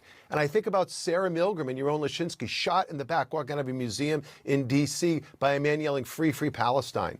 Is that left wing? Is that Islamist? I don't know what to call that. I think about the student in Seattle, Washington, harassed by her classmates, telling her week after week with no interference from the teacher that Hitler was right, the Nazis should have done the job. Is that right or left? I mean, all of it Is that wrong. right or left, And I really? think we need leaders on both sides of the aisle to say, especially to their own, enough with the anti-Semitism, enough with the hate. Pretty sure You that's mentioned that right wing, there was man. a drop, a sizable drop in 2025 from the number of incidents reported in 2024, which is some good news in this. What do you attribute that to? Look, that is good news, and we welcome the fact that the overall incidents are down 33%. It's attributed to a few things, Jake. Number one, college campuses. We saw a 2/3 drop on college campuses year over year.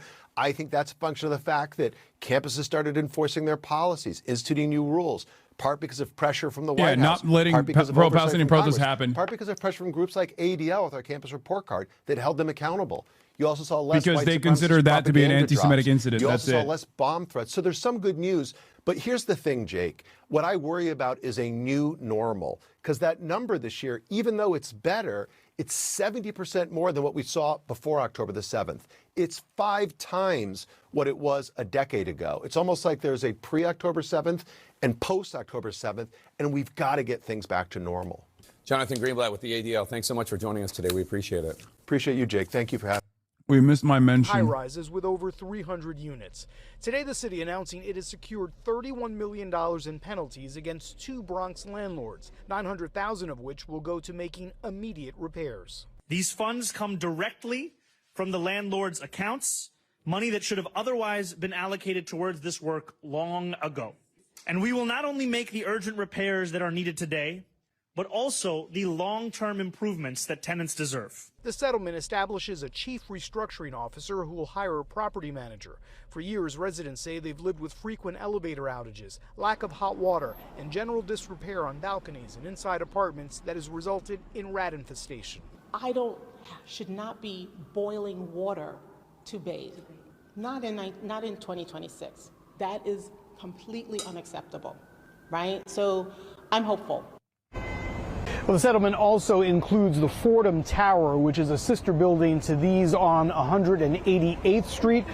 The landlords are Karan Singh and Rajmati Prasad. Both are on the Public Advocate's worst landlords list. We're live in Marcenia. Marcus Solis, Channel 7, Eyewitness News. Marcus, thank you. So to me, this is one of the most egregious votes and acts that the legislature will ever take.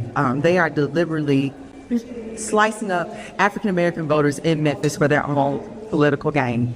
I am so hurt and angry at these actions. It's disrespectful to our ancestors and all the black people who fought for representation, equal rights, who were murdered, who was lynched, who was beaten, all of the things. And we're going to sit here in 2026 and undo all the work that they have done for fair representation and fair elections. I am not happy, and I'm going to be giving this the best fight as possible this week. But it's time to roll up our sleeves and get to work. But this is downright racist, this is downright egregious, and we won't stand for it. This week, the governor of Tennessee convened a special session to draw Jim Crow maps, not to support our hospitals, not to fully fund our schools, but to cut a jagged line between you and your neighbors, down your county, through your city, through your community, through your block. Hands off our vote! Hands off our vote! Look at me! Shame! Shame! Look at me! Shame! Shame! Shame! Shame! Shame! Shame! Shame!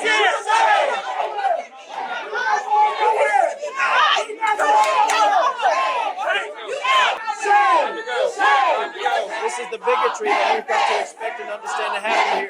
But people power is still here. We still have a voice, and we've got to use it every time we can. Do you support this kind of demonstration in a moment like this? What the hell else are we going to do? We have a white supermajority Republican legislature that is doing everything it can to destroy us. This is only going to happen once, and we're alive for it. And we all have to do something. And so if this is what those people need to do, then that's what they need to do. White supremacy is codifying itself in the state of Tennessee and all across the nation. This isn't coincidental or accidental. They're coming for black political power in Tennessee and Mississippi and Alabama and Louisiana. We're seeing the greatest purge of black power since the era of Reconstruction. I'm here at the location of our next rally on Thursday, May 7th. Back on CNN. Wait, they're still talking about me on CNN? What the fuck? This is the best cook on any meat that I've had today. You ready to kick some barbecue brawl butt? Season premiere Barbecue Brawl Monday at 9 on Food Network. Yeah, that's tomorrow. Sticking with our national lead, the rise of anti-Semitism across America, Republican He's doing Mike two Lawler pieces of New on me York and today. Democratic Congressman Josh Gottheimer of New Jersey have introduced a new resolution that condemns the surging distribution of hate-filled anti-Semitic rhetoric and content at the hands of prominent online personalities. Congressman, welcome to the show. Thank you so much. Congressman Lawler, tell us about the growing influence. You focus on Hassan Piker on the left and Candace Owens on the right. Why did you focus on them, and how much influence do you think they have? Well, Jake, thanks for having both Josh and I to discuss this important issue. This is one that I think across the political spectrum we have seen a rise of anti-Semitism, especially on social media, and a lot of it at the voice of people like Hassan Piker and Candace Owens and Tucker Carlson, among others, who are promoting anti-Semitic hate speech, who continually seem to engage in longstanding anti-Semitic tropes. This is why being a leftist sucks, by the way, because I have no support. As elected officials, regardless of party, I have no support from the Democrats. Call it out. I have no support from the broader leftist movement who say I'm a fucking Zionist. Meeting yesterday with high I just got you in my district. My and chat. a lot That's of the it. Questions centered around Israel, the war in Iran, and frankly, a lot of it focused on. This bitch said some my of name before Candace Owens positioning on the that we hear, anti-Semitism where bill. Israel seems to be blamed for a lot of things that happen in the world, and I push back against it forcefully. But this is something that I think is important across the board. So, Congressman Gottheimer, obviously the First Amendment says Congress shall make no law establishing the freedom of speech or of the press. What do you say to somebody who wonders, are you not risking running afoul of that? It's one thing, as your last guest talked about, it's one thing to speak up and let your point of view be known. It's another to incite hate and violence targeted at others. Hassan Piker, Candace Owens, this is hate speech intended to incite violence, as was just pointed out, the ADL numbers which came out this year. And Jake, I'm really glad you're focused on this because these numbers are shocking, right? You're still up 70% of anti-Semitic incidents since October 7th. That's unacceptable. The hate in the streets around the country is unacceptable, as Mike just pointed out, and I'm grateful for his leadership here too. When you talk to young people, the people are pointing fingers instead of actually getting to the facts. And I'm our so resolution alone, is really dude. focused on we've got to take the temperature down. This kind of hate speech is unacceptable, and whether it's on social media or in the halls of Congress, we have to condemn it. People like Hassan Piker and Candace Owens shouldn't be out there campaigning with elected officials and being used and propped up as heroes when you have Piker saying things like Jews are bloodthirsty pig dogs and inbred. I've saying never 9/11 said that. America deserved. I never said 9/11. Jews are bloodthirsty This pig dogs. not This the is kind of fucking leadership bullshit. we need in either party. Well, Congressman Lawler, what do you say to somebody who might say, look, it's very easy to take on Candace Owens, it's very easy to take on Hassan Piker, but what about the politicians who campaign with them? Or the politicians who, well, Tucker Bernie Carlson Sanders spoke at the Republican National Convention in 2024, that by going after these individuals and not the folks who enable them, the people who join them on the campaign trail or such, you're doing something easier than what would need to be done. First of all, these folks are grifters. You look at somebody like Candace Owens, she's making about $500,000 an episode spewing this hatred. And they foment this hate to make money.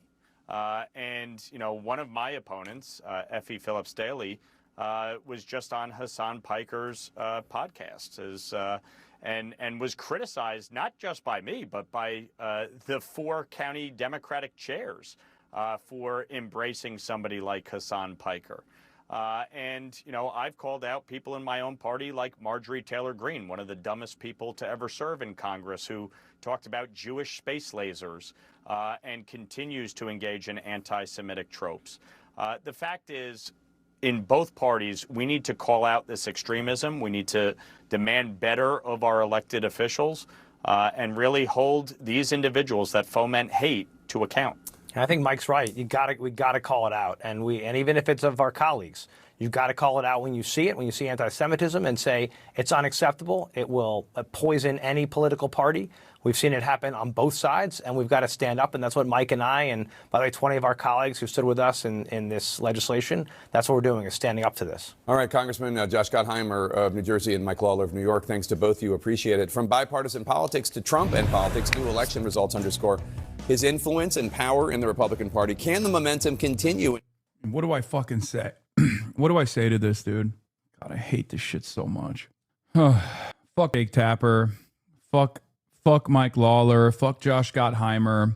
Bought and paid for by Israel. Bought and paid for by AIPAC. Please sue. I'm gonna end the broadcast right now, I think. If one more dumb fuck in my chat says, please sue, I'm just going to end it. I'm going to end it all. I'm going to end my life, okay, in a video game. There's no world in the United States of America where you can pursue litigation of this sort as a fucking public figure. Some of you do not comprehend that, okay? Please. I know nobody buys this CNN bullshit. It's still fucking annoying to constantly have to be compared to Candace Owens, dude. It's so frustrating. It's so disgusting. These freaks. My parents think you're an anti-Semite. My parents do. Okay, great. Well, maybe you should do a better job of fucking explaining to them that that's not the case. There's been many celebrities and public figures that have won defamation lawsuits. Yes, dude. Against AIPAC, the ADL, at this level, there is no... These kinds of statements are specifically tailored in a way where a public defamation trial will not benefit me in any way, shape, or form. I don't know why you guys think that this is like going to be successful. It's also not just because of Israel either. I mean, Israel is the entry point. Israel's the entry point of this conversation, but they are smarter than the fucking hammer and sickle guys on Twitter, okay? They understand the danger of allowing, because their goal ultimately is to sever any kind of sentiment that is anti-capitalist from the ranks of the Democratic Party, any kind of anti-Zionist sentiment from the ranks of the Democratic Party, that they aggressively pursue this outrage campaign, this smear campaign. You're literally letting Congress pass a bill to censor you without even putting up a fight. Okay, I'm done. Mods, you can ban people that are just making dumb fucking suggestions. We can do that now. I was wrong to say let's let it ride today. Let's see where it goes. I feel like I'm getting fucking baited by the dumbest people on the planet. He got triggered. Yes, I did. You got me. You did. Yes, Stalinist purge time. You are a horrible rich man. You should feel shame, but you were not raised that way properly. Just censor the audience again. You are not with the U.S. You are the same as Candace. You're not like we are, Hassan. You are like Candace, not any of us. You mock us, slander us, and lie about us. Oh, my God. The amount of fucking mental illness manifesting in this chat sometimes is unfucking bearable, dude. What are you saying, dude? What are you fucking saying? Who is us, bitch? What the fuck are you talking about? Who's us? Who's we? What are you talking about? Oh, you saw Mike Lawler's town hall? I did not. Fuck you! Fuck! I served my fucking country for freedom of shit! Feel free to leave. I'm a constituent. It's your question. Stay! Let him stay! Let him stay! Let him stay! Who are not comfortable with being recorded. This is fucking wrong. I can't believe you guys are participating in this shit. The young man had right. Unironically, Hassan just did the exact same thing. Yeah, exactly. Yes. These anti-Israel protesters criticizing a pro-Israel politician is exactly the same as dumbfuck chirpers in my chat that are literally just trying to annoy me because they've recognized a moment of emotional weakness, because I'm so fucking frustrated that after 3.5 months of being smeared on the goddamn timeline by every fucking mainstream media outlet, there are still people who are coming in here to be like, oh, no, just fucking sue. It doesn't work that way. Okay. In the United States of America, it's unbelievably difficult. There is no guarantee. They know it too. That's why they hit it on a totally personal issue, like that they're saying they believe I'm anti-Semitic. Okay. You think I haven't thought about my fucking options here? I have. Yeah. And yes, I know there are entire Reddits, Discords, and Twitter communities with nothing but my haters who live to fucking have me read their stupid ass comment and like get mad in the process. I know. I just want what's best for people, man. It sucks so fucking bad to just like be professionally misunderstood all the goddamn time. It's so fucking annoying. And stop falling for it. You will never understand what it's like. That's just the reality. Okay. You're not in this position. I will never be able to communicate it to you. Okay. It's just virtually impossible.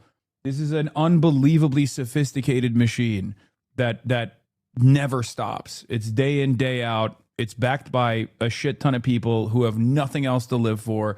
And you're over here making it seem like I'm just too weak. Oh. The bad news, because I'm always honest about where the bad news is. Representative Gottheimer admits that the left's disdain for Israel is a growing cancer. 4 years ago, he said this. The bad news is it's becoming increasingly loud on some pockets of the far left of our party, are very critical of Israel and very critical of, as you know, of the relationship, and using intersectionality and phrases like apartheid to talk about Israel. And it's a very, very small group of people. I want to be very clear about this because people think it's taken over the Democratic Party. That's just not true. It's a very small cancer, but it's a growing cancer. And the issue I worry about more than anything is that some of my colleagues, when I call them now to join on something, they'll say, listen, Josh, you know I'm with you. You know that I'm going to vote with you. I always stand by Israel. But, you know, I just don't feel like getting beaten up. I get beaten up so much when I come out and support. So I'm just going to lay low, if you don't mind. I'll be there in the vote, but I don't want to sign the letter. I don't want to speak out publicly. I just want to lay low. That's what I'm worried about, because the reason they're refusing to speak out and are laying low is because they just get the snot beat out of them when they stick their head above the parapet. And you know, that's... He's talking about being fucking pro-Israel. You know, listen, we see what's going on in college campuses. I'm here in a college campus right now. We see what goes on. Hassan, why do they matter? Like, who the fuck are these two fools? They're pretty irrelevant. We'll be out of office soon anyway. No, they won't. And also, they're representatives of a much broader problem here. Okay, the real cancer is Israel. Okay, it's not the anti-Israel crowd. It's actually Israel, and Israel has unbelievable amounts of money to throw in the direction of destroying the lives and livelihoods of its prominent fucking critics as a way to try to discipline the public. Okay, I'm eating this from every angle. Every single fucking day. Look, I try to put on a strong face, okay? But holy shit, dude, it does fucking bother me because it's untrue, okay? Lawler is most likely going to be replaced, hopefully with Effie. We got to work to phone bank for her too. You don't sue to win, brother. You sue to cost them money. They're winning for free right now. Dude, you're fucking medically stupid. You're talking about Israel, dude. You're talking about the pro-Israel crowd. They've been able to buy the motherfucking government. They bought Donald Trump for $250 million. And you think I can put a fucking dent in that? Are you fucking stupid? The answer is yes. You are stupid if you think that that is genuinely a thing I have the capabilities of doing. Oh my God. Okay, I'm done. I can't do this. I can't do this. Let's just move on. Here, we have a fucking rally tomorrow that I'm going to be attending, which apparently... we'll have some counter-protesters. I'm here at the location of our next rally. On Thursday, May 7th, join Hassan Piker, Jamal Bowman, and me at 715 Harrison for the Change the Party rally. The last time we had one of these, over 800 of y'all showed up and the energy was insane. So we got a bigger venue and a disco ball. So RSVP and I'll see you May 7th at 7. Tomorrow, San Francisco. You got disco ball? Okay, I'm skipping this. Oh. Walter Masterson went to the... Park East Synagogue land fair. They're doing the same thing to Zoran about the land sale protests. He's saying it's too weak. Protests outside the Israeli real estate event in New York City where illegal land sales are being advertised. Yeah, Claire Valdez had a really good take. Claire Valdez, Mamdani-backed congressional candidate, breaks with the mayor regarding NYPD's handling of last night's protest. She said, New Yorkers don't just have the right to protest the sale of stolen Palestinian land. They have a responsibility to. NYPD should be protecting our First Amendment rights, not blocking and pepper spraying us when we exercise them. I think that, as opposed to what Mamdani said, where he said he was satisfied with the NYPD's handling of last night's protest. Obviously, a lot of people who went to those protests were not satisfied with the way that the NYPD treated them.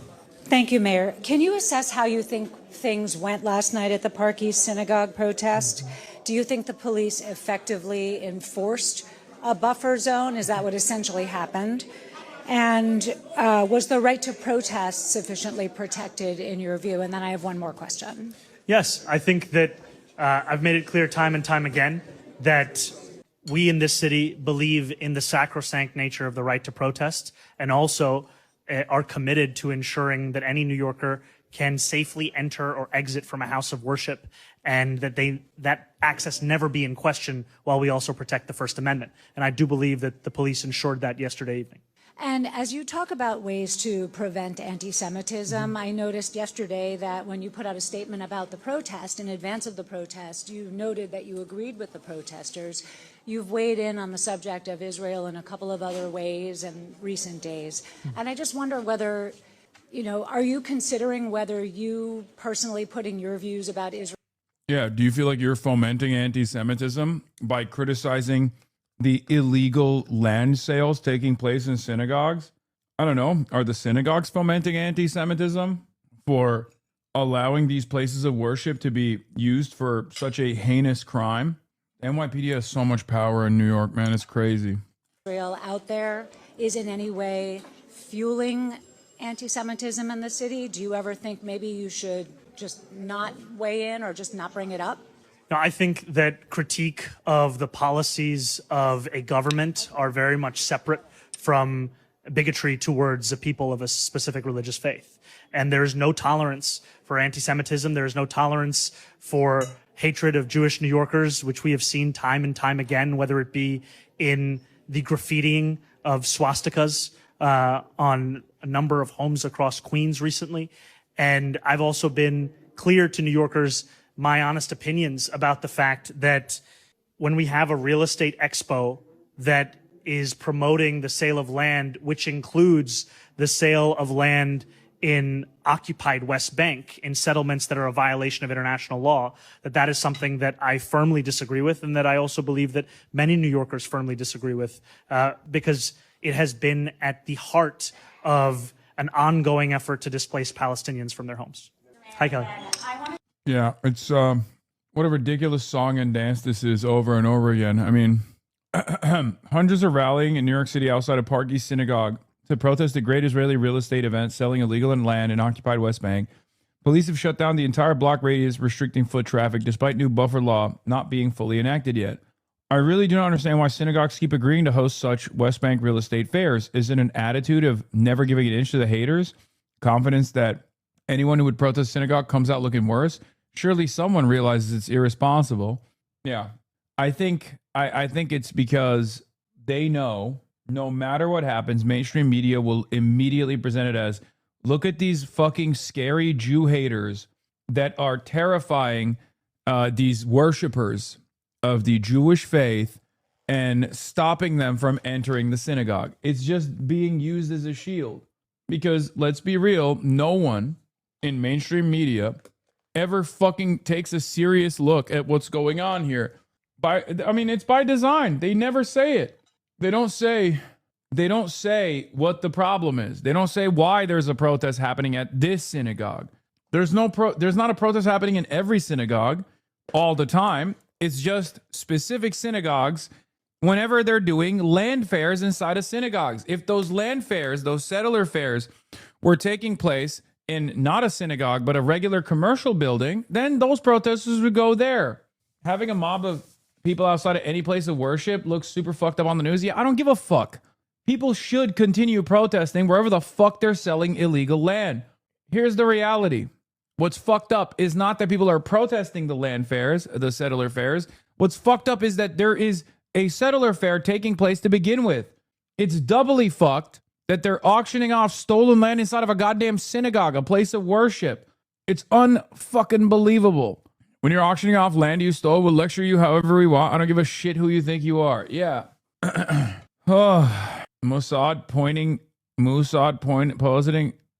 about how Zoran is pro NYPD. Yeah, they're just trying to fucking piss people off. Dude, please never come back to this community ever again. Okay? Please never come back to this community ever again. Don't come back in a sock account. Just go elsewhere. Okay? You're not welcome here. I fucking hate you for saying that. Operation Trust Me Bro failed. Now back to routine Operation Fox. Okay, whatever. Oh. Anyway, there is no people fucking hate Israel for good reason. And that hatred is only going to keep growing. I mean, of course, unlike a Palestine flag or a keffiyeh, this is the logo of an FBI designated terrorist organization, literally. It's JDL, Jewish Defense League. It's a Kahanist organization. They've done actual instances of domestic terror on U.S. soil. NYPD Captain Wilson making political statements in uniform to members of the public knowingly on camera, denigrating New York City mayor, saying he's nonsense and expendable and not my mayor. Mayor Zoran Mamdani. You don't like Mamdani, but he's your boss. No. You want a minute? He's your boss. He's like temporary. He's your boss. No, is he your boss though? Is he your boss? He's total nonsense. He's your boss. He's your boss. Exactly. I don't want to He's what? He's an embarrassment. Total nonsense. Yo, you saying your mayor is not my mayor. Update. Wilson already transferred out of 94th Precinct following this viral video from NYPD's response to community members mobilizing against ICE in Bushwick, Brooklyn. Looks like Wilson got transferred to the Communications Division, a dead zone likely preceding forced retirement in lieu of firing. Wait, you guys forget. Look, I mean, I'll tell you, like, when you become the mayor, there's a totally different relationship with the police. Like, Zoran Mamdani has a security detail. He has literally NYPD police officers around him at all times, anywhere he fucking goes. Okay? Not only is the NYPD unbelievably powerful, but then they also have like direct access to him. Yeah, the NYPD in the past has fucking kidnapped the mayor's daughter, Bill de Blasio's daughter, and doxed her. Yeah. The Police Benevolence Association literally posted a dox of Bill de Blasio's child. Yes. So it's probably the most difficult part of this. You should take a few days off, man. Go be with family, hang with friends. Man, stop.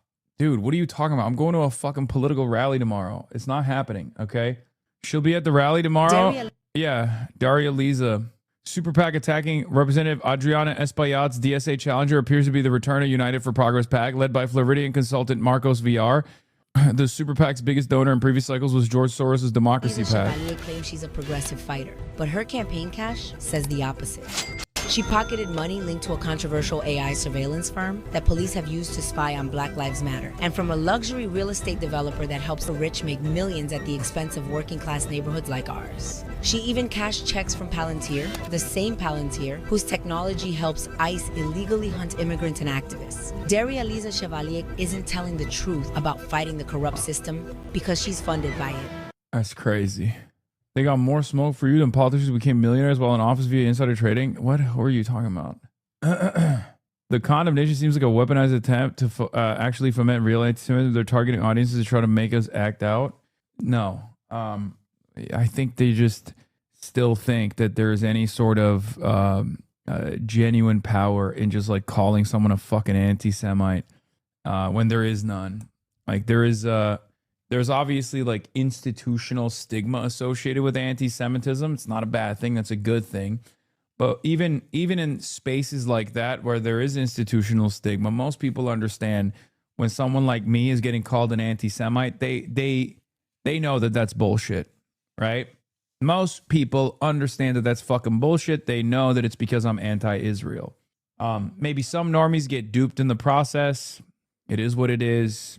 You know, if you're over the age of 55, I can't really help you with that, right? But because mainstream media and all these other groups so effectively hit the anti-Semitism button for years and years to stop any kind of discourse from taking place, on the issue of Israel, any kind of critical language in the discourse about Israel being stopped, they still keep hitting that button over and over again because they only remember a time when that shit worked, right? You're in Etan's latest piece for Haaretz. Oh shit! I actually like some of his writing. He's interviewed Adam Friedland. Not sure if he actually appreciates me, but in a fundraising email to donors on Tuesday, the American Israel Public Affairs Committee warned of a coordinated, well-funded effort to punish anyone who stands with Israel, which is gaining ground fast. The email singled out Abdul El-Sayed and Graham Plattner, two progressive firebrands and rising Democratic nominees for the Senate, who, according to AIPAC, the pro-Israel lobby group, aren't just critics of Israel, but are running campaigns built on undermining it. Plattner, an insurgent Democratic candidate, Senate candidate, has emerged as the party's frontrunner in Maine after Governor Janet Mills withdrew from the race. El-Sayed, a physician and former Detroit health official, is running in the Democratic Party's primary for Senate in August. Both have not minced words on Israel. Plattner, a 41-year-old Marine veteran and oyster farmer, has positioned himself as an anti-establishment candidate and has frequently bashed Trump's foreign policy and Israel's war in Gaza. He has described the conflict as a genocide and said he would not accept funding from AIPAC. He's also drawn backlash over a Nazi-themed tattoo, which is now covered up. The Jewish Democratic Council said it's not ready to endorse him because he doesn't represent the views and values of the majority of American Jews. El-Sayed, 41, the son of Egyptian immigrants, said last month that the Israeli government is as evil as Hamas. He also drew criticism after a car ramming attack on a Michigan synagogue, but he said of the attacker, whose brother had been killed days earlier in an Israeli strike in Lebanon, after being identified as a Hezbollah commander by the IDF, that hurt people. AIPAC accused both candidates of embracing extreme rhetoric and pushing false accusations of genocide and supporting cutting off aid to Israel, policies pushed by Bernie Sanders and amplified by voices like left-wing political streamer Hassan Piker. This isn't a disagreement on policy. It's a direct threat to the U.S.-Israeli relationship. Yes, that is policy, and yes, they are right, and yes, they should actually feel threatened because we are coming for that relationship. That relationship should change. Yes, we shouldn't just put an arms embargo on Israel. We should punish Israel. We should hold Israel accountable. Words mean things. We have rules in the rule books for a good reason, okay? Just like with ICE. We can't just simply say abolish ICE, but we must actually hold ICE accountable. The same goes for Israel as well. We must apply an arms embargo upon the nation state of Israel, and we must punish those who have done war crimes. Coalition of the willing, if you will. It should be noted that while Abdul El-Sayed and Plattner are both critics of Israel, some of El-Sayed's statements have not sat easily even with some progressives, but AIPAC's email collapsed them both in the extreme anti-Israel candidates, erasing context and nuance, precisely the point of AIPAC's logic. Dude, this is literally the wokest Haaretz writer, Eitan. He's like written about Adam Friedland, and even he still hits this line where like Abdul El-Sayed is more extreme than Graham Plattner, who has a fucking Nazi tattoo. In the eyes of the broader white world, a fucking brown man with the name Abdul Rahman is always going to be seen as more extreme than a fucking white dude who had a fucking Totenkopf tattoo on his chest, man. Like, and I'm not saying this to be critical of Graham Plattner. I have defended Graham Plattner, okay? A lot of people get mad at me for doing that. But god damn, dude, we're talking about a fucking doctor, man. A doctor, a public health specialist. Oh my God. Oh my God. Fuck. It hurts my soul to have to deal with this shit, to have to see it on a daily basis, to see how most people in society view people like Abdul. Okay. And in some respects, myself as well. I'm white passing, I'm white, you know, so I have the benefit of that. But even then, when people hear my fucking name and they hear my worldview, they go, oh, of course. God damn it, dude. Even fucking people who are supposed to be like aligned somewhat. U.S. public opinion critical of Israel isn't driven by the far left fringe of American politics, as AIPAC claims in its letter. It's driven by Americans who, after 2.5 years of war, including 2 in Iran, have come to conclusions no amount of advocacy can override. In a September poll, only 47% of Americans said back in Israel is in the U.S. national interest, down from 69% in 2023. In February, a poll for the first time found more Americans more sympathetic towards Palestinians than Israelis. Support for conditioning or cutting aid to Israel, once controversial, has become increasingly mainstream. Plattner and El-Sayed, like other progressive candidates, aren't the source of Israel's popularity problem in the United States, nor are they the real threat. They're a symptom of the deeper shift in American public opinion. That shift is reflected in established Democrats such as Chuck Schumer and Rahm Emanuel, who have expressed support for Plattner and candidates like him, something they declined to do in the past with Bernie Sanders, even more recently with New York Mayor Zohran Mamdani. For years, Prime Minister Benjamin Netanyahu worked to turn Israel into a partisan issue in U.S. politics, narrowing pro-Israel to an alliance between American and Israeli right-wingers. Now, as that strategy appears to have backfired, he himself has called to phase out U.S. aid. AIPAC's argument that Plattner, Al-Sayed, and Pike are an extreme direct threat to the U.S.-Israel relationship shows not only how out of touch it is with Americans, but also with the relationship it claims to defend. Chucky Boy has publicly supported Plattner. I didn't know that. Chris Rabb ad running during the Sixers playoff game. I'm told his ad stars a $200K behind it and will air during the Sixers-Knicks series with another $200K coming behind it. We need a Philly fighter in Congress. That's why we're all in for Chris Rabb. Chris Rabb, the Rabble Rouser. From Center City, Nice town. West Philly, To South Philly. everybody's for Rabb. Rab's taken on big corporations. Fought for Medicare for all. Stood up to Trump's war and genocide in Gaza. Philly's own Chris Rabb. Endorsed by the Inquirer and AOC, the Working Families Party. And me. And me. All of us. Full Philly for the people. Chris Rabb for Congress. Working Families Party PAC is responsible for the contents of this. Honestly, Chuck supporting Plattner is more damning condemnation than anything a Republican put out. This ad will go hard in Philly, hopefully. I think Chris Rabb has a really good shot here. His opponents are not great. The only problem is that, did you endorse them? Yes, of course I endorsed them, but they're not going to put me in a fucking ad, chatter. What are you, crazy?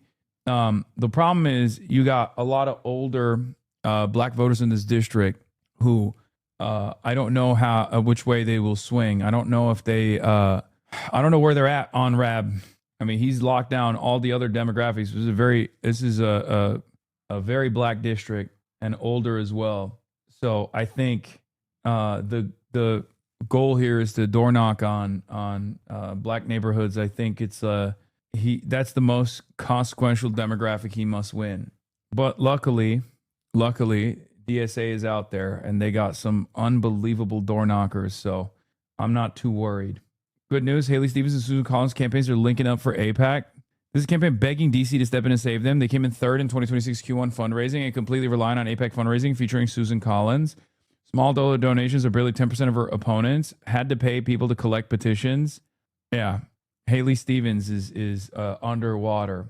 But it's actually beneficial for McMorrow. That's why UMich Voter is posting it. Got to hit all the churches? Yes. Anyway, you got to keep pushing.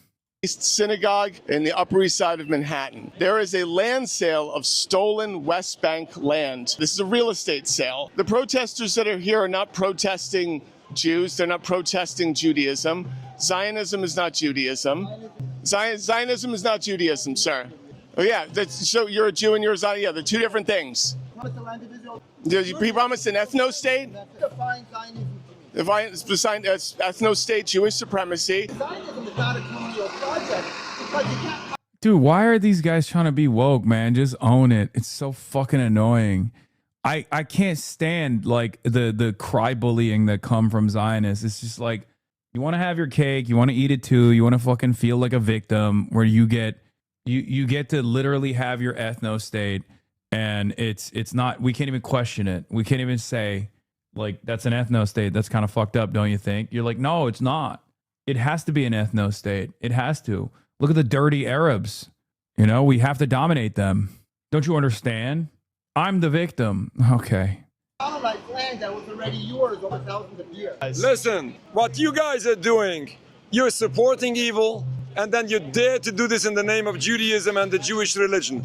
This is an embarrassment to our people, and this is a desecration of God's name. The state of Israel is a movement. My goats.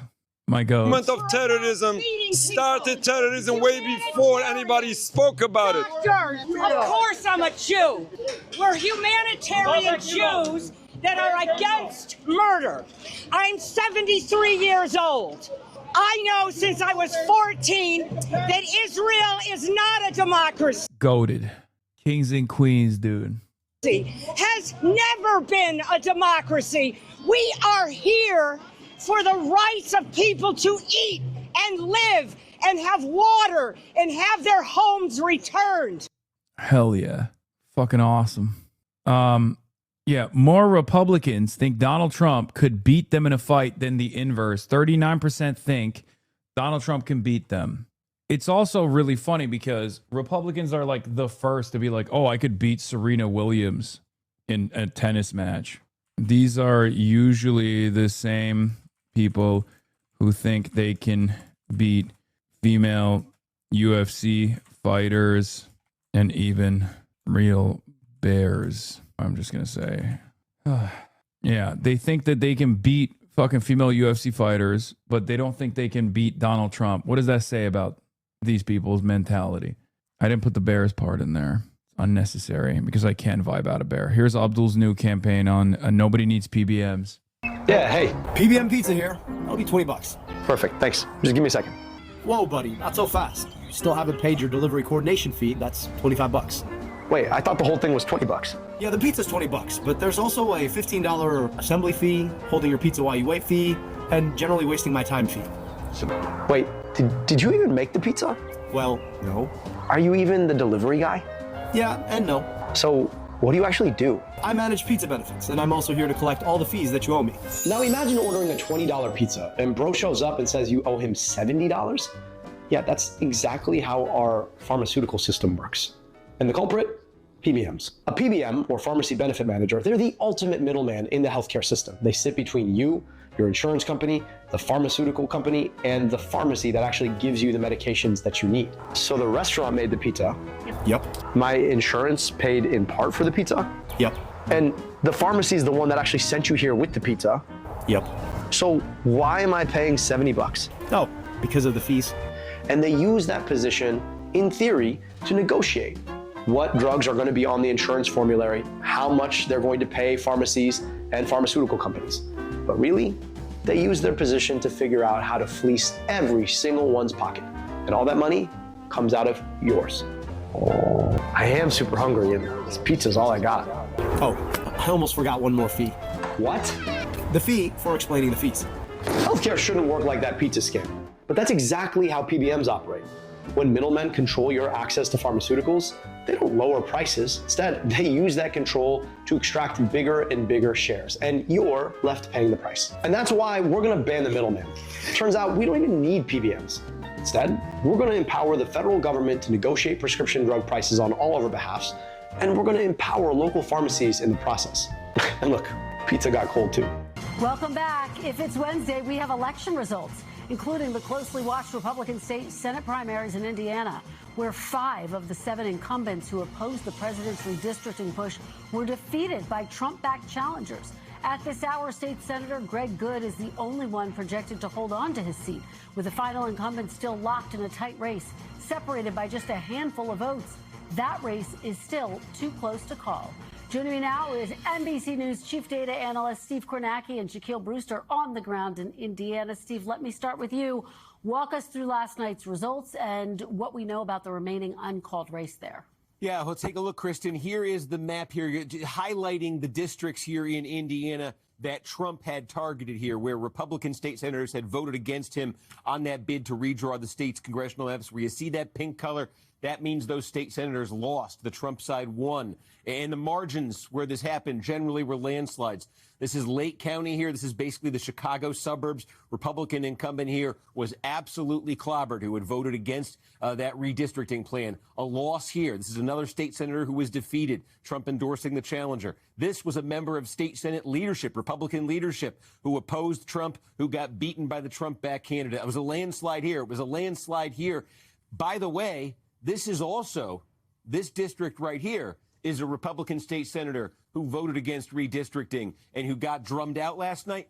Trump, for reasons that are not well understood, did not actually endorse the opponent here, but it seems the Republican voters there understood the dynamics the way they did in all these other districts and voted out that incumbent anyway. So as you said, there was one who survived down here in Terre Haute, one incumbent who defied Trump who survived, and then there's this one out. My goats over at Terre Haute, Indiana, baby.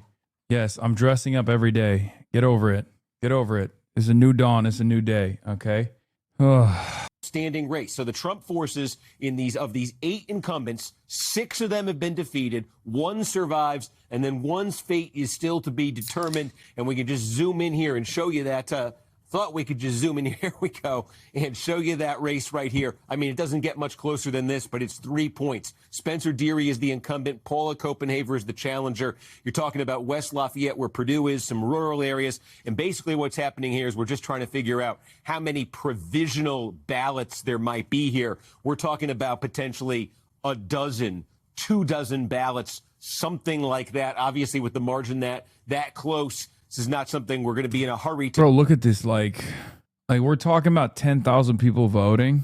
We're talking about 10,000 people voting, and they spent millions of dollars just to lean into Trump, just to basically punish people for saying, you know, I don't think people care that much. I don't think people care that much about redistricting. As a matter of fact, our constituents don't want it. So we should probably not do this redistricting thing. But it turns out the people do only care about what Trump wants. Turns out that was all that matters in this district. How stupid. A call, but this is the one incumbent, you know, left here who has a chance of hanging on potentially. So it's either going to be 7 for 8 or 6 for 8 for the Trump side. And in that sense, the outcome of this almost doesn't matter because the message that comes through from the Trump side, very clear after this. Steve, I can't remember the last time we saw a race separated by 3 votes. That's just astounding. I think you're right. We'll take our time before we call that one. Let me ask you about Democrats. They continue to overperform, including in Michigan state special election. Tell us more about that. Yeah, I mean, this has been the story of Trump's second term. When we've had these special elections, when I say special election, you're talking about like not in November, low turnout, only the most committed go to the polls. And the Democratic base has been more committed in those elections than the Republican base. They keep doing much better than they did in 2024. It continued last night. This was a special election for a state Senate district in Michigan. You can see here, this said Democrats had held this seat, and they continue to hold it by a landslide here. Again, this is consistent with what we've seen in all these other special elections. The significance of this one is it preserves Democratic control of the state Senate in Michigan. With a win here, Republicans could have moved into a tie. Instead, the Democrats win. They win in a landslide. And again, it's just that story we've seen here, that Democratic base. There's a component of that base that is clearly showing it wants to turn out in any and every election. It's very motivated. It's very plugged in right now. And when Donald Trump isn't on the ballot in these low turnout special elections, the Republican base, you're just not seeing that same level of enthusiasm. So we keep seeing results like this in special elections. Remarkable. All right, Steve Kornacki, as always, thank you so much for the breakdown. We really appreciate it. Shaq, let me turn to you. You're on the ground there. You actually spoke to one of the Trump-backed winners, Trevor DeVries, before polls closed last night. Yeah. How did he describe the president's influence on the race to you? Well, he said it's a big factor, Kristen. And just to kind of paint the picture a little bit, this was minutes before polls were closing and set to close, and he was still handing out flyers to people who were going into the polling locations. But you can tell from his body language how confident he was feeling. He knew he was in for a good night. He suspected that other challengers in these primary races were in for good nights, and he was right. And he won his race by more than 50 points. And for some color on the ground, when you look at his lawn signs that have been around this district, he had Trump's name on top, and then it said Trump endorses DeVries. So that just gives you a sense of how much he leaned into that endorsement. So I asked him right before polls were closing, what do these Senate races say about President Trump's influence here in Indiana? Listen here. He's the sitting active president of the free world at the end of the day. It's an honor and a privilege to be endorsed by President Trump. And really, he's been the driving force in the Republican Party for the past 10 years at this point. I mean, he's been helping push for change and helping reform a lot of the things that people are upset about and been disenfranchised by the political systems over the past couple decades. He won our district heavily, and he's going to continue to move the needle in Northwest Indiana. It's a fire incumbent. I think this is good in the long run. The more Donald Trump shapes the Republican Party in his own image, the better it is. Because obviously he's not going to be around forever, you know? He's not going to be around forever. So at the end of the day, considering how unpopular he already is, hitching your wagon to this dying movement that is on its last leg is probably not the worst thing from the perspective of the opposition. Season right now, and people are just tired of feeling like they're being left out. Now, one of the incumbents who was fired in another district said that this was about retribution and retaliation. You had another Senate leader who's on the opposite side, a Republican, but kind of gets some heat from President Trump and other Republican leaders here. He said that it's about the outside money that came into these local state Senate races. But look, this was a good night for President Trump and his allies. They got nearly exactly what they wanted and what they were expecting heading into this primary, Kristen. All right, thanks for bringing us that interview and that breakdown of the results overnight. Steve and Shaq, really appreciate it. We thank you for watching, and remember, stay updated on breaking news and top stories on the NBC News app or watch live on our YouTube channel. But the Atlantic magazine. Hassan derangement syndrome has consumed the media. This is from 3 days ago. I'm going to skip this. Let's do the Nick Shitley. All right. Depending when this... Oh, this only got 477,000 views. No motion. Nick Shitley went to Cuba. Only in America, the crazy guy on the street. Wait, what is this? This piece of...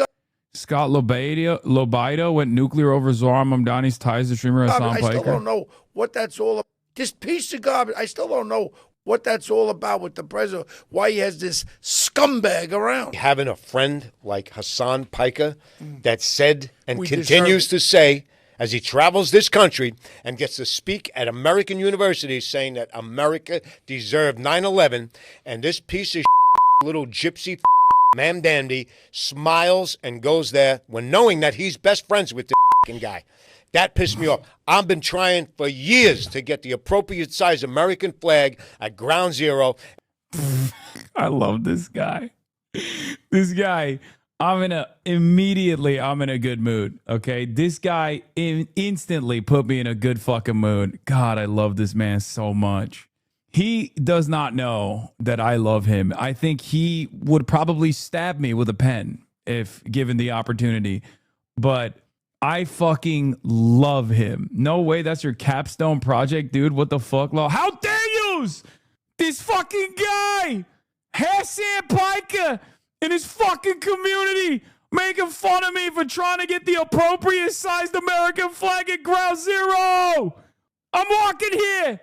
This New Yorker still does racism the old-fashioned way? Yeah. And you can see the jealousy, too. They hate that Donald Trump loves Zohran. Mamdani. Why the fuck does my president, Donald Trump, the greatest president of all time, why does he fucking like Zohran Mamdani?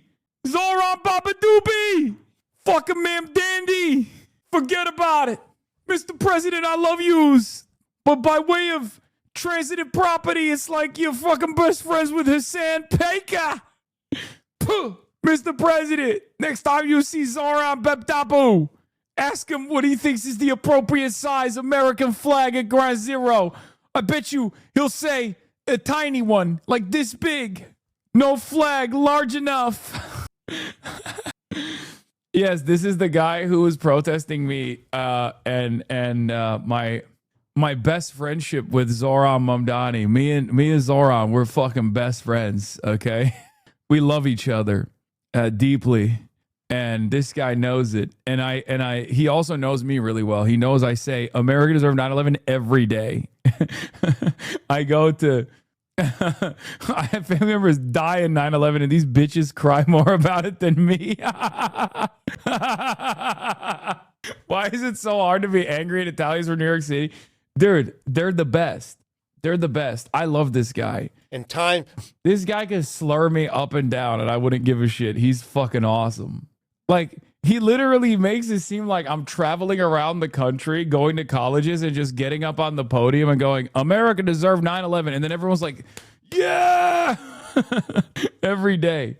Look, let's run it again. Come on, man. From the start. Let's hear this motherfucker one more time. He's so goated. This piece of garbage, I still don't know what that's all about with the president, why he has this scumbag around. Having a friend like Hassan Piker that said and continues to say, as he travels this country and gets to speak at American universities saying that America deserved 9/11, and this piece of little gypsy Mamdani I like that he slurred so much that they actually didn't bleep out one of the slurs. Like, I'm glad that they kept that in. Like, they were like, no, you know, you need to hear this one. They were like, this is the one thing that, like, maybe is, this is the one slur that he said that is not, like, well established as a slur. So we're going to keep that in. God, I love this man so much. Smiles and goes there when knowing that he's best friends with the f***ing guy. That pissed me off. I've been trying for years to get the appropriate size American flag at Ground Zero in time for the 9/11 25th anniversary, and I'm this piece of garbage. I still don't know. God, I love this man so much. He's slurring for a great reason. Yeah, he is. He really is. He really is. Did you see his art? Wait, he's an artist? Wait, this is him? Oh my God. Artist Scott Labido speaks at the Trump Vance campaign event. This is, whoa, he uses his hands? He puts his hands in there too? Wow. Wow. He's a bold visionary. Wait, so what is the art? Like, what is it? Is that it? Wait, what? Isn't that cheating? Like, he just fucking printed that beforehand? Like, so the only art that he did was just like finger blasting the fucking backdrop. That's it. Also, what is supposed to be the backdrop? I don't even understand. Also, why is Donald Trump grabbing the Empire State like he's grabbing people by the pussy? I have so many questions. Is Trump Kong? Mr. President, I finger blasted this painting like I would love to be finger blasted by you. Please bust out my asshole, Mr. President. Dude, call up Zoran to actually get the correct size flag on the Ground Zero and this dude will become your Fedayeen. No, I think there's some different reasons as to why he hates both me and Zoran Memdandi. Wow. That's awesome. That's fucking dope. This guy's so good. Oh my God. I am an artist from Israel and this is my art. It makes you think, so it is good art. Your ability to trigger hogs was fine-tuned in the ruinous lands in New Jersey, and that's very visible. I love this guy so much. I don't know why he made Trump into King Kong here, but yeah. If the Met Gala is art, and so this is art, listen, this is objectively art, but it's also objectively dog shit. You can make dog shit art. No way you ignore chat trying to make you feel better, and then the Majority Report video trying to defend you, but a clip of this angry motherfucker just makes your day. I'm out, dude. Yes, I'm a freak. That's why I'm cut out for this, okay? That's why I'm so perfectly cut out for this business. Do you understand? It's true. It's true. Give me a fucking fresh hog who's losing their dang minds, and I'm back in, baby. I'm back in. You cannot say whether something is art or not, but you can say whether it's bad art or not. Yeah, I mean, this is just bad art. He drew this while you drew boobs in Turkey? Okay, calm down. Please check logs and shake me, Unc. Okay, you said you saw this. Oh, I saw this guy. This guy. Is this real? Like, it seems surreal. Yeah. How did you come to be in that spot? I'm the crossing guard on 55th and King Session. When I tell you, he ran the light, T-boned the lady, I'm bobbing and weaving. I'm just thankful to be alive right now. Thank you. I love that he doesn't stop. He doesn't skip a beat. He's still going to town on that ice cream. He's like, nope, near-death experience, gonna have some ice cream right after. What did it sound like? Bam! No, not to be funny. I swear, not to be funny. It happened that fast, and luckily, I'm alive. Do you know what time of day I had kids to pull are playing out there? They was out there. They were in there. I had to pull a kid out. No, I had to pull what's her name nephew out. What's her name's nephew? No, what's her name nephew? Yes. So there were kids in there. Yes. So describe this for me. Wait, he just posted a monologue about you? So we have this legend of a New Yorker, Captain Wilson, who was demoted, humiliated, annihilated by the city that he so loves and protects because he said a few things off the cuff. Nothing vulgar, nothing threatening, nothing violent. He just stated a little bit of an opinion. And this is the cop that says Zoran Mamdani is replaceable. He's not my real boss or whatever. Who's this compact square head Jeff Goldblum ass? Dude, he does look like Jeff Goldblum a little bit. He got annihilated. But yet this jihad fucking gypsy mayor that we have, and all his friends who say that America deserved 9/11, that those cops that died at 9/11 deserved it. Those firemen and all those other folks deserved it. And they get away with saying stuff like that. And then you have these protesters who violently and destructively destroy everything in their paths, going far above breaking the law, and they get away with it. But this hero with a pair of fucking balls, Captain Wilson, just said a few words and he's annihilated. So I want all you people in this city to be prepared for the continuation of the burning and the destruction of this city. And you're all gonna feel the fucking pain, and rightfully so, because that is the only way that this city is going to rejuvenate itself, is once all of you, pain compliant, you feel the pain and the suffrage. So you think this guy would kill me? Like, if given the opportunity? Like, I feel I love this man.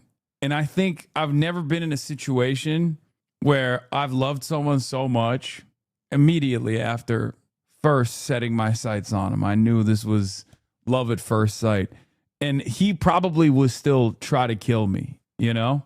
I feel like you do not have health, self-preservation instincts. I wonder if he knows how much I love this man. I do hope that all of you...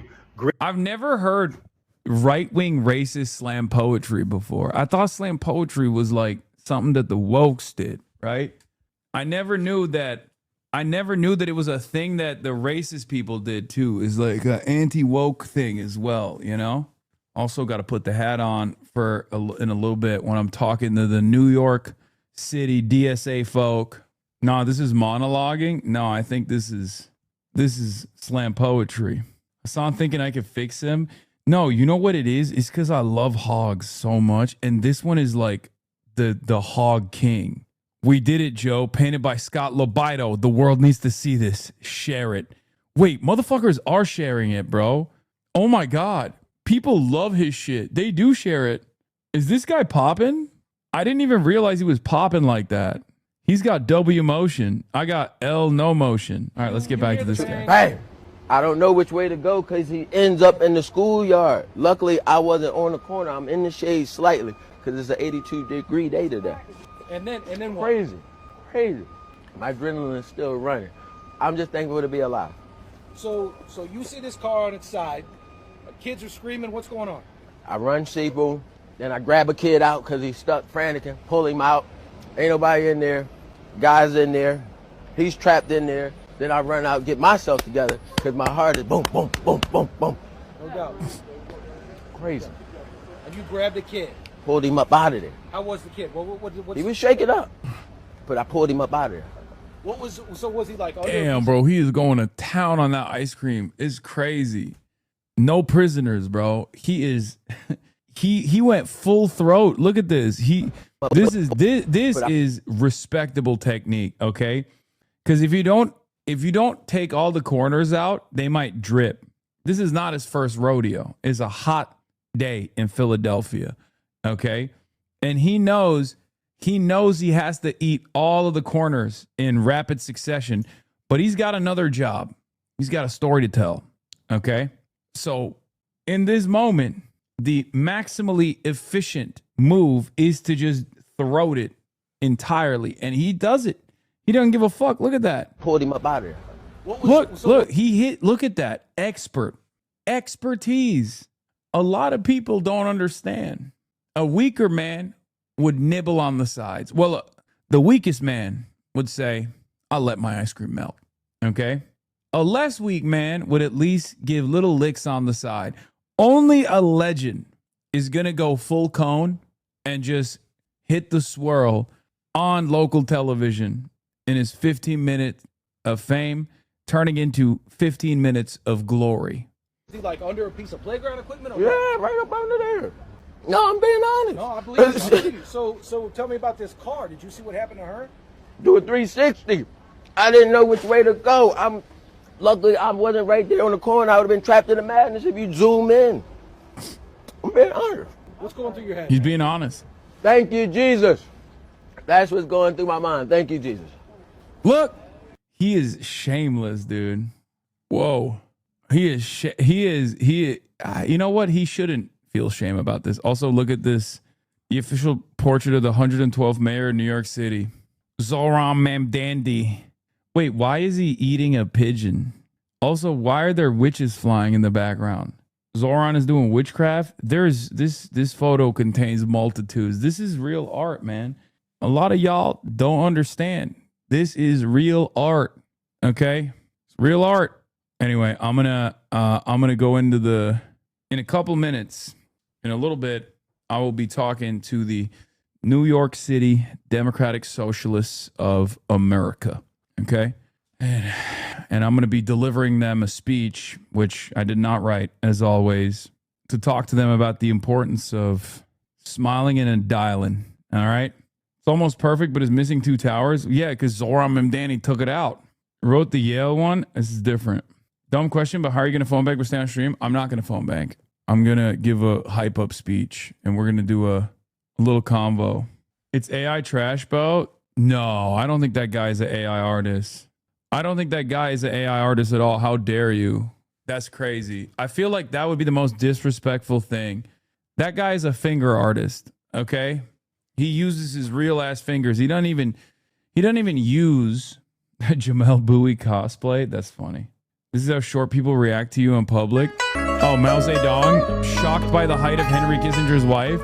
You know what's crazy about this, by the way? Henry Kissinger's wife must have been tall as hell, probably like my size, because Mao Zedong was tall. I mean, obviously he's like very old at this point, so he's maybe, slumped over a little bit, slouched over, maybe he lost a couple inches, but like Mao Zedong was pretty fucking tall. Yeah.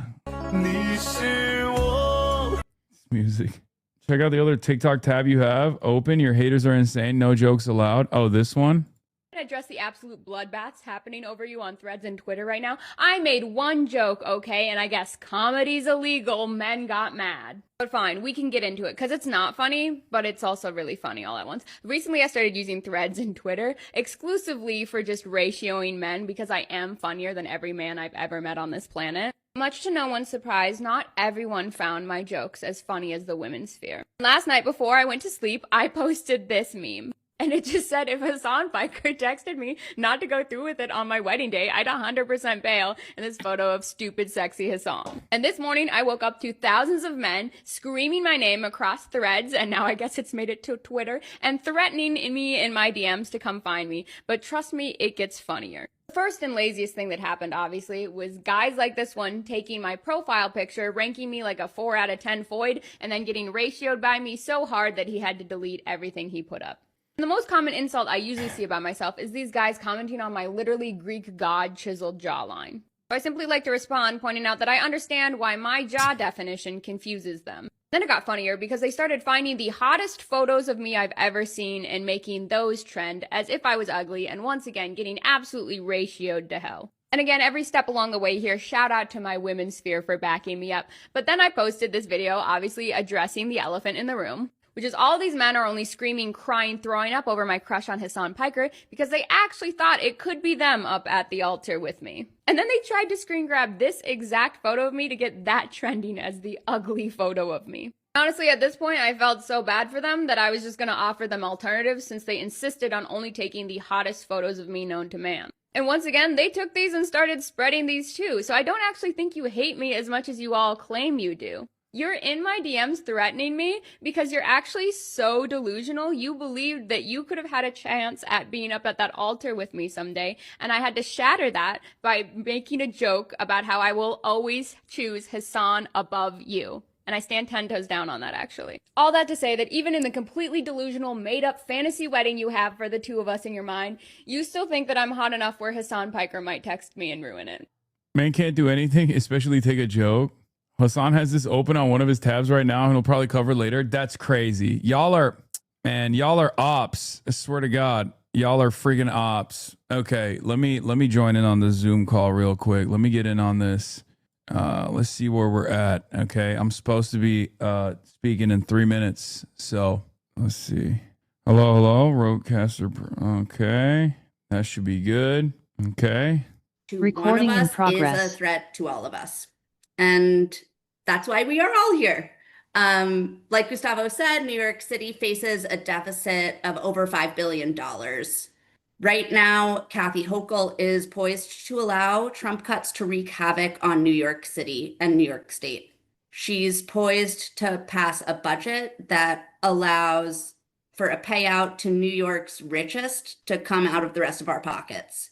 Governor Hochul could pass a budget that works for all New Yorkers, one that ensures that the libraries stay open, that teachers stay in their jobs, that after-school programs stay funded, and that countless other city agencies receive the funding that they desperately need.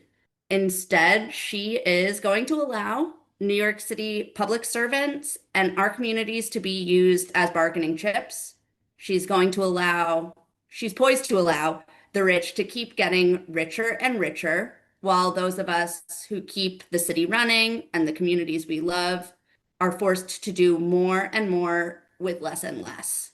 So that's why we're all here. I would really urge anyone who is watching and not in the phone bank right now, if you're in New York, please call Governor Kathy Hochul. Her phone number is 518-474-8390.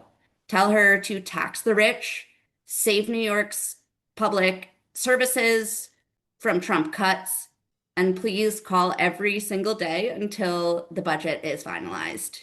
And I am going to pass it back to Gustavo. Awesome. Thank you so much for that.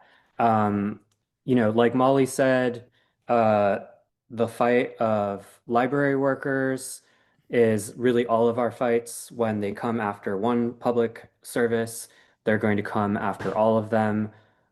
This has been the strategy that neoliberals and capitalists use to defeat working class movements like ours, but we're fighting back, we're getting organized, and we're not going to let that happen. One thing I forgot to say at the start of the call, just some community agreements. We want, to stay respectful during the call, let speakers give their remarks, hear them out. We're here to organize together and have our backs to demand that the governor tax the rich. And we're going to be, starting our training, making phone calls later. We'll keep the chat open, but, just keep it respectful and be considerate and mindful of others. So I think we're still waiting for Hassan to join. Is that right? And I'm here. Well, no, he's here, Gustavo. Oh, he's here. Okay, great. Awesome. Welcome, Hassan. I'm going to pass it over to our guest. Really awesome to have you here. He's been a huge support to the fight to tax the rich, big supporter to DSA. Shout out if you're a DSA member here. I'm one of the co-chairs of the New York City Democratic Socialists of America, and I'm going to pass it over to Hassan for some hype. What's up, everybody? Some of you might know who I am. Some of you probably don't. I'm Hassan Piker. I'm a Twitch streamer, and it is my honor to be here with you today. I'm not as good as I'm not as good at communicating, contrary to what I do for a living, as Zohran Mamdani is, but I'm going to try to hype you guys up. I don't know what that actually means, but when I was approached to do this, I thought about, how wonderful of an opportunity this is, because it's really good to apply some pressure to make sure that we have some responsive politics in this country, specifically when politicians, more often than not, are completely out of touch with not only the needs of the working class, but also rarely ever get to hear from the working class. But one of the questions I've approached Rashida Tlaib and many other congresspersons, many other politicians with always is, are politicians stupid or are they cynical? And the reason why I always ask this question, and some people really don't like it, is because I want to know why they're so unresponsive, right? Are they actually refusing to hear the calls of the overwhelming majorities that demand an end to the genocide, for example, and simply choosing not to hear it? Or are they completely oblivious? And Rashida actually told me something very interesting, where she said, no, they're actually, in most circumstances, kind of stupid. Maybe not stupid, but kind of out of touch. And that gave me a lot of hope. The reason why that gave me a lot of hope is because when they do hear from people like yourselves, when they do hear from their constituents, that actually does light a fire under their asses. And that's why I think phone banking, what you guys are doing today, what we're all doing here today, is unbelievably important. Because door knocking is good. It's great to get an elected representative out there. It's great to boost membership. But the job doesn't end there. As Bernie has also talked about in the past as well, the job actually begins once you get someone elected into a position of power. Unfortunately, our opposition in this fight are unbelievably wealthy corporate overlords that have been responsible for the grand design of New York City, leading to such unjust outcomes. So we have to be undeniable. We have to be, in some instances, an unbearable force to be reckoned with to make sure that our demands are met. We have to sometimes force democracy and the democratic process to take place.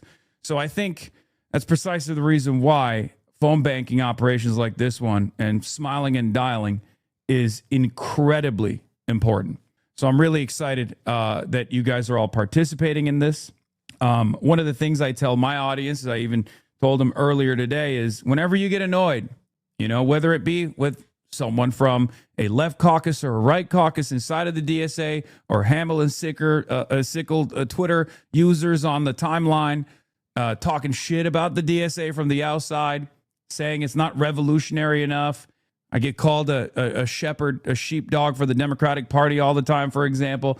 Whenever you hear stuff like that, take that anger and frustration that you have with others and channel it into something productive, okay? Channel it into something productive like this, calling other New York constituents and ensuring that they also, and urging them to call Kathy Hochul, because the reality of the matter is this budget crisis, even though the New York Post and many others claim is happening because Zoran is a communist, this budget crisis was born out of capitalist mismanagement, right? And there are only two solutions to it. Either we demand that the super wealthy that enjoy this city, one of the greatest cities on the planet, to pay a fairer share of the productive output that they seemingly consolidate amongst themselves, or the only other way out of it is austerity. And we all know that that's unacceptable. The city has become increasingly unaffordable, and it's untenable. The situation is untenable. So I think we have to make sure that Kathy Hochul hears those demands and abides by the democratic process. So on that note, you guys, you want me to read the notes, right? About like where to go and stuff? We're gonna do a little role play now between one of the campaign leaders who's just gonna go over like what it's like to call a voter and patch them through to Kathy Hochul. So Sarah, who's one of the field chairs, she's gonna lead us through that together with you.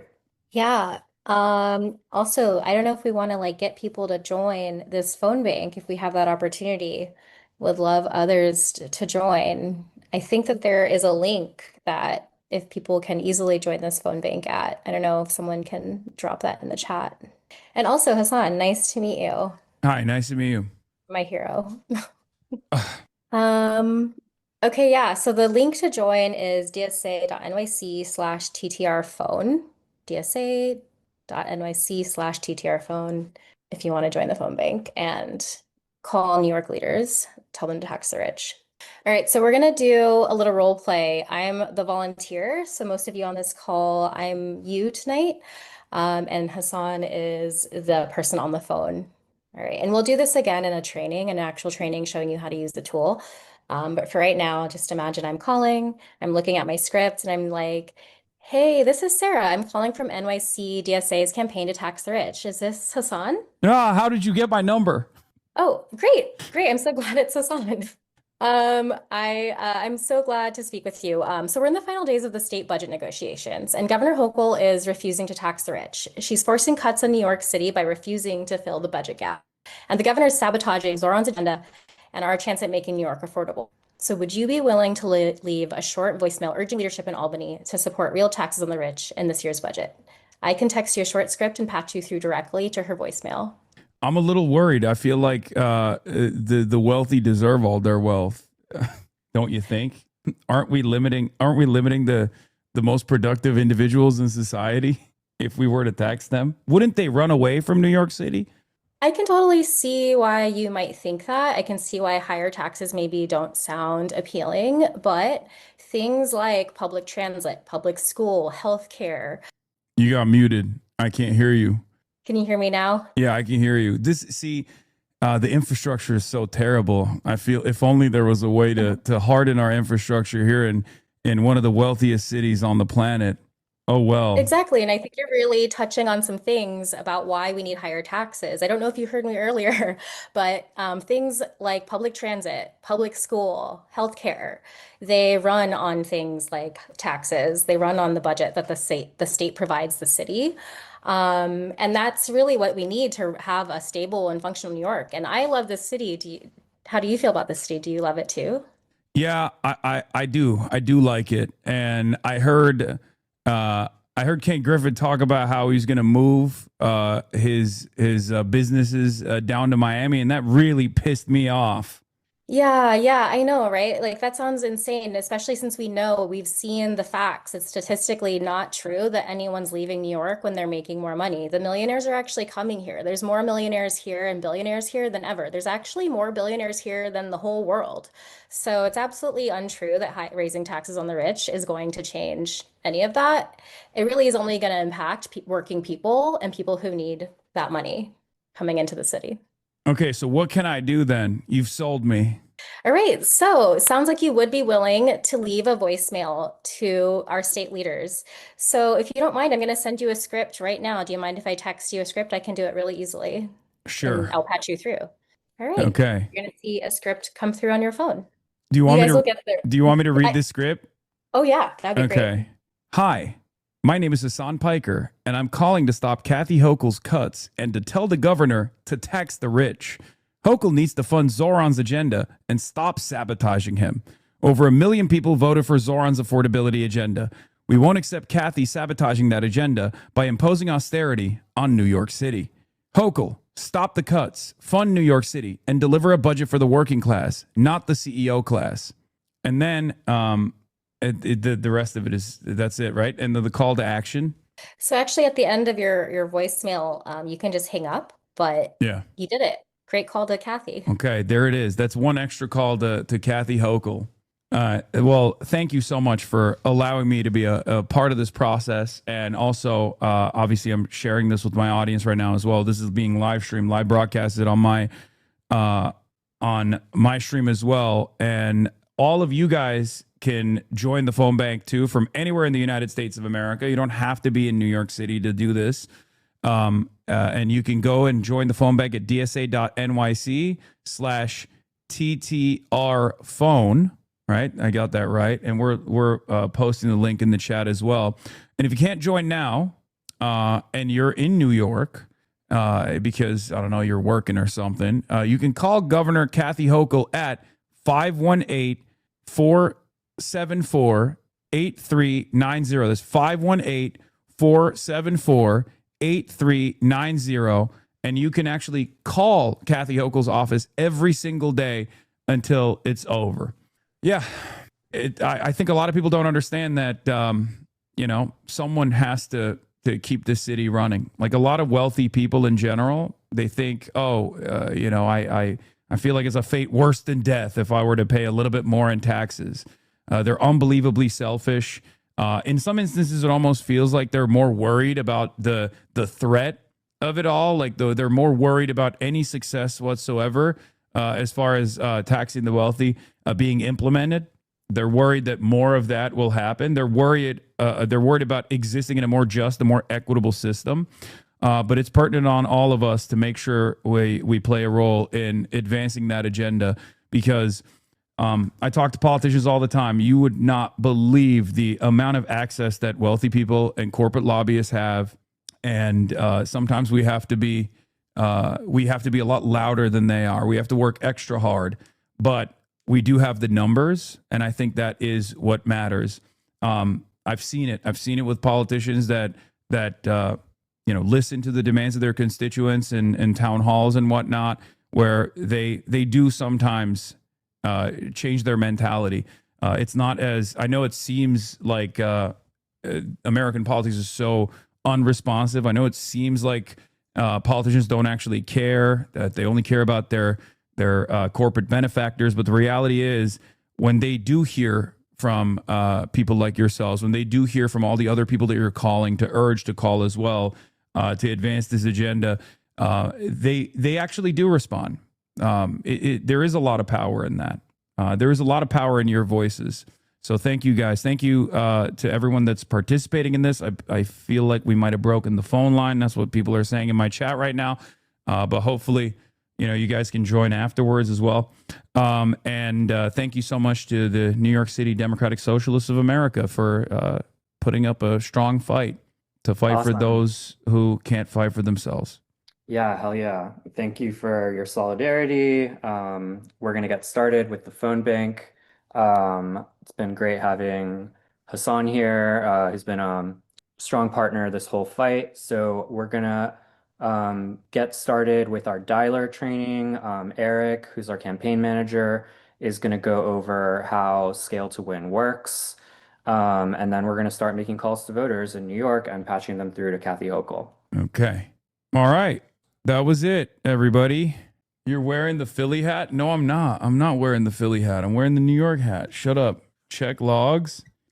You're wearing the Philly hat? Even if I was wearing the Philly hat, who cares? It'd be funny. It literally says New York City right here. Is stream ending, bro? Yeah. I just wanted the joke. Thanks for humoring me. I second the chatter who suggests you tell them to set up a Google form or sheet sign up to maintain call momentum once lines clear. As the owner of New York City, that's a Philly hat. Okay. Knicks is playing Philly today. Respectfully, we don't fuck with Philly. This is against the usage of the suit. Wearing the suit shows no distinction away from mainstream media, establishment, politicians, and polite society. A suit should not define professional opinion. Wearing casual clothing would expand the permission structure for left opinions. Okay, calm down, dude. You did fail RP. Can you ask them for a link that has the script? Dr. Jihad on the phone? That's crazy. That's crazy. They released the Epstein note.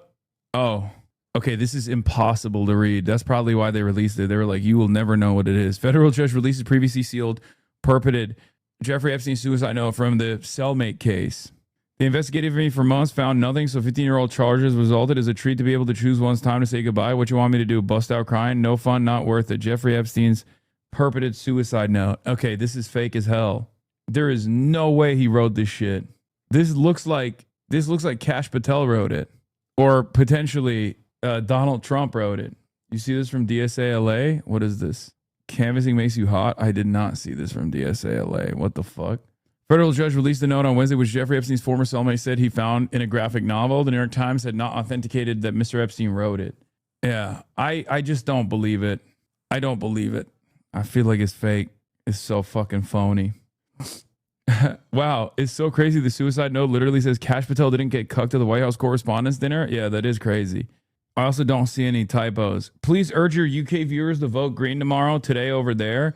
Yes, obviously, 100%. Shouts out Zach Polanski. He's been getting attacked nonstop. It's been unbelievable. But interesting Adam Conover video about the LA mayor's race and Spencer Pratt's rise with a debate on tonight. Why is Karen Bass boosting the campaign of a MAGA right-winger for mayor of LA? I know why. The reason why Karen Bass is doing that is because Karen Bass wants Spencer Pratt to be the number 2 slot and not Nithya Raman or Ray Huang, which it doesn't, unfortunately, doesn't seem to be. Ray Huang is probably not going to be the number 2 slot. It'll most likely be DSA LA's Nithya Raman. And And that is that's the reason why Karen Bass is trying to make her chances a little bit better, because Spencer Pratt is a nut job. Race, and a lot more people need to be talking about it. So you guys are familiar with how Hillary Clinton boosted Donald Trump's candidacy in 2016 in the primary because she thought it would help her win the general, right? We all know how that turned out. Well, Karen Bass is doing the same thing in Los Angeles this year. Karen is catastrophically unpopular. She has a 24% approval rating because of her mismanagement of the fires and the city budget. And so she has drawn a strong progressive challenger named Nithya Raman, who has been described in the press as the next Zohran Mamdani and who's running on a platform of housing affordability. So since Karen detects that she might lose, she has started promoting the candidacy of Spencer Pratt, a right-wing MAGA Republican who wants to let ICE invade the city. He vacations with Alex Jones, and he was literally inspired to run by watching Donald Trump on television. So this could work because LA has a nonpartisan primary system. All the Republicans and Democrats run against each other, and then the top two finishers go to the general in November.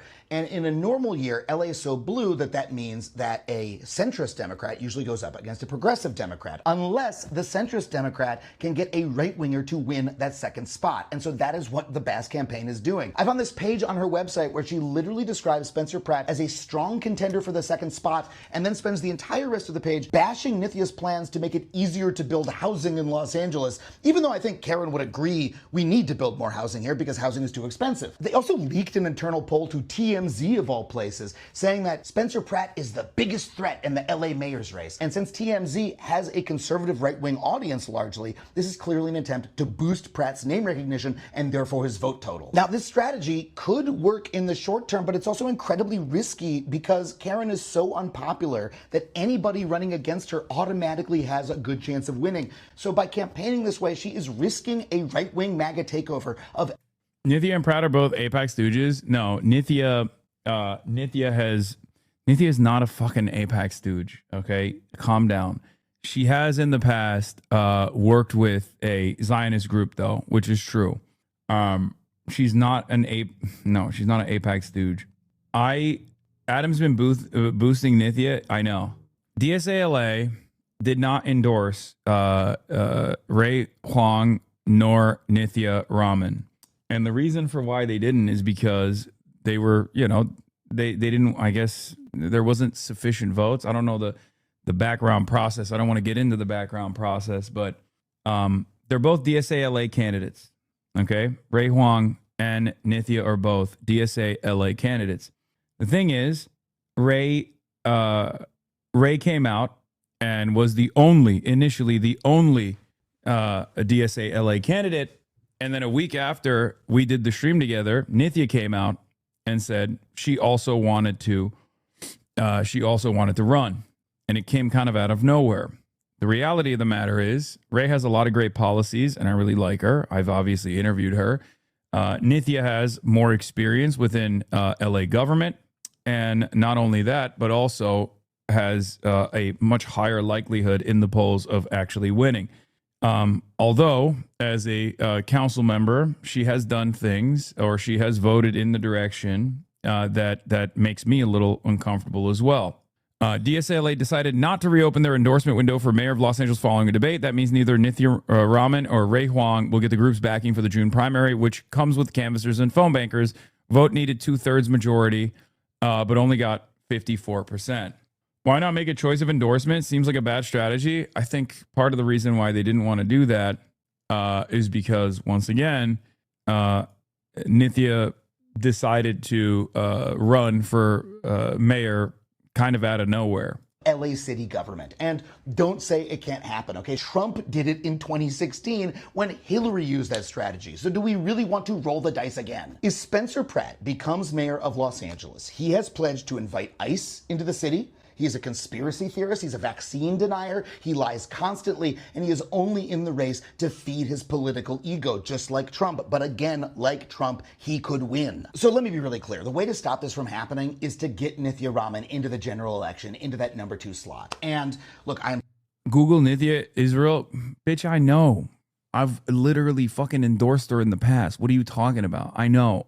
I know. Supporting her, I'm volunteering for her because I am genuinely excited by her candidacy. She's a true policy wonk. She was the first person to pass strong tenant protections in Los Angeles in decades. She is unbought by anybody, and she's an incredibly principled person. And we would do very well to have her as mayor. At the very least, we would do very well to have a real race between her and Karen Bass instead of Spencer Pratt. And this is urgent because ballots are already in the mail. So look in your mailbox for your ballot, grab a yard sign, and volunteer at nithyaforthecity.com. Y'all, a mayor has no power foreign policy? No, that's bullshit. It's, first of all, it's LA. Okay? Based on what you described, Nithya seems like a spoiler. Yeah, buddy. In the real world, that's not how it works, unfortunately. When you are close to the top, when you're literally either in the first place or the second place in the polls, that's what matters, okay? I would agree with you, except for the fact that Nithya has a better poll position than even Spencer Pratt does, and I'm beginning to worry a little bit about the Spencer Pratt situation. Because if the top 2 slots is between Spencer Pratt and Karen Bass, then yeah, everyone's going to fucking vote for Karen Bass. But if the top 2 spots is between Ray Huang and Karen Bass, there's a much higher likelihood of Ray Huang winning. And if the top 2 spots are between Nithya and Karen Bass, then people are definitely going to vote for Nithya. Okay? That's the real fear here. The fear that Spencer Pratt sneaks into to the second slot against Karen Bass, who is an unpopular incumbent, but an incumbent nonetheless. Okay? A lot of people in the animal community are voting for Pratt because he's doing something about the homeless animal abuse that's happening on Skid Row. The socialist candidates need to touch on this. They haven't. What? What is he doing about the animal abuse? What? Yeah, that's why he's winning. He's making videos on animal abuse. Is he saying that people in Skid Row, homeless people that have animals on Skid Row, are actually abusing their animals, and we must take the animals away from homeless people? Are you saying that a socialist candidate has to run on taking the fucking pets of homeless people away from them? That's the number one issue facing Los Angelinos right now. So you got candidates that are worried about housing, and then one candidate who's like, people devoid of housing shouldn't have animals either. This literally sounds like the white feminism, rich white liberals who are like, I care literally more about the pets of homeless people and their well-being and their safety than the fucking homeless people themselves. It sounds like someone fucking made that up. They use puppies to panhandler and toss them in the sewers when they grow up and get another. What are you? Bro, I met these homeless people at fucking Skid Row. What are you talking about? It's not a panhandle situation at all. It's literally their best friend. It's like emotional support. What kind of like 1957 fucking ass rhetoric is this shit? Saw it in Nashville? Bitch! Saw it in Nashville? Okay, well, I've been to fucking Skid Row. I've seen the people that don't have homes but have pets. And let me tell you, okay, they're not fucking using puppies to panhandle. What the fuck's wrong with you? What the hell? Oh my God, dude. We treat human beings like they're nothing in this country. Oh my God. Oh my God. Holy shit. Like, homeless people are not fucking aliens, man. They also like dogs too. Anyway, yeah, we're gonna fix homelessness by stealing their fucking pets, dude. Causing them to kill themselves. This way we will fix homelessness. California seems fucked. It is fucked. Yeah, if you're worried about the animals of the homeless people, you should work to build more housing so there's less homeless people. You know, less people who have animals that become homeless. And also on top of that, build houses for the homeless too. Anyway, Adam is courtside at the Knicks game right now. Are you going to sit courtside to watch SGA, Dad Dick, LeBron? Those words came out of your mouth. You typed those words out. You said Dad Dick and LeBron. If there's anyone who has Dad Dick in this situation, it's not the foul merchant SGA. Okay? It's LeBron. Yeah, no pause. Okay? I don't even care if you say, oh, dude, pause. Oh, pause. Yeah. LeBron's semen is participating in the games. That's how much Dad Dick LeBron has. I've seen the SGA no meat picture. Okay? Don't come at me like this. How dare you? Yeah. SGA lost the meat off. Foul merchant is slander. What was that? What was the fucking? What was the meme where someone was like, "Boys, our boy won the meat off." I'm not one to criticize Hassan's methods. I just don't know what he had to deal with. He seems to just give her a quick bit of exposure that just virtually never cover her again and never gave her that one-on-one they were talking about. But it's all but too late now. You can't be saying Le Seaman with the DSA hat on. Yes, I can. Have you seen Jennifer Welch defending SGA?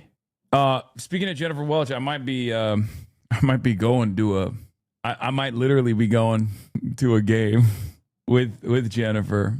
Anything you want to say about the Thunder? Yes. Okay. I would like. They're huge. Obviously, they're from Oklahoma. They're a huge Thunder fan, huge SGA fan, and I'm obviously the dick rider of LeBron James, also known as Lazionus James, also known as Hebron James. Okay, I'm an honest dick rider. You have the floor. I would like to say that I think Doris Burke is a MAGA-style propagandist with calling Shea Gilgeous Alexander a foul merchant. And ever since she said that propaganda, everywhere I go in New York, all these salty Knicks fans tried to diminish SGA's athleticism, which, let's face it, we haven't seen anything like this since Michael Jordan. And it all started with Doris Burke, who is a Thunder hater, an SGA hater, and a Thunder and SGA propagandist. I've completely had it with her. She's not loved in Oklahoma City. It is not objective journalism. And people say, oh, you need to support women in sports. I support honesty above everything else. And she was dishonest about Shea. Now, all of these little haters, all of these little jealous basketball fans. She knows way more than you. Yeah, 100%. I'm just a shameless dick rider for LeBron James. That's it. But even I know SGA is a foul merchant. Like, even I know that. Instead of being happy for SGA, then they clamor on. SGA wears push-up bras in practice. That's also true, but we don't practice that homophobia around these parts.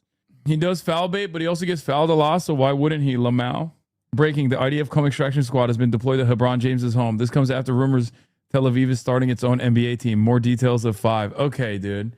Someone should ask SGA what he thinks about Israel, okay? So we can fucking even the playing field. This popped up on my feed while trying to look for SGA clips to send you. Hey, the beat go off? Oh, I know what this is. I know. It's going to be fucking...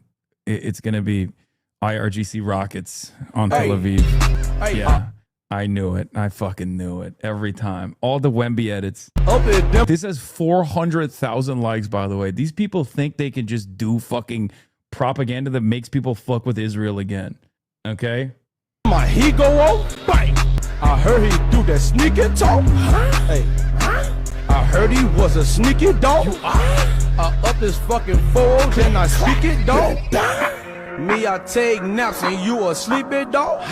Catch your ass in the back, shoot up your fifi, dog. 223 and set your neck. Breathing, dog. When the opponent is 7'6", not 7 or 6, all net and no Yahoo. Avdija is severely underhated. He's not used to fighting adults. Shooting against adults is a whole different game. Physically impossible to write Wemby without a W. It's kind of funny how much Wemby actually does not like Denny, by the way. It is kind of like I've seen the clips where he just won't even like dab him up. Respect. For the first time ever, an international body holds a Zionist accountable for something. And 4 blocks to go with those 17 points. Yeah, he fucking launched that shit into the ether, dude. Look at this. Oh my God. He launched it into space. Off the backboard. 4 blocks to go with those 17 points. Oh my. Not even off the backboard. He just flew it into space. Spot. This is the energy France needs to bring to the fucking International Court of Justice and the ICC. Okay? You got a French prosecutor in the ICC having all of his bank accounts sanctioned by the United States of America for the crime of fucking prosecuting Benjamin Netanyahu. Meanwhile, you got a Frenchman out here, Wembanyama, doing what must be done. Okay? Doing the dang deed. Are you rooting for Wemby or Ant? I mean, Wemby is my new GOAT. So, yeah, here I've seen this clip. Wemby passing by. Wemby didn't even look at Deni Avdija after the game, which is kind of funny because who chipped Denny's tooth? I forget. It wasn't Wemby, right? Wemby is the face of the league, could be glorious. No, it wasn't Stefan Castle. It wasn't Stefan Castle, but here is Stefan Castle hugging it out and dabbing him up. No, Castle didn't break his teeth, but Castle's the one who pushed him or put the ball on his chest, and then Denny pushed him, and then he pushed him back. And here he is, still fucking dabbing him up. Meanwhile, look at Wemby. Wemby said, nope. Put his fucking hand behind him. Ant-Man is the real king of the Pirates. Yeah, I mean, it's fine. Bro, the majority of Wemby's 12 blocks were fouls. That's crazy. It's so funny because, like, he's so tall, they call it goaltending every time. Bro, he's just too tall to block normally, and he's also aware of goaltending. Exactly. Oh, this block party as well. It might have hit the board. Gobert off the screening roll to the left. UConn, Stefan Castle. This was a salty Wolves fan. Hassan is a former Portland season ticket holder, and Denny Gate inject this into my veins, Lamau. I mean, yeah. Got 9 in the game. And there's the first one. Again. And again. Oh, he blocked that one standing straight up. Mark had it if he wanted it. Victorious. So they can't. They are going at it. He's got 15 in the game. Edwards. As Seattle Sonics fan, OKC can eat a dick. A whole free throw merchant dick. Someone seems a little salty, huh? Anyway, yeah, there's going to be a debate tonight. There's a mayoral debate tonight. I do care about it. I mean, I want to watch it a little bit. Q4 growth reports. It's going to be Karen Bass, Spencer Pratt, and Nithya Raman on NBC LA. Yeah, it's supposed to start right now. Ballots dropped. Ballots are out too, and I think DSA LA put Nithya as their choice. Wait, why does Ray not make the cut? I don't know what the NBC LA's specifications are for who gets to make it, but I think it's like they did top 3 maybe. But the problem with Ray's candidacy is. Yeah, they recommend DSALA did not endorse neither Nithya nor Ray, but they did recommend Nithya on their primary election voter guide. Yeah, she's not polling high enough. She's at 3%, unfortunately. It was bullshit, 5%, and she had 1 poll over and 1 poll under. For the people who do the work. Tonight, a debate doubleheader. First up, the race for LA mayor. Los Angeles, a big city, a bigger reputation.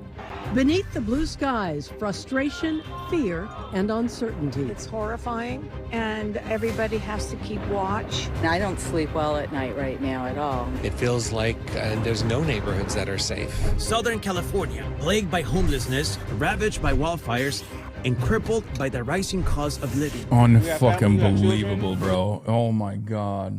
Can you play some Fort at the same time? And the other Subway Surfer, for me and the other Subway Surfer at people? The question is, who's going to deliver? Here at the iconic Skirball Cultural Center, a face-off for the 2 biggest races on your ballot. The top candidates for mayor and governor. One night, 2 debates. Live from the Skirball Cultural Center. And a good evening, everyone. I'm Colleen Williams. Thanks so much for joining us tonight. Our doubleheader debate kicks off right now with the race for LA mayor. There are a number of issues for Angelenos, and with the primary election now just 4 weeks away, the stakes are very, very high. Joining me for the debate tonight are my colleagues, Conan Nolan, NBC4 political reporter, and Enrique Chiabra, Telemundo 52 news anchor. I don't know what the fuck's wrong with me. Welcome tonight the 43rd mayor of the city of Los Angeles, the Honorable Karen Bass, and her 2 challengers, Nithya Raman, who is a member of the Los Angeles City Council District 4. My nose is running, and Spencer also Pratt, a media I don't know if I have entrepreneur allergies or something. And a former reality TV host. We'll be asking questions tonight on behalf of viewers and voters. We are proud to broadcast and stream this debate in English and Spanish on NBC4 and Telemundo 52 in partnership with LMU. All right, there are a couple of rules tonight. Each of the candidates will have 60 seconds to answer our questions, and then 30 seconds for rebuttals and or responses to follow. That is up to the discretion of the moderators here. If a candidate goes over their time, we'll give them a warning. You can argue that Nithya is as bad as Karen, or worse, by the way. That's fucking insane. No, she's not worse than Karen Bass. That's an insane thing to say. Certainly no name calling, obviously. We're interested in some precision here, some effort at giving the people of the city of Los Angeles some specificity as to how you're going to handle some of these problems. And let's start with one. It gets to January 7th of last year. So, Mayor, this is for you. I know that you have apologized for being out of the country during those wildfires. But still, there are plenty of people who believe that the city let them down. The Los Angeles Fire Department, for some reason, didn't have a strike team or a brush unit where there had been a fire just days earlier and had been reports it was still smoldering. That appears to be inexcusable. LADWP had a reservoir that was dry. The fire hydrants went dry. So based on that issue alone, articulate for us why you should get a second contract as the mayor of the city. Absolutely. Well, first of all, thank you very much for the opportunity to speak with you. You know, when I took over as mayor, LA was definitely facing an awful lot of tough problems. And obviously, January 7th was horrible. And as I have told you before, it was one of the worst moments of my life to not be here when my city needed me. And it didn't matter where I was or why I was away. To me, it reminds me of like if you're away and a family member is in an accident. But I think that I deserve a second term, and I'm going to fight for that because we have made significant progress in a variety of areas. For example, homelessness was going up year after year. And under my watch, it is the first time we've had a decrease in street homelessness. While it went up in the country, 18%, it came down in Los Angeles, 17.5%. I have expedited the building of housing because our number one issue in this city is affordability. And one of the main drivers for affordability is housing. Right. So let me follow up on the fires, Sure. though. One gets the impression, based on what we saw, that you prioritized wages and benefits, a hike in the salaries of the firefighters union over the operations budget. We saw those pictures of those engines that were inoperable because they didn't have enough mechanics to fix them. Well, was that a mistake? That's because of the union, you fucking idiot. Or maybe it's because of the fucking police union. If there's one union that has been getting all the fucking firefighters. We actually had fire trucks with not enough firefighters there. So yes, there were fire trucks that were The real problem is the prioritization of the police budget, not the fucking fire union. God, local media, you guys are demonic. There was supposed to have You guys are fucking demonic, dude. Pre-deployment in the area. That did not happen. But the same way that LA was not prepared, neither was the county. Thank you, Mayor. Mayor Bass, Mr. Pratt, this question's for you. It's true, though. They didn't have enough technicians because they had to fucking downsize in the number of technicians so that you had a bunch of broken fire trucks. But that's because all the money goes to the cops. All the money goes to fucking LAPD. How does that really color your view of what needs to happen at this point, and how does that help others moving forward? Yes, thank you for the question. To the Mayor Karen Bass's, the 1,000 firefighters that were available, but there was no engines for them because of the $17 million that Chief Crowley had asked the mayor for 9 weeks before, and Mayor Karen Bass denied it. So they may have been available, but they didn't have the equipment they needed. Not to mention Janice Quinones, who Mayor Karen Bass put into her position of power at the LADWP. She drained both of these reservoirs that these firefighters I can't believe this fucking chud is top three. Fires. A lot of people will talk about climate change and hurricane force winds.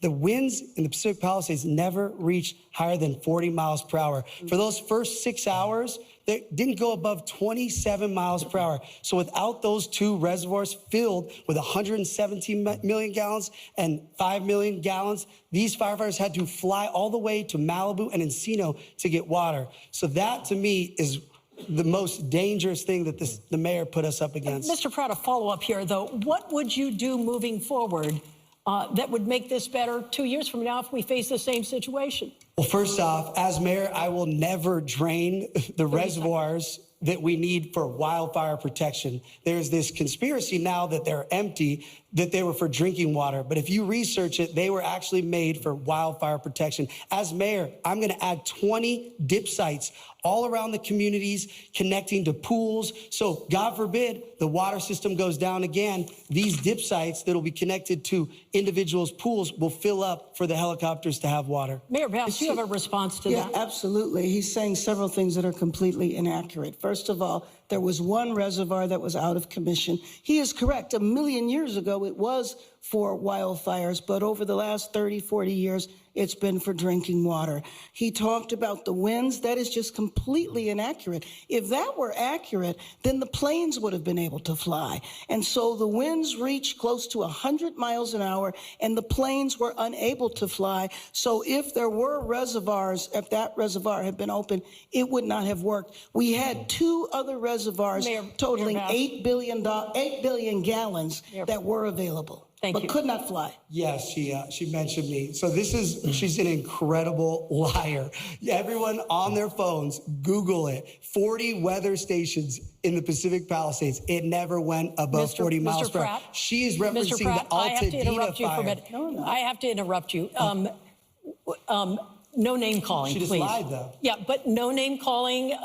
She called me a liar. I don't believe she did. I did not hear that. This up. I did not. We're not going to debate the issue. We have a question now for Councilmember Rahman. Councilwoman Rahman, so your District 4 is a fire-prone district. My question to you is, we've seen that you've introduced fire preparedness motions after January 2025. A lot of them happened after the fire, the Palisades fire. My question to you is, what did you do before that? Because this seems like it's more reactive rather than proactive. So any motions you introduced before January 2025? Yeah, so my name is Nithya. I'm a council member for the 4th District, representing a huge percentage of the hillsides. For those of you who haven't met me before, I'm a mother of young twins. I'm an urban planner by training, and I've been in this role for about 5 years. And in my role as the harsh truth is a lot of these homes should not be built in these fire zones. Have to do a lot of Buddy, work that's like most of Los Angeles, though. Really extreme weather. Before rainy seasons, actually in the past, mudslides have been the biggest issue in my district. Entire homes have gone off of their foundations, and we go in advance and make sure that traps are cleared, that areas are available for flood and clearing. We do brush clearance and make sure that all of the departments and all of the interjurisdictional areas that are supposed to be doing brush clearance are actually Daniel doing that Lurie work. solos all these candidates, the SF GOAT. We sent out What? an email. We made sure that we were connecting. There's no way there's a Daniel Lurie fan in here. What the fuck is happening in this goddamn community? Well, we didn't half of the chat is like Nithya is the #1 supporter of Israel. The other half of the chat is saying Daniel Lurie, the fucking billionaire San Francisco mayor, is a great mayor. What the fuck is happening? That the mayor's role is to be the CEO of the city. All of you are the executive insane. authority in the city. As a council member, you're a legislator. You push for your district, which I did, and I will always do, and I will always keep doing. But really, it is the mayor's role to be prepared and to You've gone coordinate mainstream. Let's hear what she has to and say about during and Israel. after This is emergencies to this ensure is a that the big city concern is for me ready. as well. Thank you, Councilwoman. As I said, we have a lot of topics to cover tonight. The next one is public safety. LAPD is reporting the overall crime rate is down, but people repeatedly say that's not their perception. They do not feel safe. We're seeing yet another series of home burglaries in the San Fernando Valley. And just today, federal authorities arrested at least 18 people connected to a drug trafficking investigation. They called it Save MacArthur Park. Mayor Bass, you have 60 seconds for this. Who ordered this operation with the feds? Is it a sign that our communities are not safe? No, actually, that operation was ordered by the feds. However, we have been working in collaboration because we were very well aware of the drug dealing that was taking place there. We have used a comprehensive approach when it comes to MacArthur Park. Multiple things are needed. And so what happened a couple of hours ago was an action that had been in the works for many, many years. But let me just say, or many, many months, let me just say also that LAPD and that Los Angeles is understaffed in terms of LAPD for the nation's second largest city. And so I have been fighting to hire more officers. Unfortunately, I have not had the cooperation from the city council, including, unfortunately, my colleague next to me, who has voted repeatedly against hiring officers, including when we were finally able to increase the class size and the council would not fund it. What is in my current budget now is 512 officers, which still is not enough. At least that will deal with attrition. We cannot shrink our department. Councilmember Rahman, you have 30 seconds to respond to that. You know, I've supported multiple budgets, thoughtful budgets that maintained and sometimes even increased the size of the police force.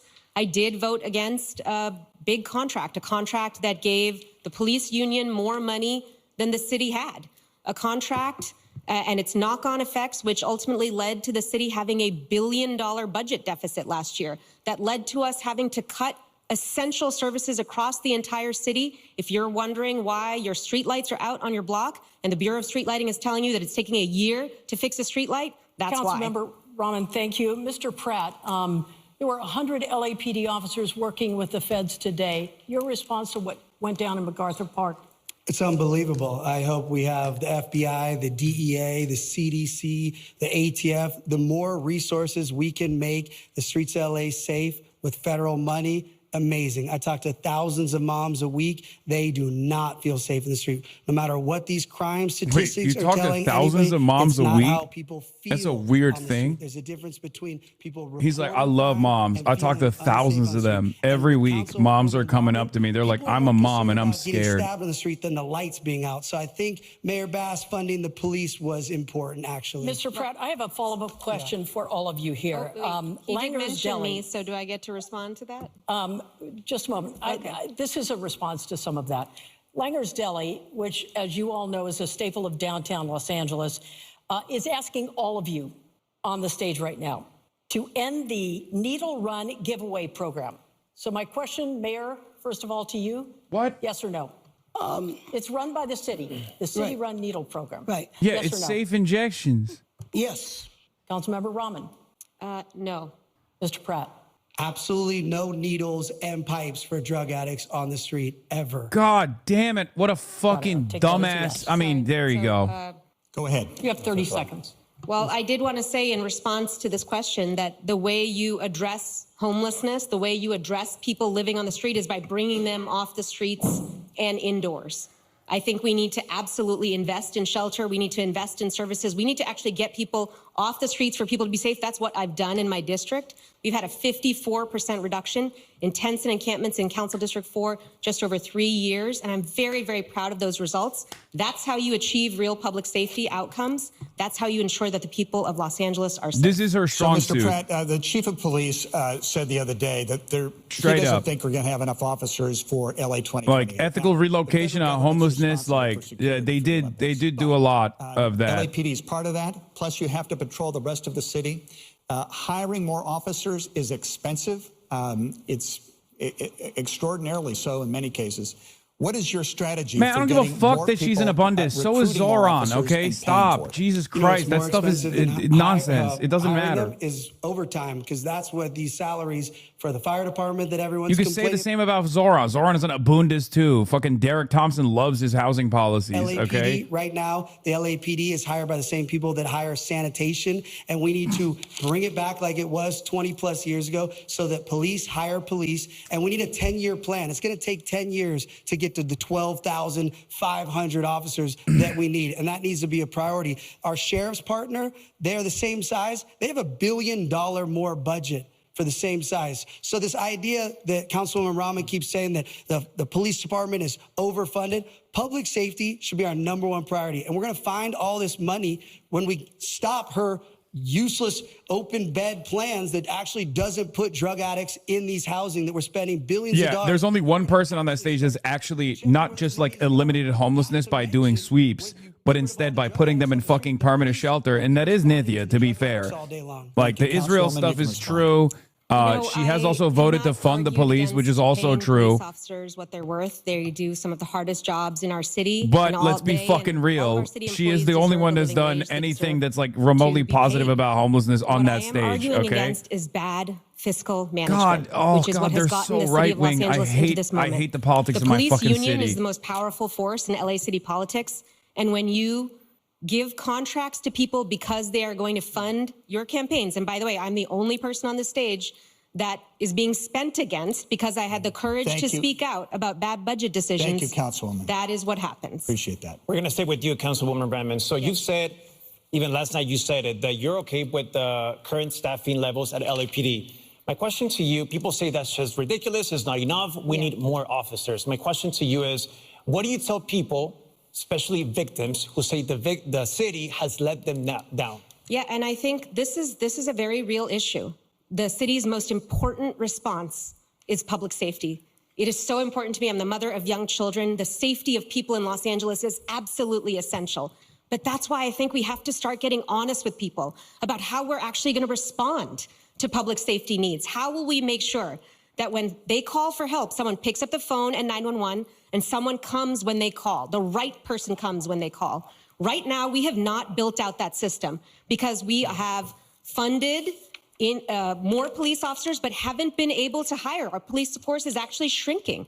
We have shrunk right now. So no more officers? Stay the same? What are you saying? I would love to keep it the same. We have funded them more. The police force has been shrinking. So let's get real about how we actually deliver public safety outcomes. I'm going to work as hard as I can to maintain our police force where it is, but we also need to make sure that we build out responses that can actually take call load off of LAPD. So many calls that are coming into LAPD do not require armed officer response. Let's take call load off of them. Thank you, and let's make sure that police can come when people call. Your time is up. Quick reply, Mayor Yes, Bass. let me just say that unfortunately my colleague has contradicted herself because on the one hand, she says that if you pay officers what they need, then we're going to bankrupt the city. And then on the other hand, she doesn't understand that, frankly, we have to pay the officers, had to give them a raise, had to expand recruitment because officers were going to other cities.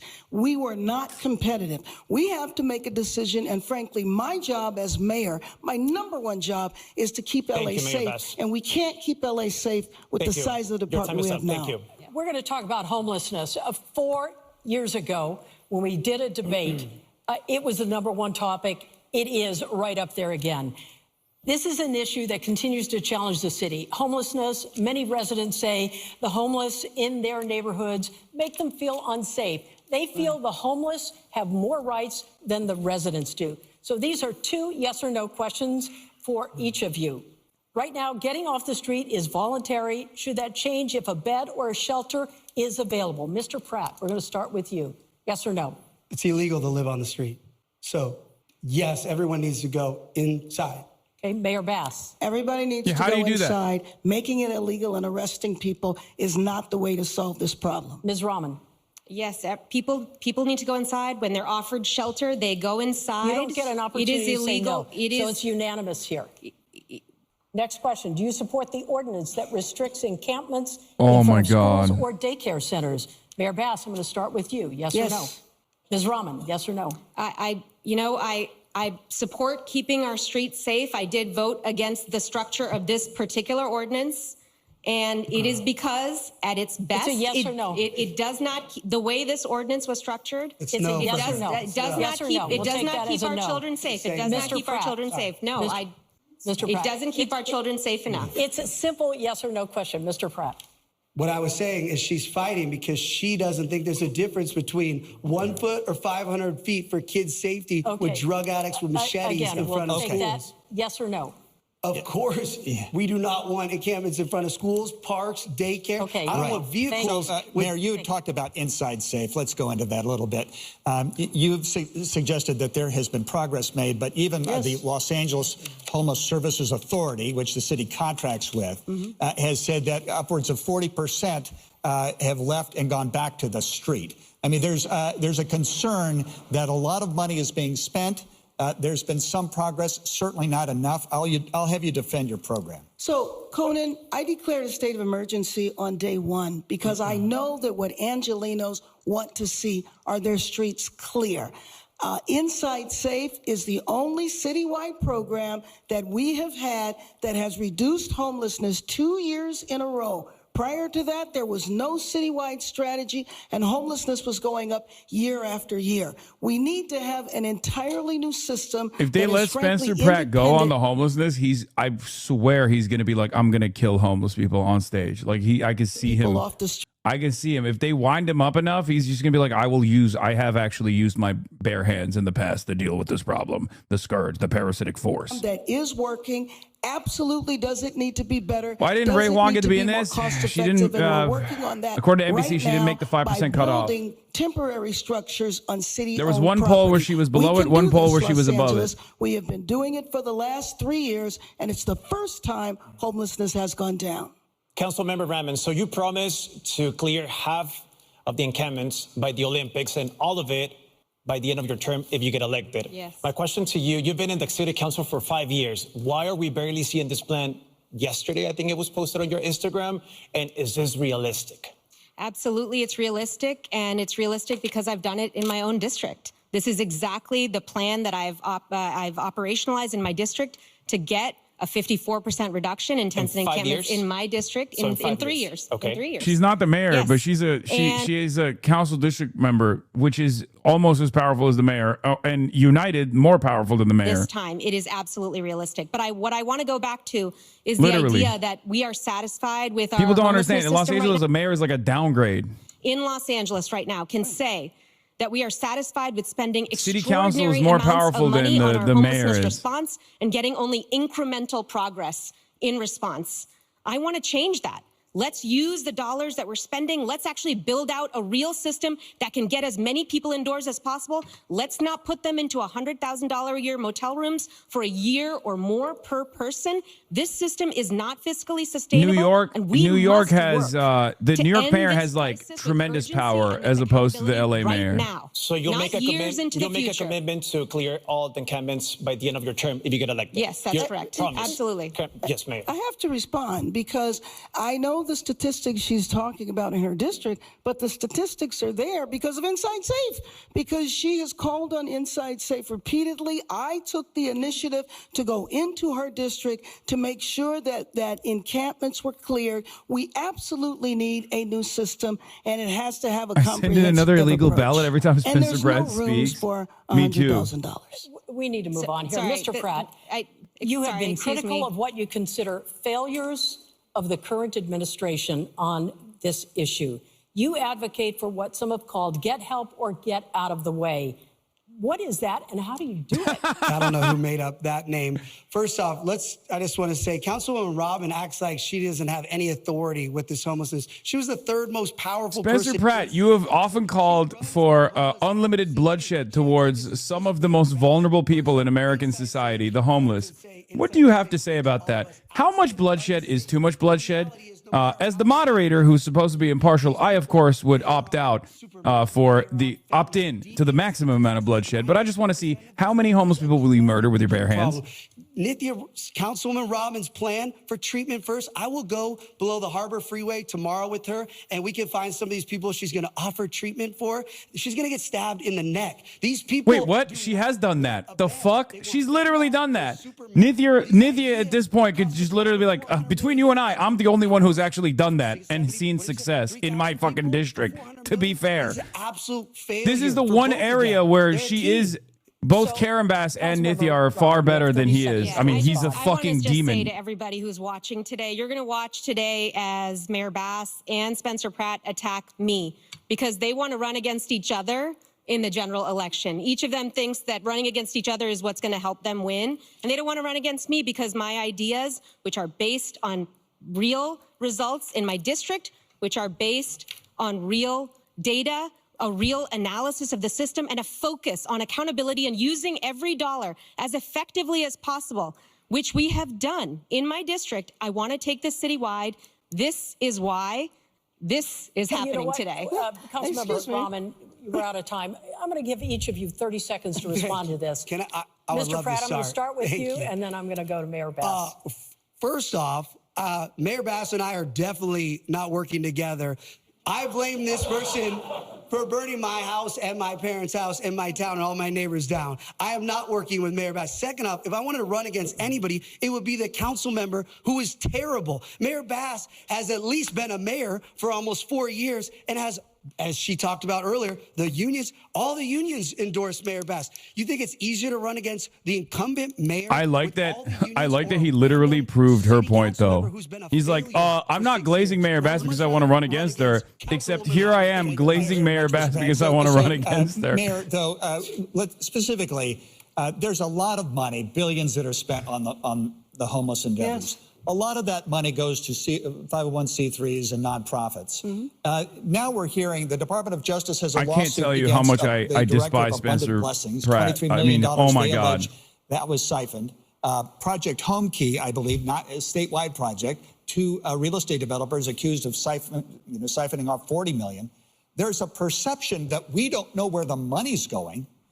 And that we have, the legislative analyst in Sacramento said there are $26 billion in state funds. We're not sure if that did any good. So how can we have confidence that the investment we are making in the future is not going into the pocket of some director who will end up in federal court? First of all, I don't think it's shocking that you do find corruption in big programs like this, and I think it is extremely important to hold them completely accountable. But I will just say that for the first time, we've had a reduction of homelessness 2 years in a row because of policies that I have put in place. I also believe we need to have an overhaul of the system, but I can tell you that streets that we have cleared, crime is down, firefighters don't have to go out. Firefighters spend 30% of their time putting out fires that are related to homelessness. Businesses are able to have customers.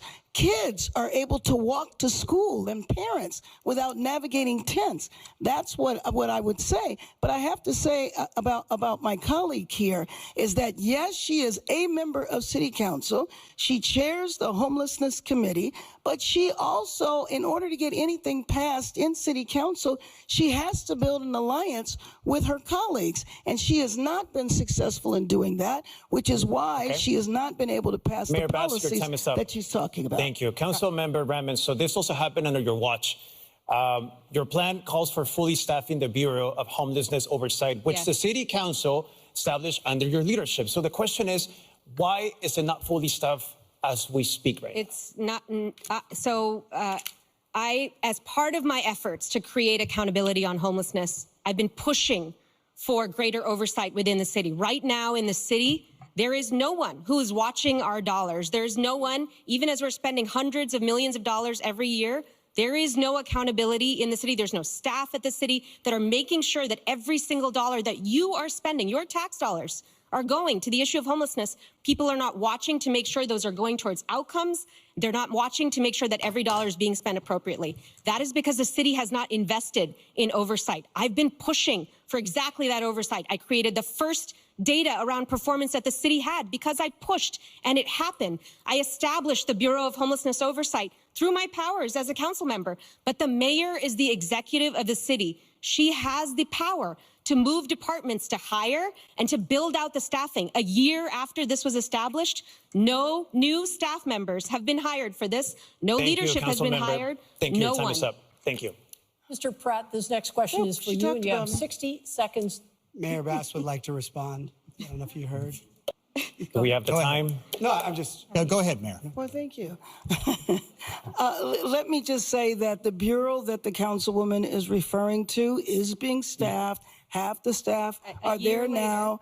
And we have been reducing homelessness again for the first time and building out a system that needs to be built. The problem with my colleague, though, and I appreciate your interest in data and all of that, that is important. But I believe it was important to act in this city. Angelenos do not want to see encampments on their street. Thank you, Mayor. Sorry. Okay, Mr. Pratt. Mr. Pratt, thank you for directing traffic up here. We appreciate it. How does your professional experience qualify you to make sure and to oversee a budget the size of LA's $14 billion budget? We know you're passionate about what you're doing. We know you're an entrepreneur. This He is a just sells $14 crystals billion on his budget. Etsy shop because What he blew kind his of trust experience do you fund. bring to the table for that? Well, thankfully, He's I have literally common a sense, psycho. and I'm humble. I have humility. I'm gonna surround humble. You're a myself reality with the TV smartest loser. people in the world, because I actually don't have to balance the budget. The mayor doesn't balance the budget. She has a CAO. She has a team. And we're not going to say she has the best team, but she has a team, and they balance the budget. My job is to be, as crazy as this will sound, I'm the adult in the room here at Spencer Pratt, and that's what it's come to. And so I plan on putting people that actually want to make sure all of our money, like Councilwoman Rahman was saying, is accounted for. Pure transparency, every dollar, all of our tax money. And again, back to what Councilwoman Rahman was saying about that, in her own district, she let one of these NGOs, a building was on the market for $3 million. It sold for $8 million to the NGO with that tax money that she's so concerned about. She wants to watch it all. She can't even keep track of the NGOs in her own district stealing our tax money. So I'm gonna be so for real with you. This chud will be your next mayor. He's literally fucking Trump. He's Timu Trump. He's Timu Trump for Los Angeles. I'm not sure what specific building Spencer Pratt is referring to, but I will also just say that we have pushed extremely hard to build the oversight system, so much so that I had to go out and get philanthropic support to create the data for performance oversight and accountability at the city. The city was refusing to put our dollars and our people towards it. This is important. Your tax dollars deserve to be watched. You deserve a system that responds to you with responsibility and accountability. That's what I want to establish. Ms. Robin, thank you. And Mayor Bass, do you have a response to that as well? Sure. Again, what I have done on my watch is reduced homelessness for the first time 2 years in a row. We absolutely need a system that is able to provide services to people. It has been woefully unacceptable what has been happening so far. I feel we're moving in the right direction, and under my watch, we will continue to do that because we need to make comprehensive changes to what has been going on for so many years before, frankly, either of us arrived in City Hall. We have a question from a student from the Harvard of the West, Loyola Marymount University. Your name, your major, and what year are you? And your question. Good evening. My name is John Kasabian. I am a senior urban and environmental studies major.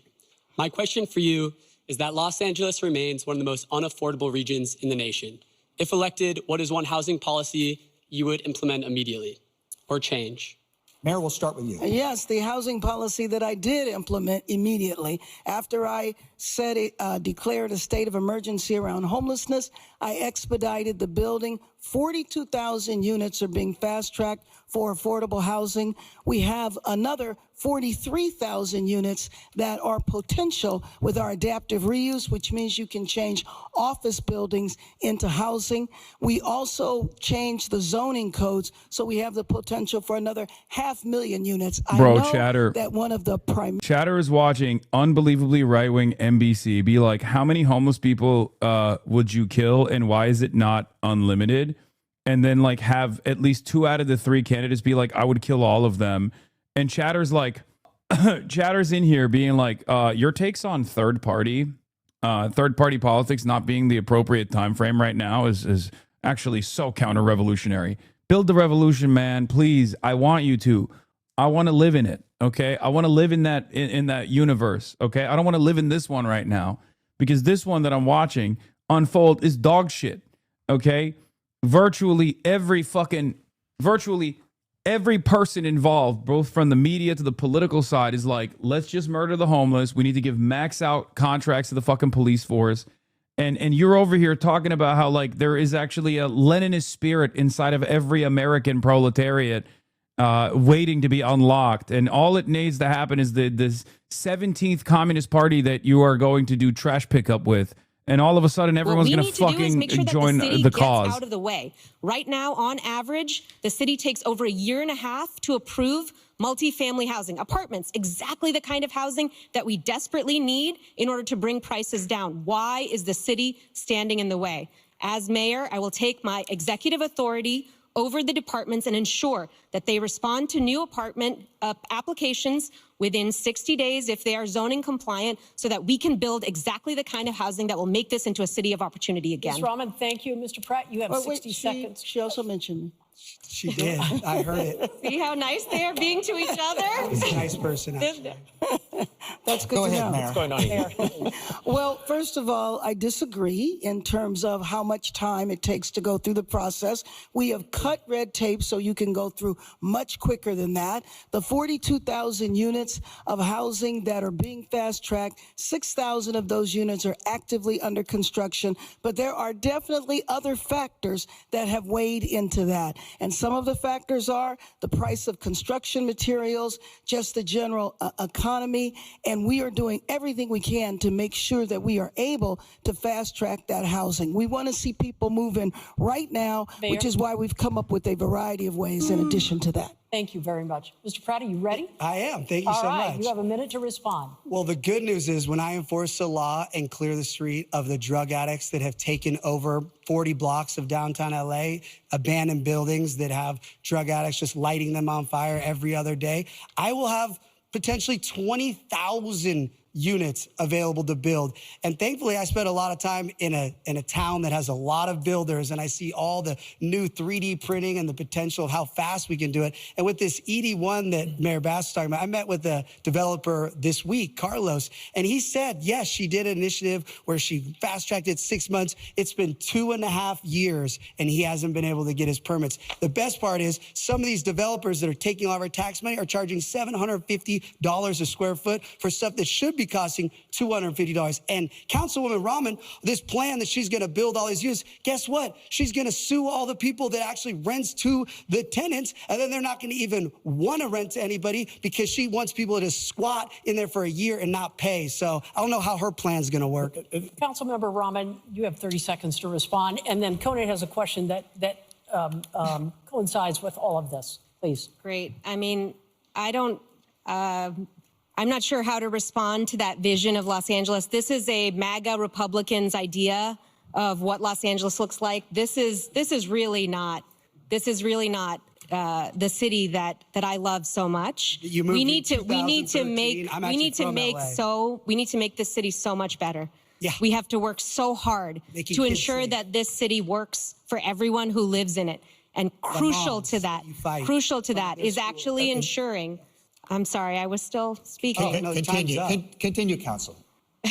Okay. Okay. So if you don't mind, the governor the other day expressed frustration, Mayor, with you. It appears the city has delayed the implementation of Senate Bill 79, that is high density along transit lines. Yeah. I know that you wanted him to veto that law. He didn't. I know, Councilwoman, you supported that law. Mr. Pratt, I'd like you to weigh in. I don't know if we need a minute for all of this, but can you just tell us, with regard to building transit, a lot of neighborhoods are concerned about this. Come on, man. High density, up to 9 stories at Nithya, transit this is lines. the big leagues. What are you doing? Why did you want to delay can't get that, fucking Mayor? dog walked over Well, I wanna Spencer delay Pratt. it. Well, first of all, Call him I Timu don't Trump. support Tell him to shut the fuck Sacramento up. Saying that this is what we Call need him a to do goddamn here in Nepo Los baby. Angeles, especially our city, where we are very much committed to building housing. And I feel, don't even know how especially Ray after would all do of the here units that I either, to be talked about, fair. we are on track to build housing. We need absolutely more housing built, but SB 79 basically says you can build it in any residential area, and I don't believe that that is necessary. In some areas, and I always talk about Sherman Oaks, they don't want their individual neighborhoods disrupted, but they are very open to building housing on their commercial strips. Councilwoman Harris Dawson is the perfect example where on Crenshaw Boulevard, you see hundreds of units being built, but the single-family homes are not disrupted. There's ways to do it. We are on our road to do it. We did not need Sacramento to tell us what to do and to mandate what we were doing. Thank you, Mayor. Councilwoman. Here's why SB 79 and other state laws keep coming down on us. Because the city of Los Angeles is not taking responsibility for the demand for housing. We are not building housing at the level that we need to address our housing shortage. And when we don't build that housing responsibly, when we don't take responsibility for it, from the very top, including from this mayor who has pushed back against these state mandates, they come in and impose these mandates on us. Here's what I would do instead. Let's actually plan for the housing that we need. Let's build out the neighborhoods that we want to build. Let's make them beautiful. Let's actually solve for the kind of density and affordability that the state is asking us to do. We can do it if we plan for it. And as mayor, that's exactly what I would do. I would ensure that I would use the executive authority in the mayoralty to make sure that every department was planning for density in ways that Angelenos welcomed so that Sacramento didn't have to intervene. In the absence of that, this is what happens. Thank you, Mayor. We'll get to you. And Mr. Pratt, it would seem to me you agree with the mayor on this topic, but I just want you to asking you about density development imposed by the state. Yeah, to be clear, I just said I'm going to have 40 blocks when I get rid of all the drug addicts that are sleeping on the sides of all these empty buildings. So we will have so much high density. I'll have so many bike lanes for Mayor, or excuse me, Councilwoman Rahman to have all her bike lanes. We're going to have all that. We have... Bro, literally, we'd be like, what's your plan to build housing? I'm going to murder homeless people. Bro, that's not, this is a one-stop shop. Every answer is like, I'm going to kill homeless people. I'm Spencer Pratt. I'm going to kill homeless people dead. I'm going to kill them dead. People can burn. I need the blood of the homeless to power my machine. I need it. Buildings on these teeny tiny streets doesn't make sense. Of course, I'm fine with building where they make sense. I love building. I will build high-density housing off the bones of the homeless that I crush. Prison-like boxes, but I think they should have some style. Not to mention the fact that Councilwoman Rahman is fighting Mayor Bass on Sacramento, where she just was telling me, this is LA, this is LA. Where's yeah, it's ironic because he's homeless right now because his house burned down, the Palisades fire, and now he lives in a fucking trailer, like one of those like super fancy trailers though. It seems to be in I think Malibu or Palisades somewhere. The office buildings are worth a fraction of what they used to be. That will impact the budget, by the way. You have a graffiti tower. You have a $500 million bridge, 6th Street Bridge, where somebody ripped out 38,000 feet of copper, so it's in the dark. You have restaurants, Kohl's at 6th and Main, Clifton's at Broadway and 8th, that survived the Depression, Prohibition, and World War II, but they can't survive the human feces outside their front door. They're closed. What is your plan for downtown? Can we afford to let it die?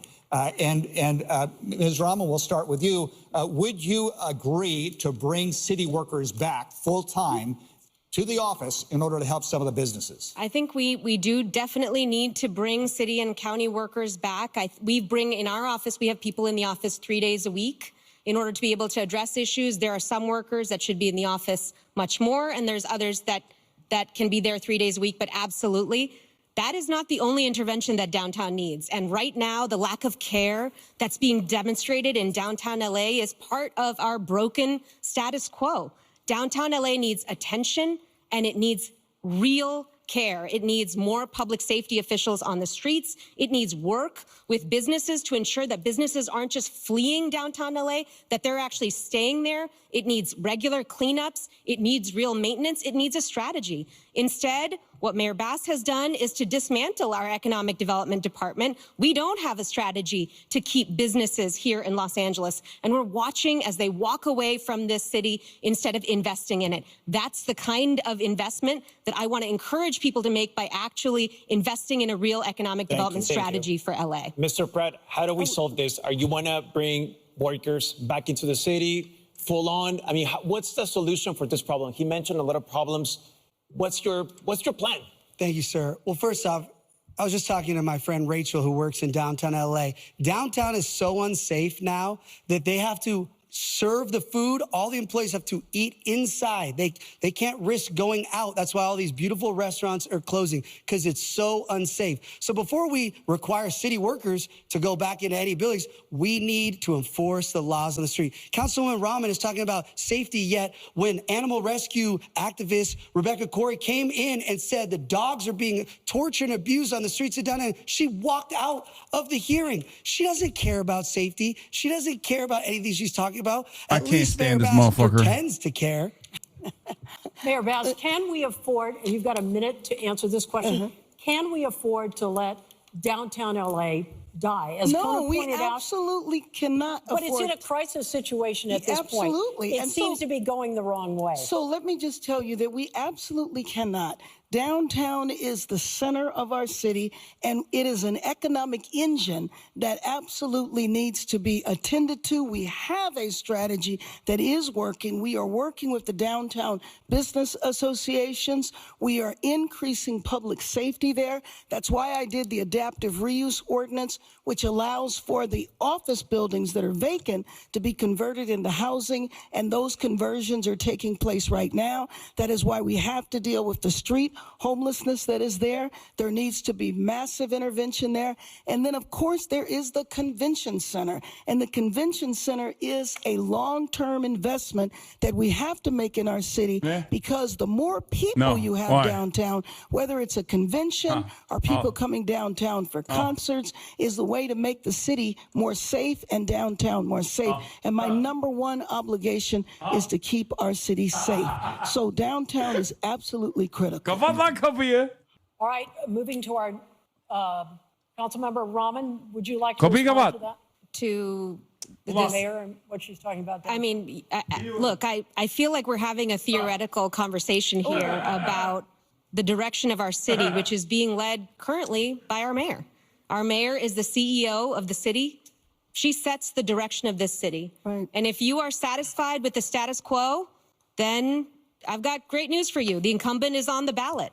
What I'm here to say is that we need more urgency to respond to the issues right now. We need real plans. We need real efforts to make sure that we're keeping businesses here, that we're keeping workers here, that we're keeping residents in downtown LA. That is the strategy and effort that I want to bring to this role. Councilmember Rahman. Councilwoman Rahman endorsed wait. Mayor Bass 2 weeks before she ran for election. 2 hours before the candidacy closed, she endorsed Mayor Bass. So all of a sudden now she has all these problems with Mayor Bass. They do photos together. Mr. Pratt. Oh, sorry.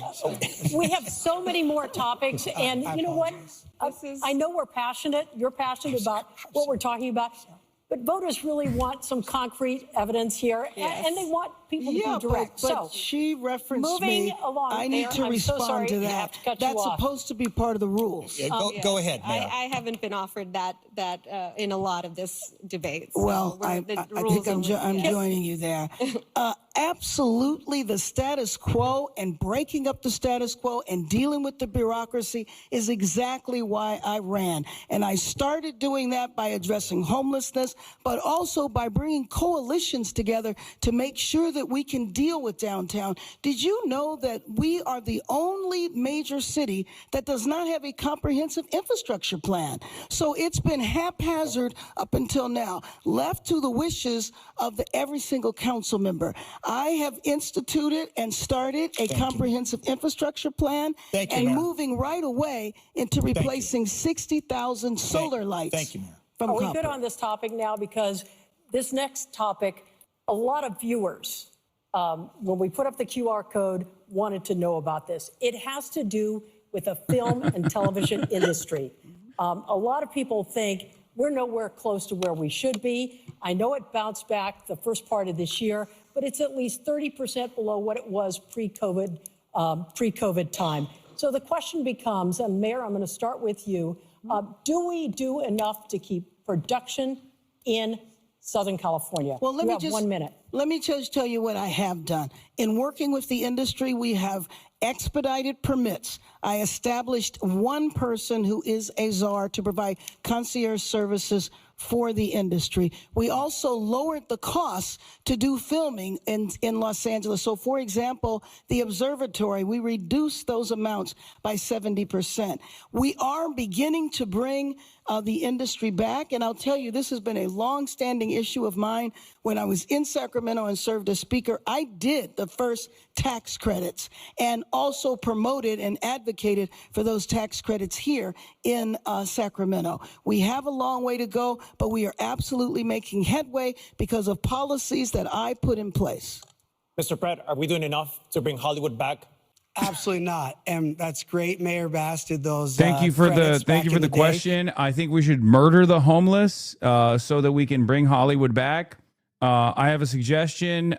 We should put homeless people as stunt doubles in every set and murder them, even if it's like a child's movie and there's no need for a murder. I think all of these movies would do better if there were dead homeless people in the background. 5 years. Now, all of a sudden, she has these tweets and these posts, and she's doing Substacks. Both of these people have been the reason why. None of these people are serious enough about murdering the homeless. I'm Spencer Pratt. You know, these things, we're still going to have drug addicts all over the street because they're. Do you care about Hollywood's decline? Of course I do. I live in Los Angeles. What are you talking about? I talk to producers. They have to pay gang members right now to keep the streets safe, to go film anything on the streets of LA. So absolutely no. These two politicians have failed Hollywood. He moved on. We got 1,000. Dude, Councilmember Rahman. It's a way to still murder the homeless, but this time we should stop subsidizing gang members to murder the homeless. To me, my husband has been a longtime writer in the industry, and we desperately need to keep Hollywood here. And I feel like the mayor's role is really to be the loudest advocate for the best possible version of the policies that we need, including a tax credit that has no cap, that is guaranteed years into the future so that production, so that studios can actually invest here and they know that they can invest here. We need to make sure that we're reducing red tape in City Hall to make sure that productions have no bar to being able to film here. I also would create a real film office here. We don't have enough people at the city to make sure that filming can happen quickly and efficiently. We need people who know the industry and know the city and can make sure that we're working across county jurisdictions. That's what happened in Baywatch. City and county weren't talking to each other. Let's make it possible for us to actually do the work. I feel so strongly about this.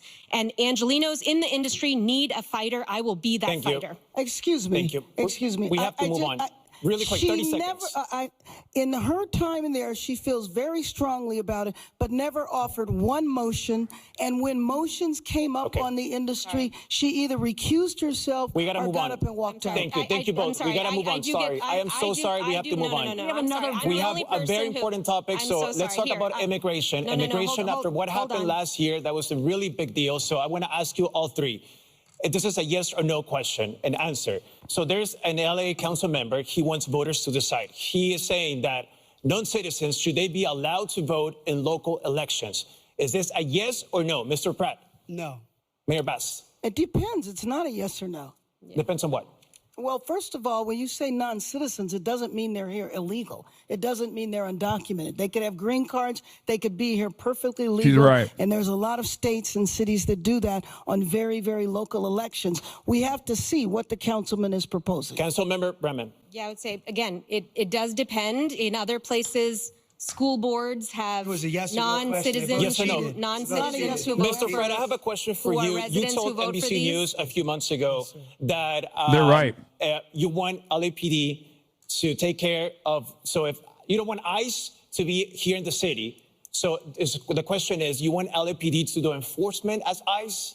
No, that's not what I said. What I said is, when I'm mayor, I want to enforce all the laws and get all the drug dealers, the murderers, the child traffickers, the rapists. And if they're legal or illegal, if they are a danger to our society, I want them off our streets. So that's why I said ICE won't be coming here because what about the undocumented homeless people? We should make the undocumented homeless first and then fight them. Fisticuffs. That's not what ICE was doing. Okay, we're moving ICE was chasing people in car washes. ICE was chasing people in Home Depots and picking up vendors selling fruit. This is the type of shit that's going to cook Spencer Pratt, in my opinion. His insane sentiment about ICE. That is not what was going on in here. I was against it. I physically went out and did everything I could to stop it, and we'll do that again. Was that phone call when you were like, hello, please don't come here? Just to be clear, I didn't say what she said. I said I'm going to target all criminals. So she just put words in my... That's not what I said. Okay. He asked me what I said. Final question for all three of them. In another hour, there's going to be 7 candidates for governor. The governor's going to be there at one point. Very quickly, just to align, what do you need from the next governor to help this city? Ms. Rahman? We need support we need financial support when our federal administration has abandoned us. We need to make sure that we are able to fund the programs that we need. We need to be able to make sure that we can ensure that the city is vibrant into the future. We absolutely need a governor who is going to fund that full film tax credit that we need. We need the support in the absence of support from the federal government. Mr. Pratt? What do we need from the next governor? What do you need from that person? Personally, the governor needs to clear all his dead fuels around our community so more communities don't burn down. All the dead brush surrounding Sunland, Tahunga, Bel Air, Brentwood, the Valley. So there's a lot of dead fuels that they leave. Oh, this is San Francisco politics is even worse than LA somehow. San Francisco politics is tech CEO that wants to kill homeless versus Blood Boy that also wants to kill homeless. It's just all of California's politics revolves around who gets to kill, who gets to expedite the murder of homeless people faster.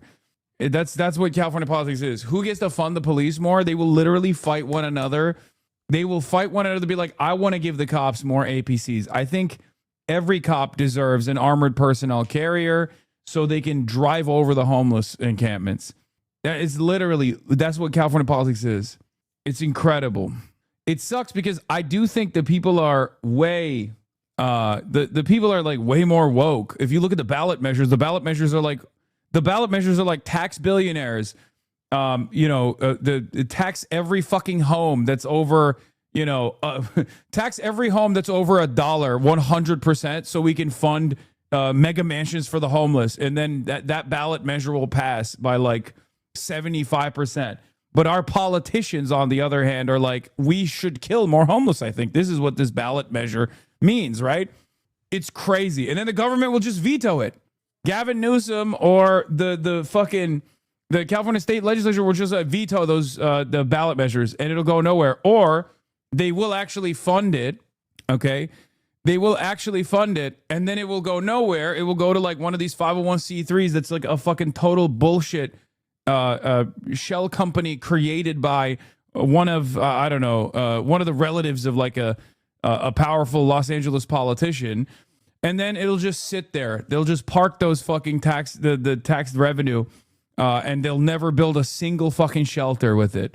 It's insane. It's one of the worst, most corrupt machines in the entire fucking state. It sucks so much dick and balls. I hate it so much. This is, dude, I mean, look at the governor's race. Look at the gubernatorial race. Like, Tom Steyer is a fucking billionaire, and he's like a cut above in terms of progressivism than like some of the big movers and shakers of California politics. That should be a warning sign, right? Like, you should probably understand how bad things actually are. At one time, San Francisco was pretty left and had some radical politics, but all those people can't afford to live there anymore and have been replaced by technocratic neoliberal tech bros. Yeah, it's terrible. It's terrible across the board. I'm done. I don't want to watch the rest of this. I'm fucking tired. What a day. Anyway, tomorrow I'll be in San Francisco, where at least, Shoykat Chakrabarti is like somewhat of an actual interesting and somewhat radical candidate that I do like. So I'm just holding on to him as a fucking glimmer of hope, even though DSA San Francisco is obviously very frustrated with me because he funded Dean Preston's opponent many years ago, and they've never let that go. Plus, he's also Stripe guy, centimillionaire, so understandably, there's like a lot of fear there. But he's going up against Scott Wiener, who also fucking sucks majorly. Okay, oh, what a mess! What a fucking mess this entire thing is. But yeah, I'll be in San Francisco. I'm going to be doing a rally with Shoykat Chakrabarti and also numerous other folks as well. Jamal Bowman will be there. Malak Kuros is going to be there. Dari Liza will be there from New York, and some Justice Democrats as well. Don't go out for dinner. What? What does that mean? Shoykat Chakrabarti? Dude, you're butchering his name? Am I? It's Shoykat. I'm saying his name correctly. It's Shoykat. It's Shoykat. And his last name is Chakrabarti. Oh, you meant like don't let him film you eating because you eat like an animal. It's true. Anyway, love you guys, and I will see you tomorrow from San Francisco. Introduction, peace. Starting off the day, all the chatter's trickling in. Hostile people hate. Sunny in Los Angeles, California, says Hassan. Stun luck to the stun luck to the topics just begun. 'Cause there is again, Hassan is streaming Her sun is streaming. There is again. Her sun is streaming. Her sun is streaming. Reviewing a Chinese train, telling Kaya Place. Sun and Esmond Chatterloss, giving Grinning's grace. Zoran winning NYC, woke two back with the force. The Rogan of the left, to me a dumb himbo still of course.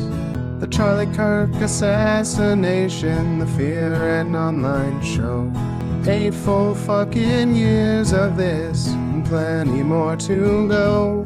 Doing fun stuff tomorrow, throw PBS up on the screen. A man-made horror reaction brought to you by this life's dream. 'Cause there he is again, Hassan is streaming, Hassan is streaming. There he is again, Hassan is streaming, Hassan is streaming. Kicked out of the DNC, IRL with March the Goat. Combating the propaganda that shoved down people's throats. CBS Israeli news, a coup, a regime falls. A full-blown fascist takeover, and still the duty calls.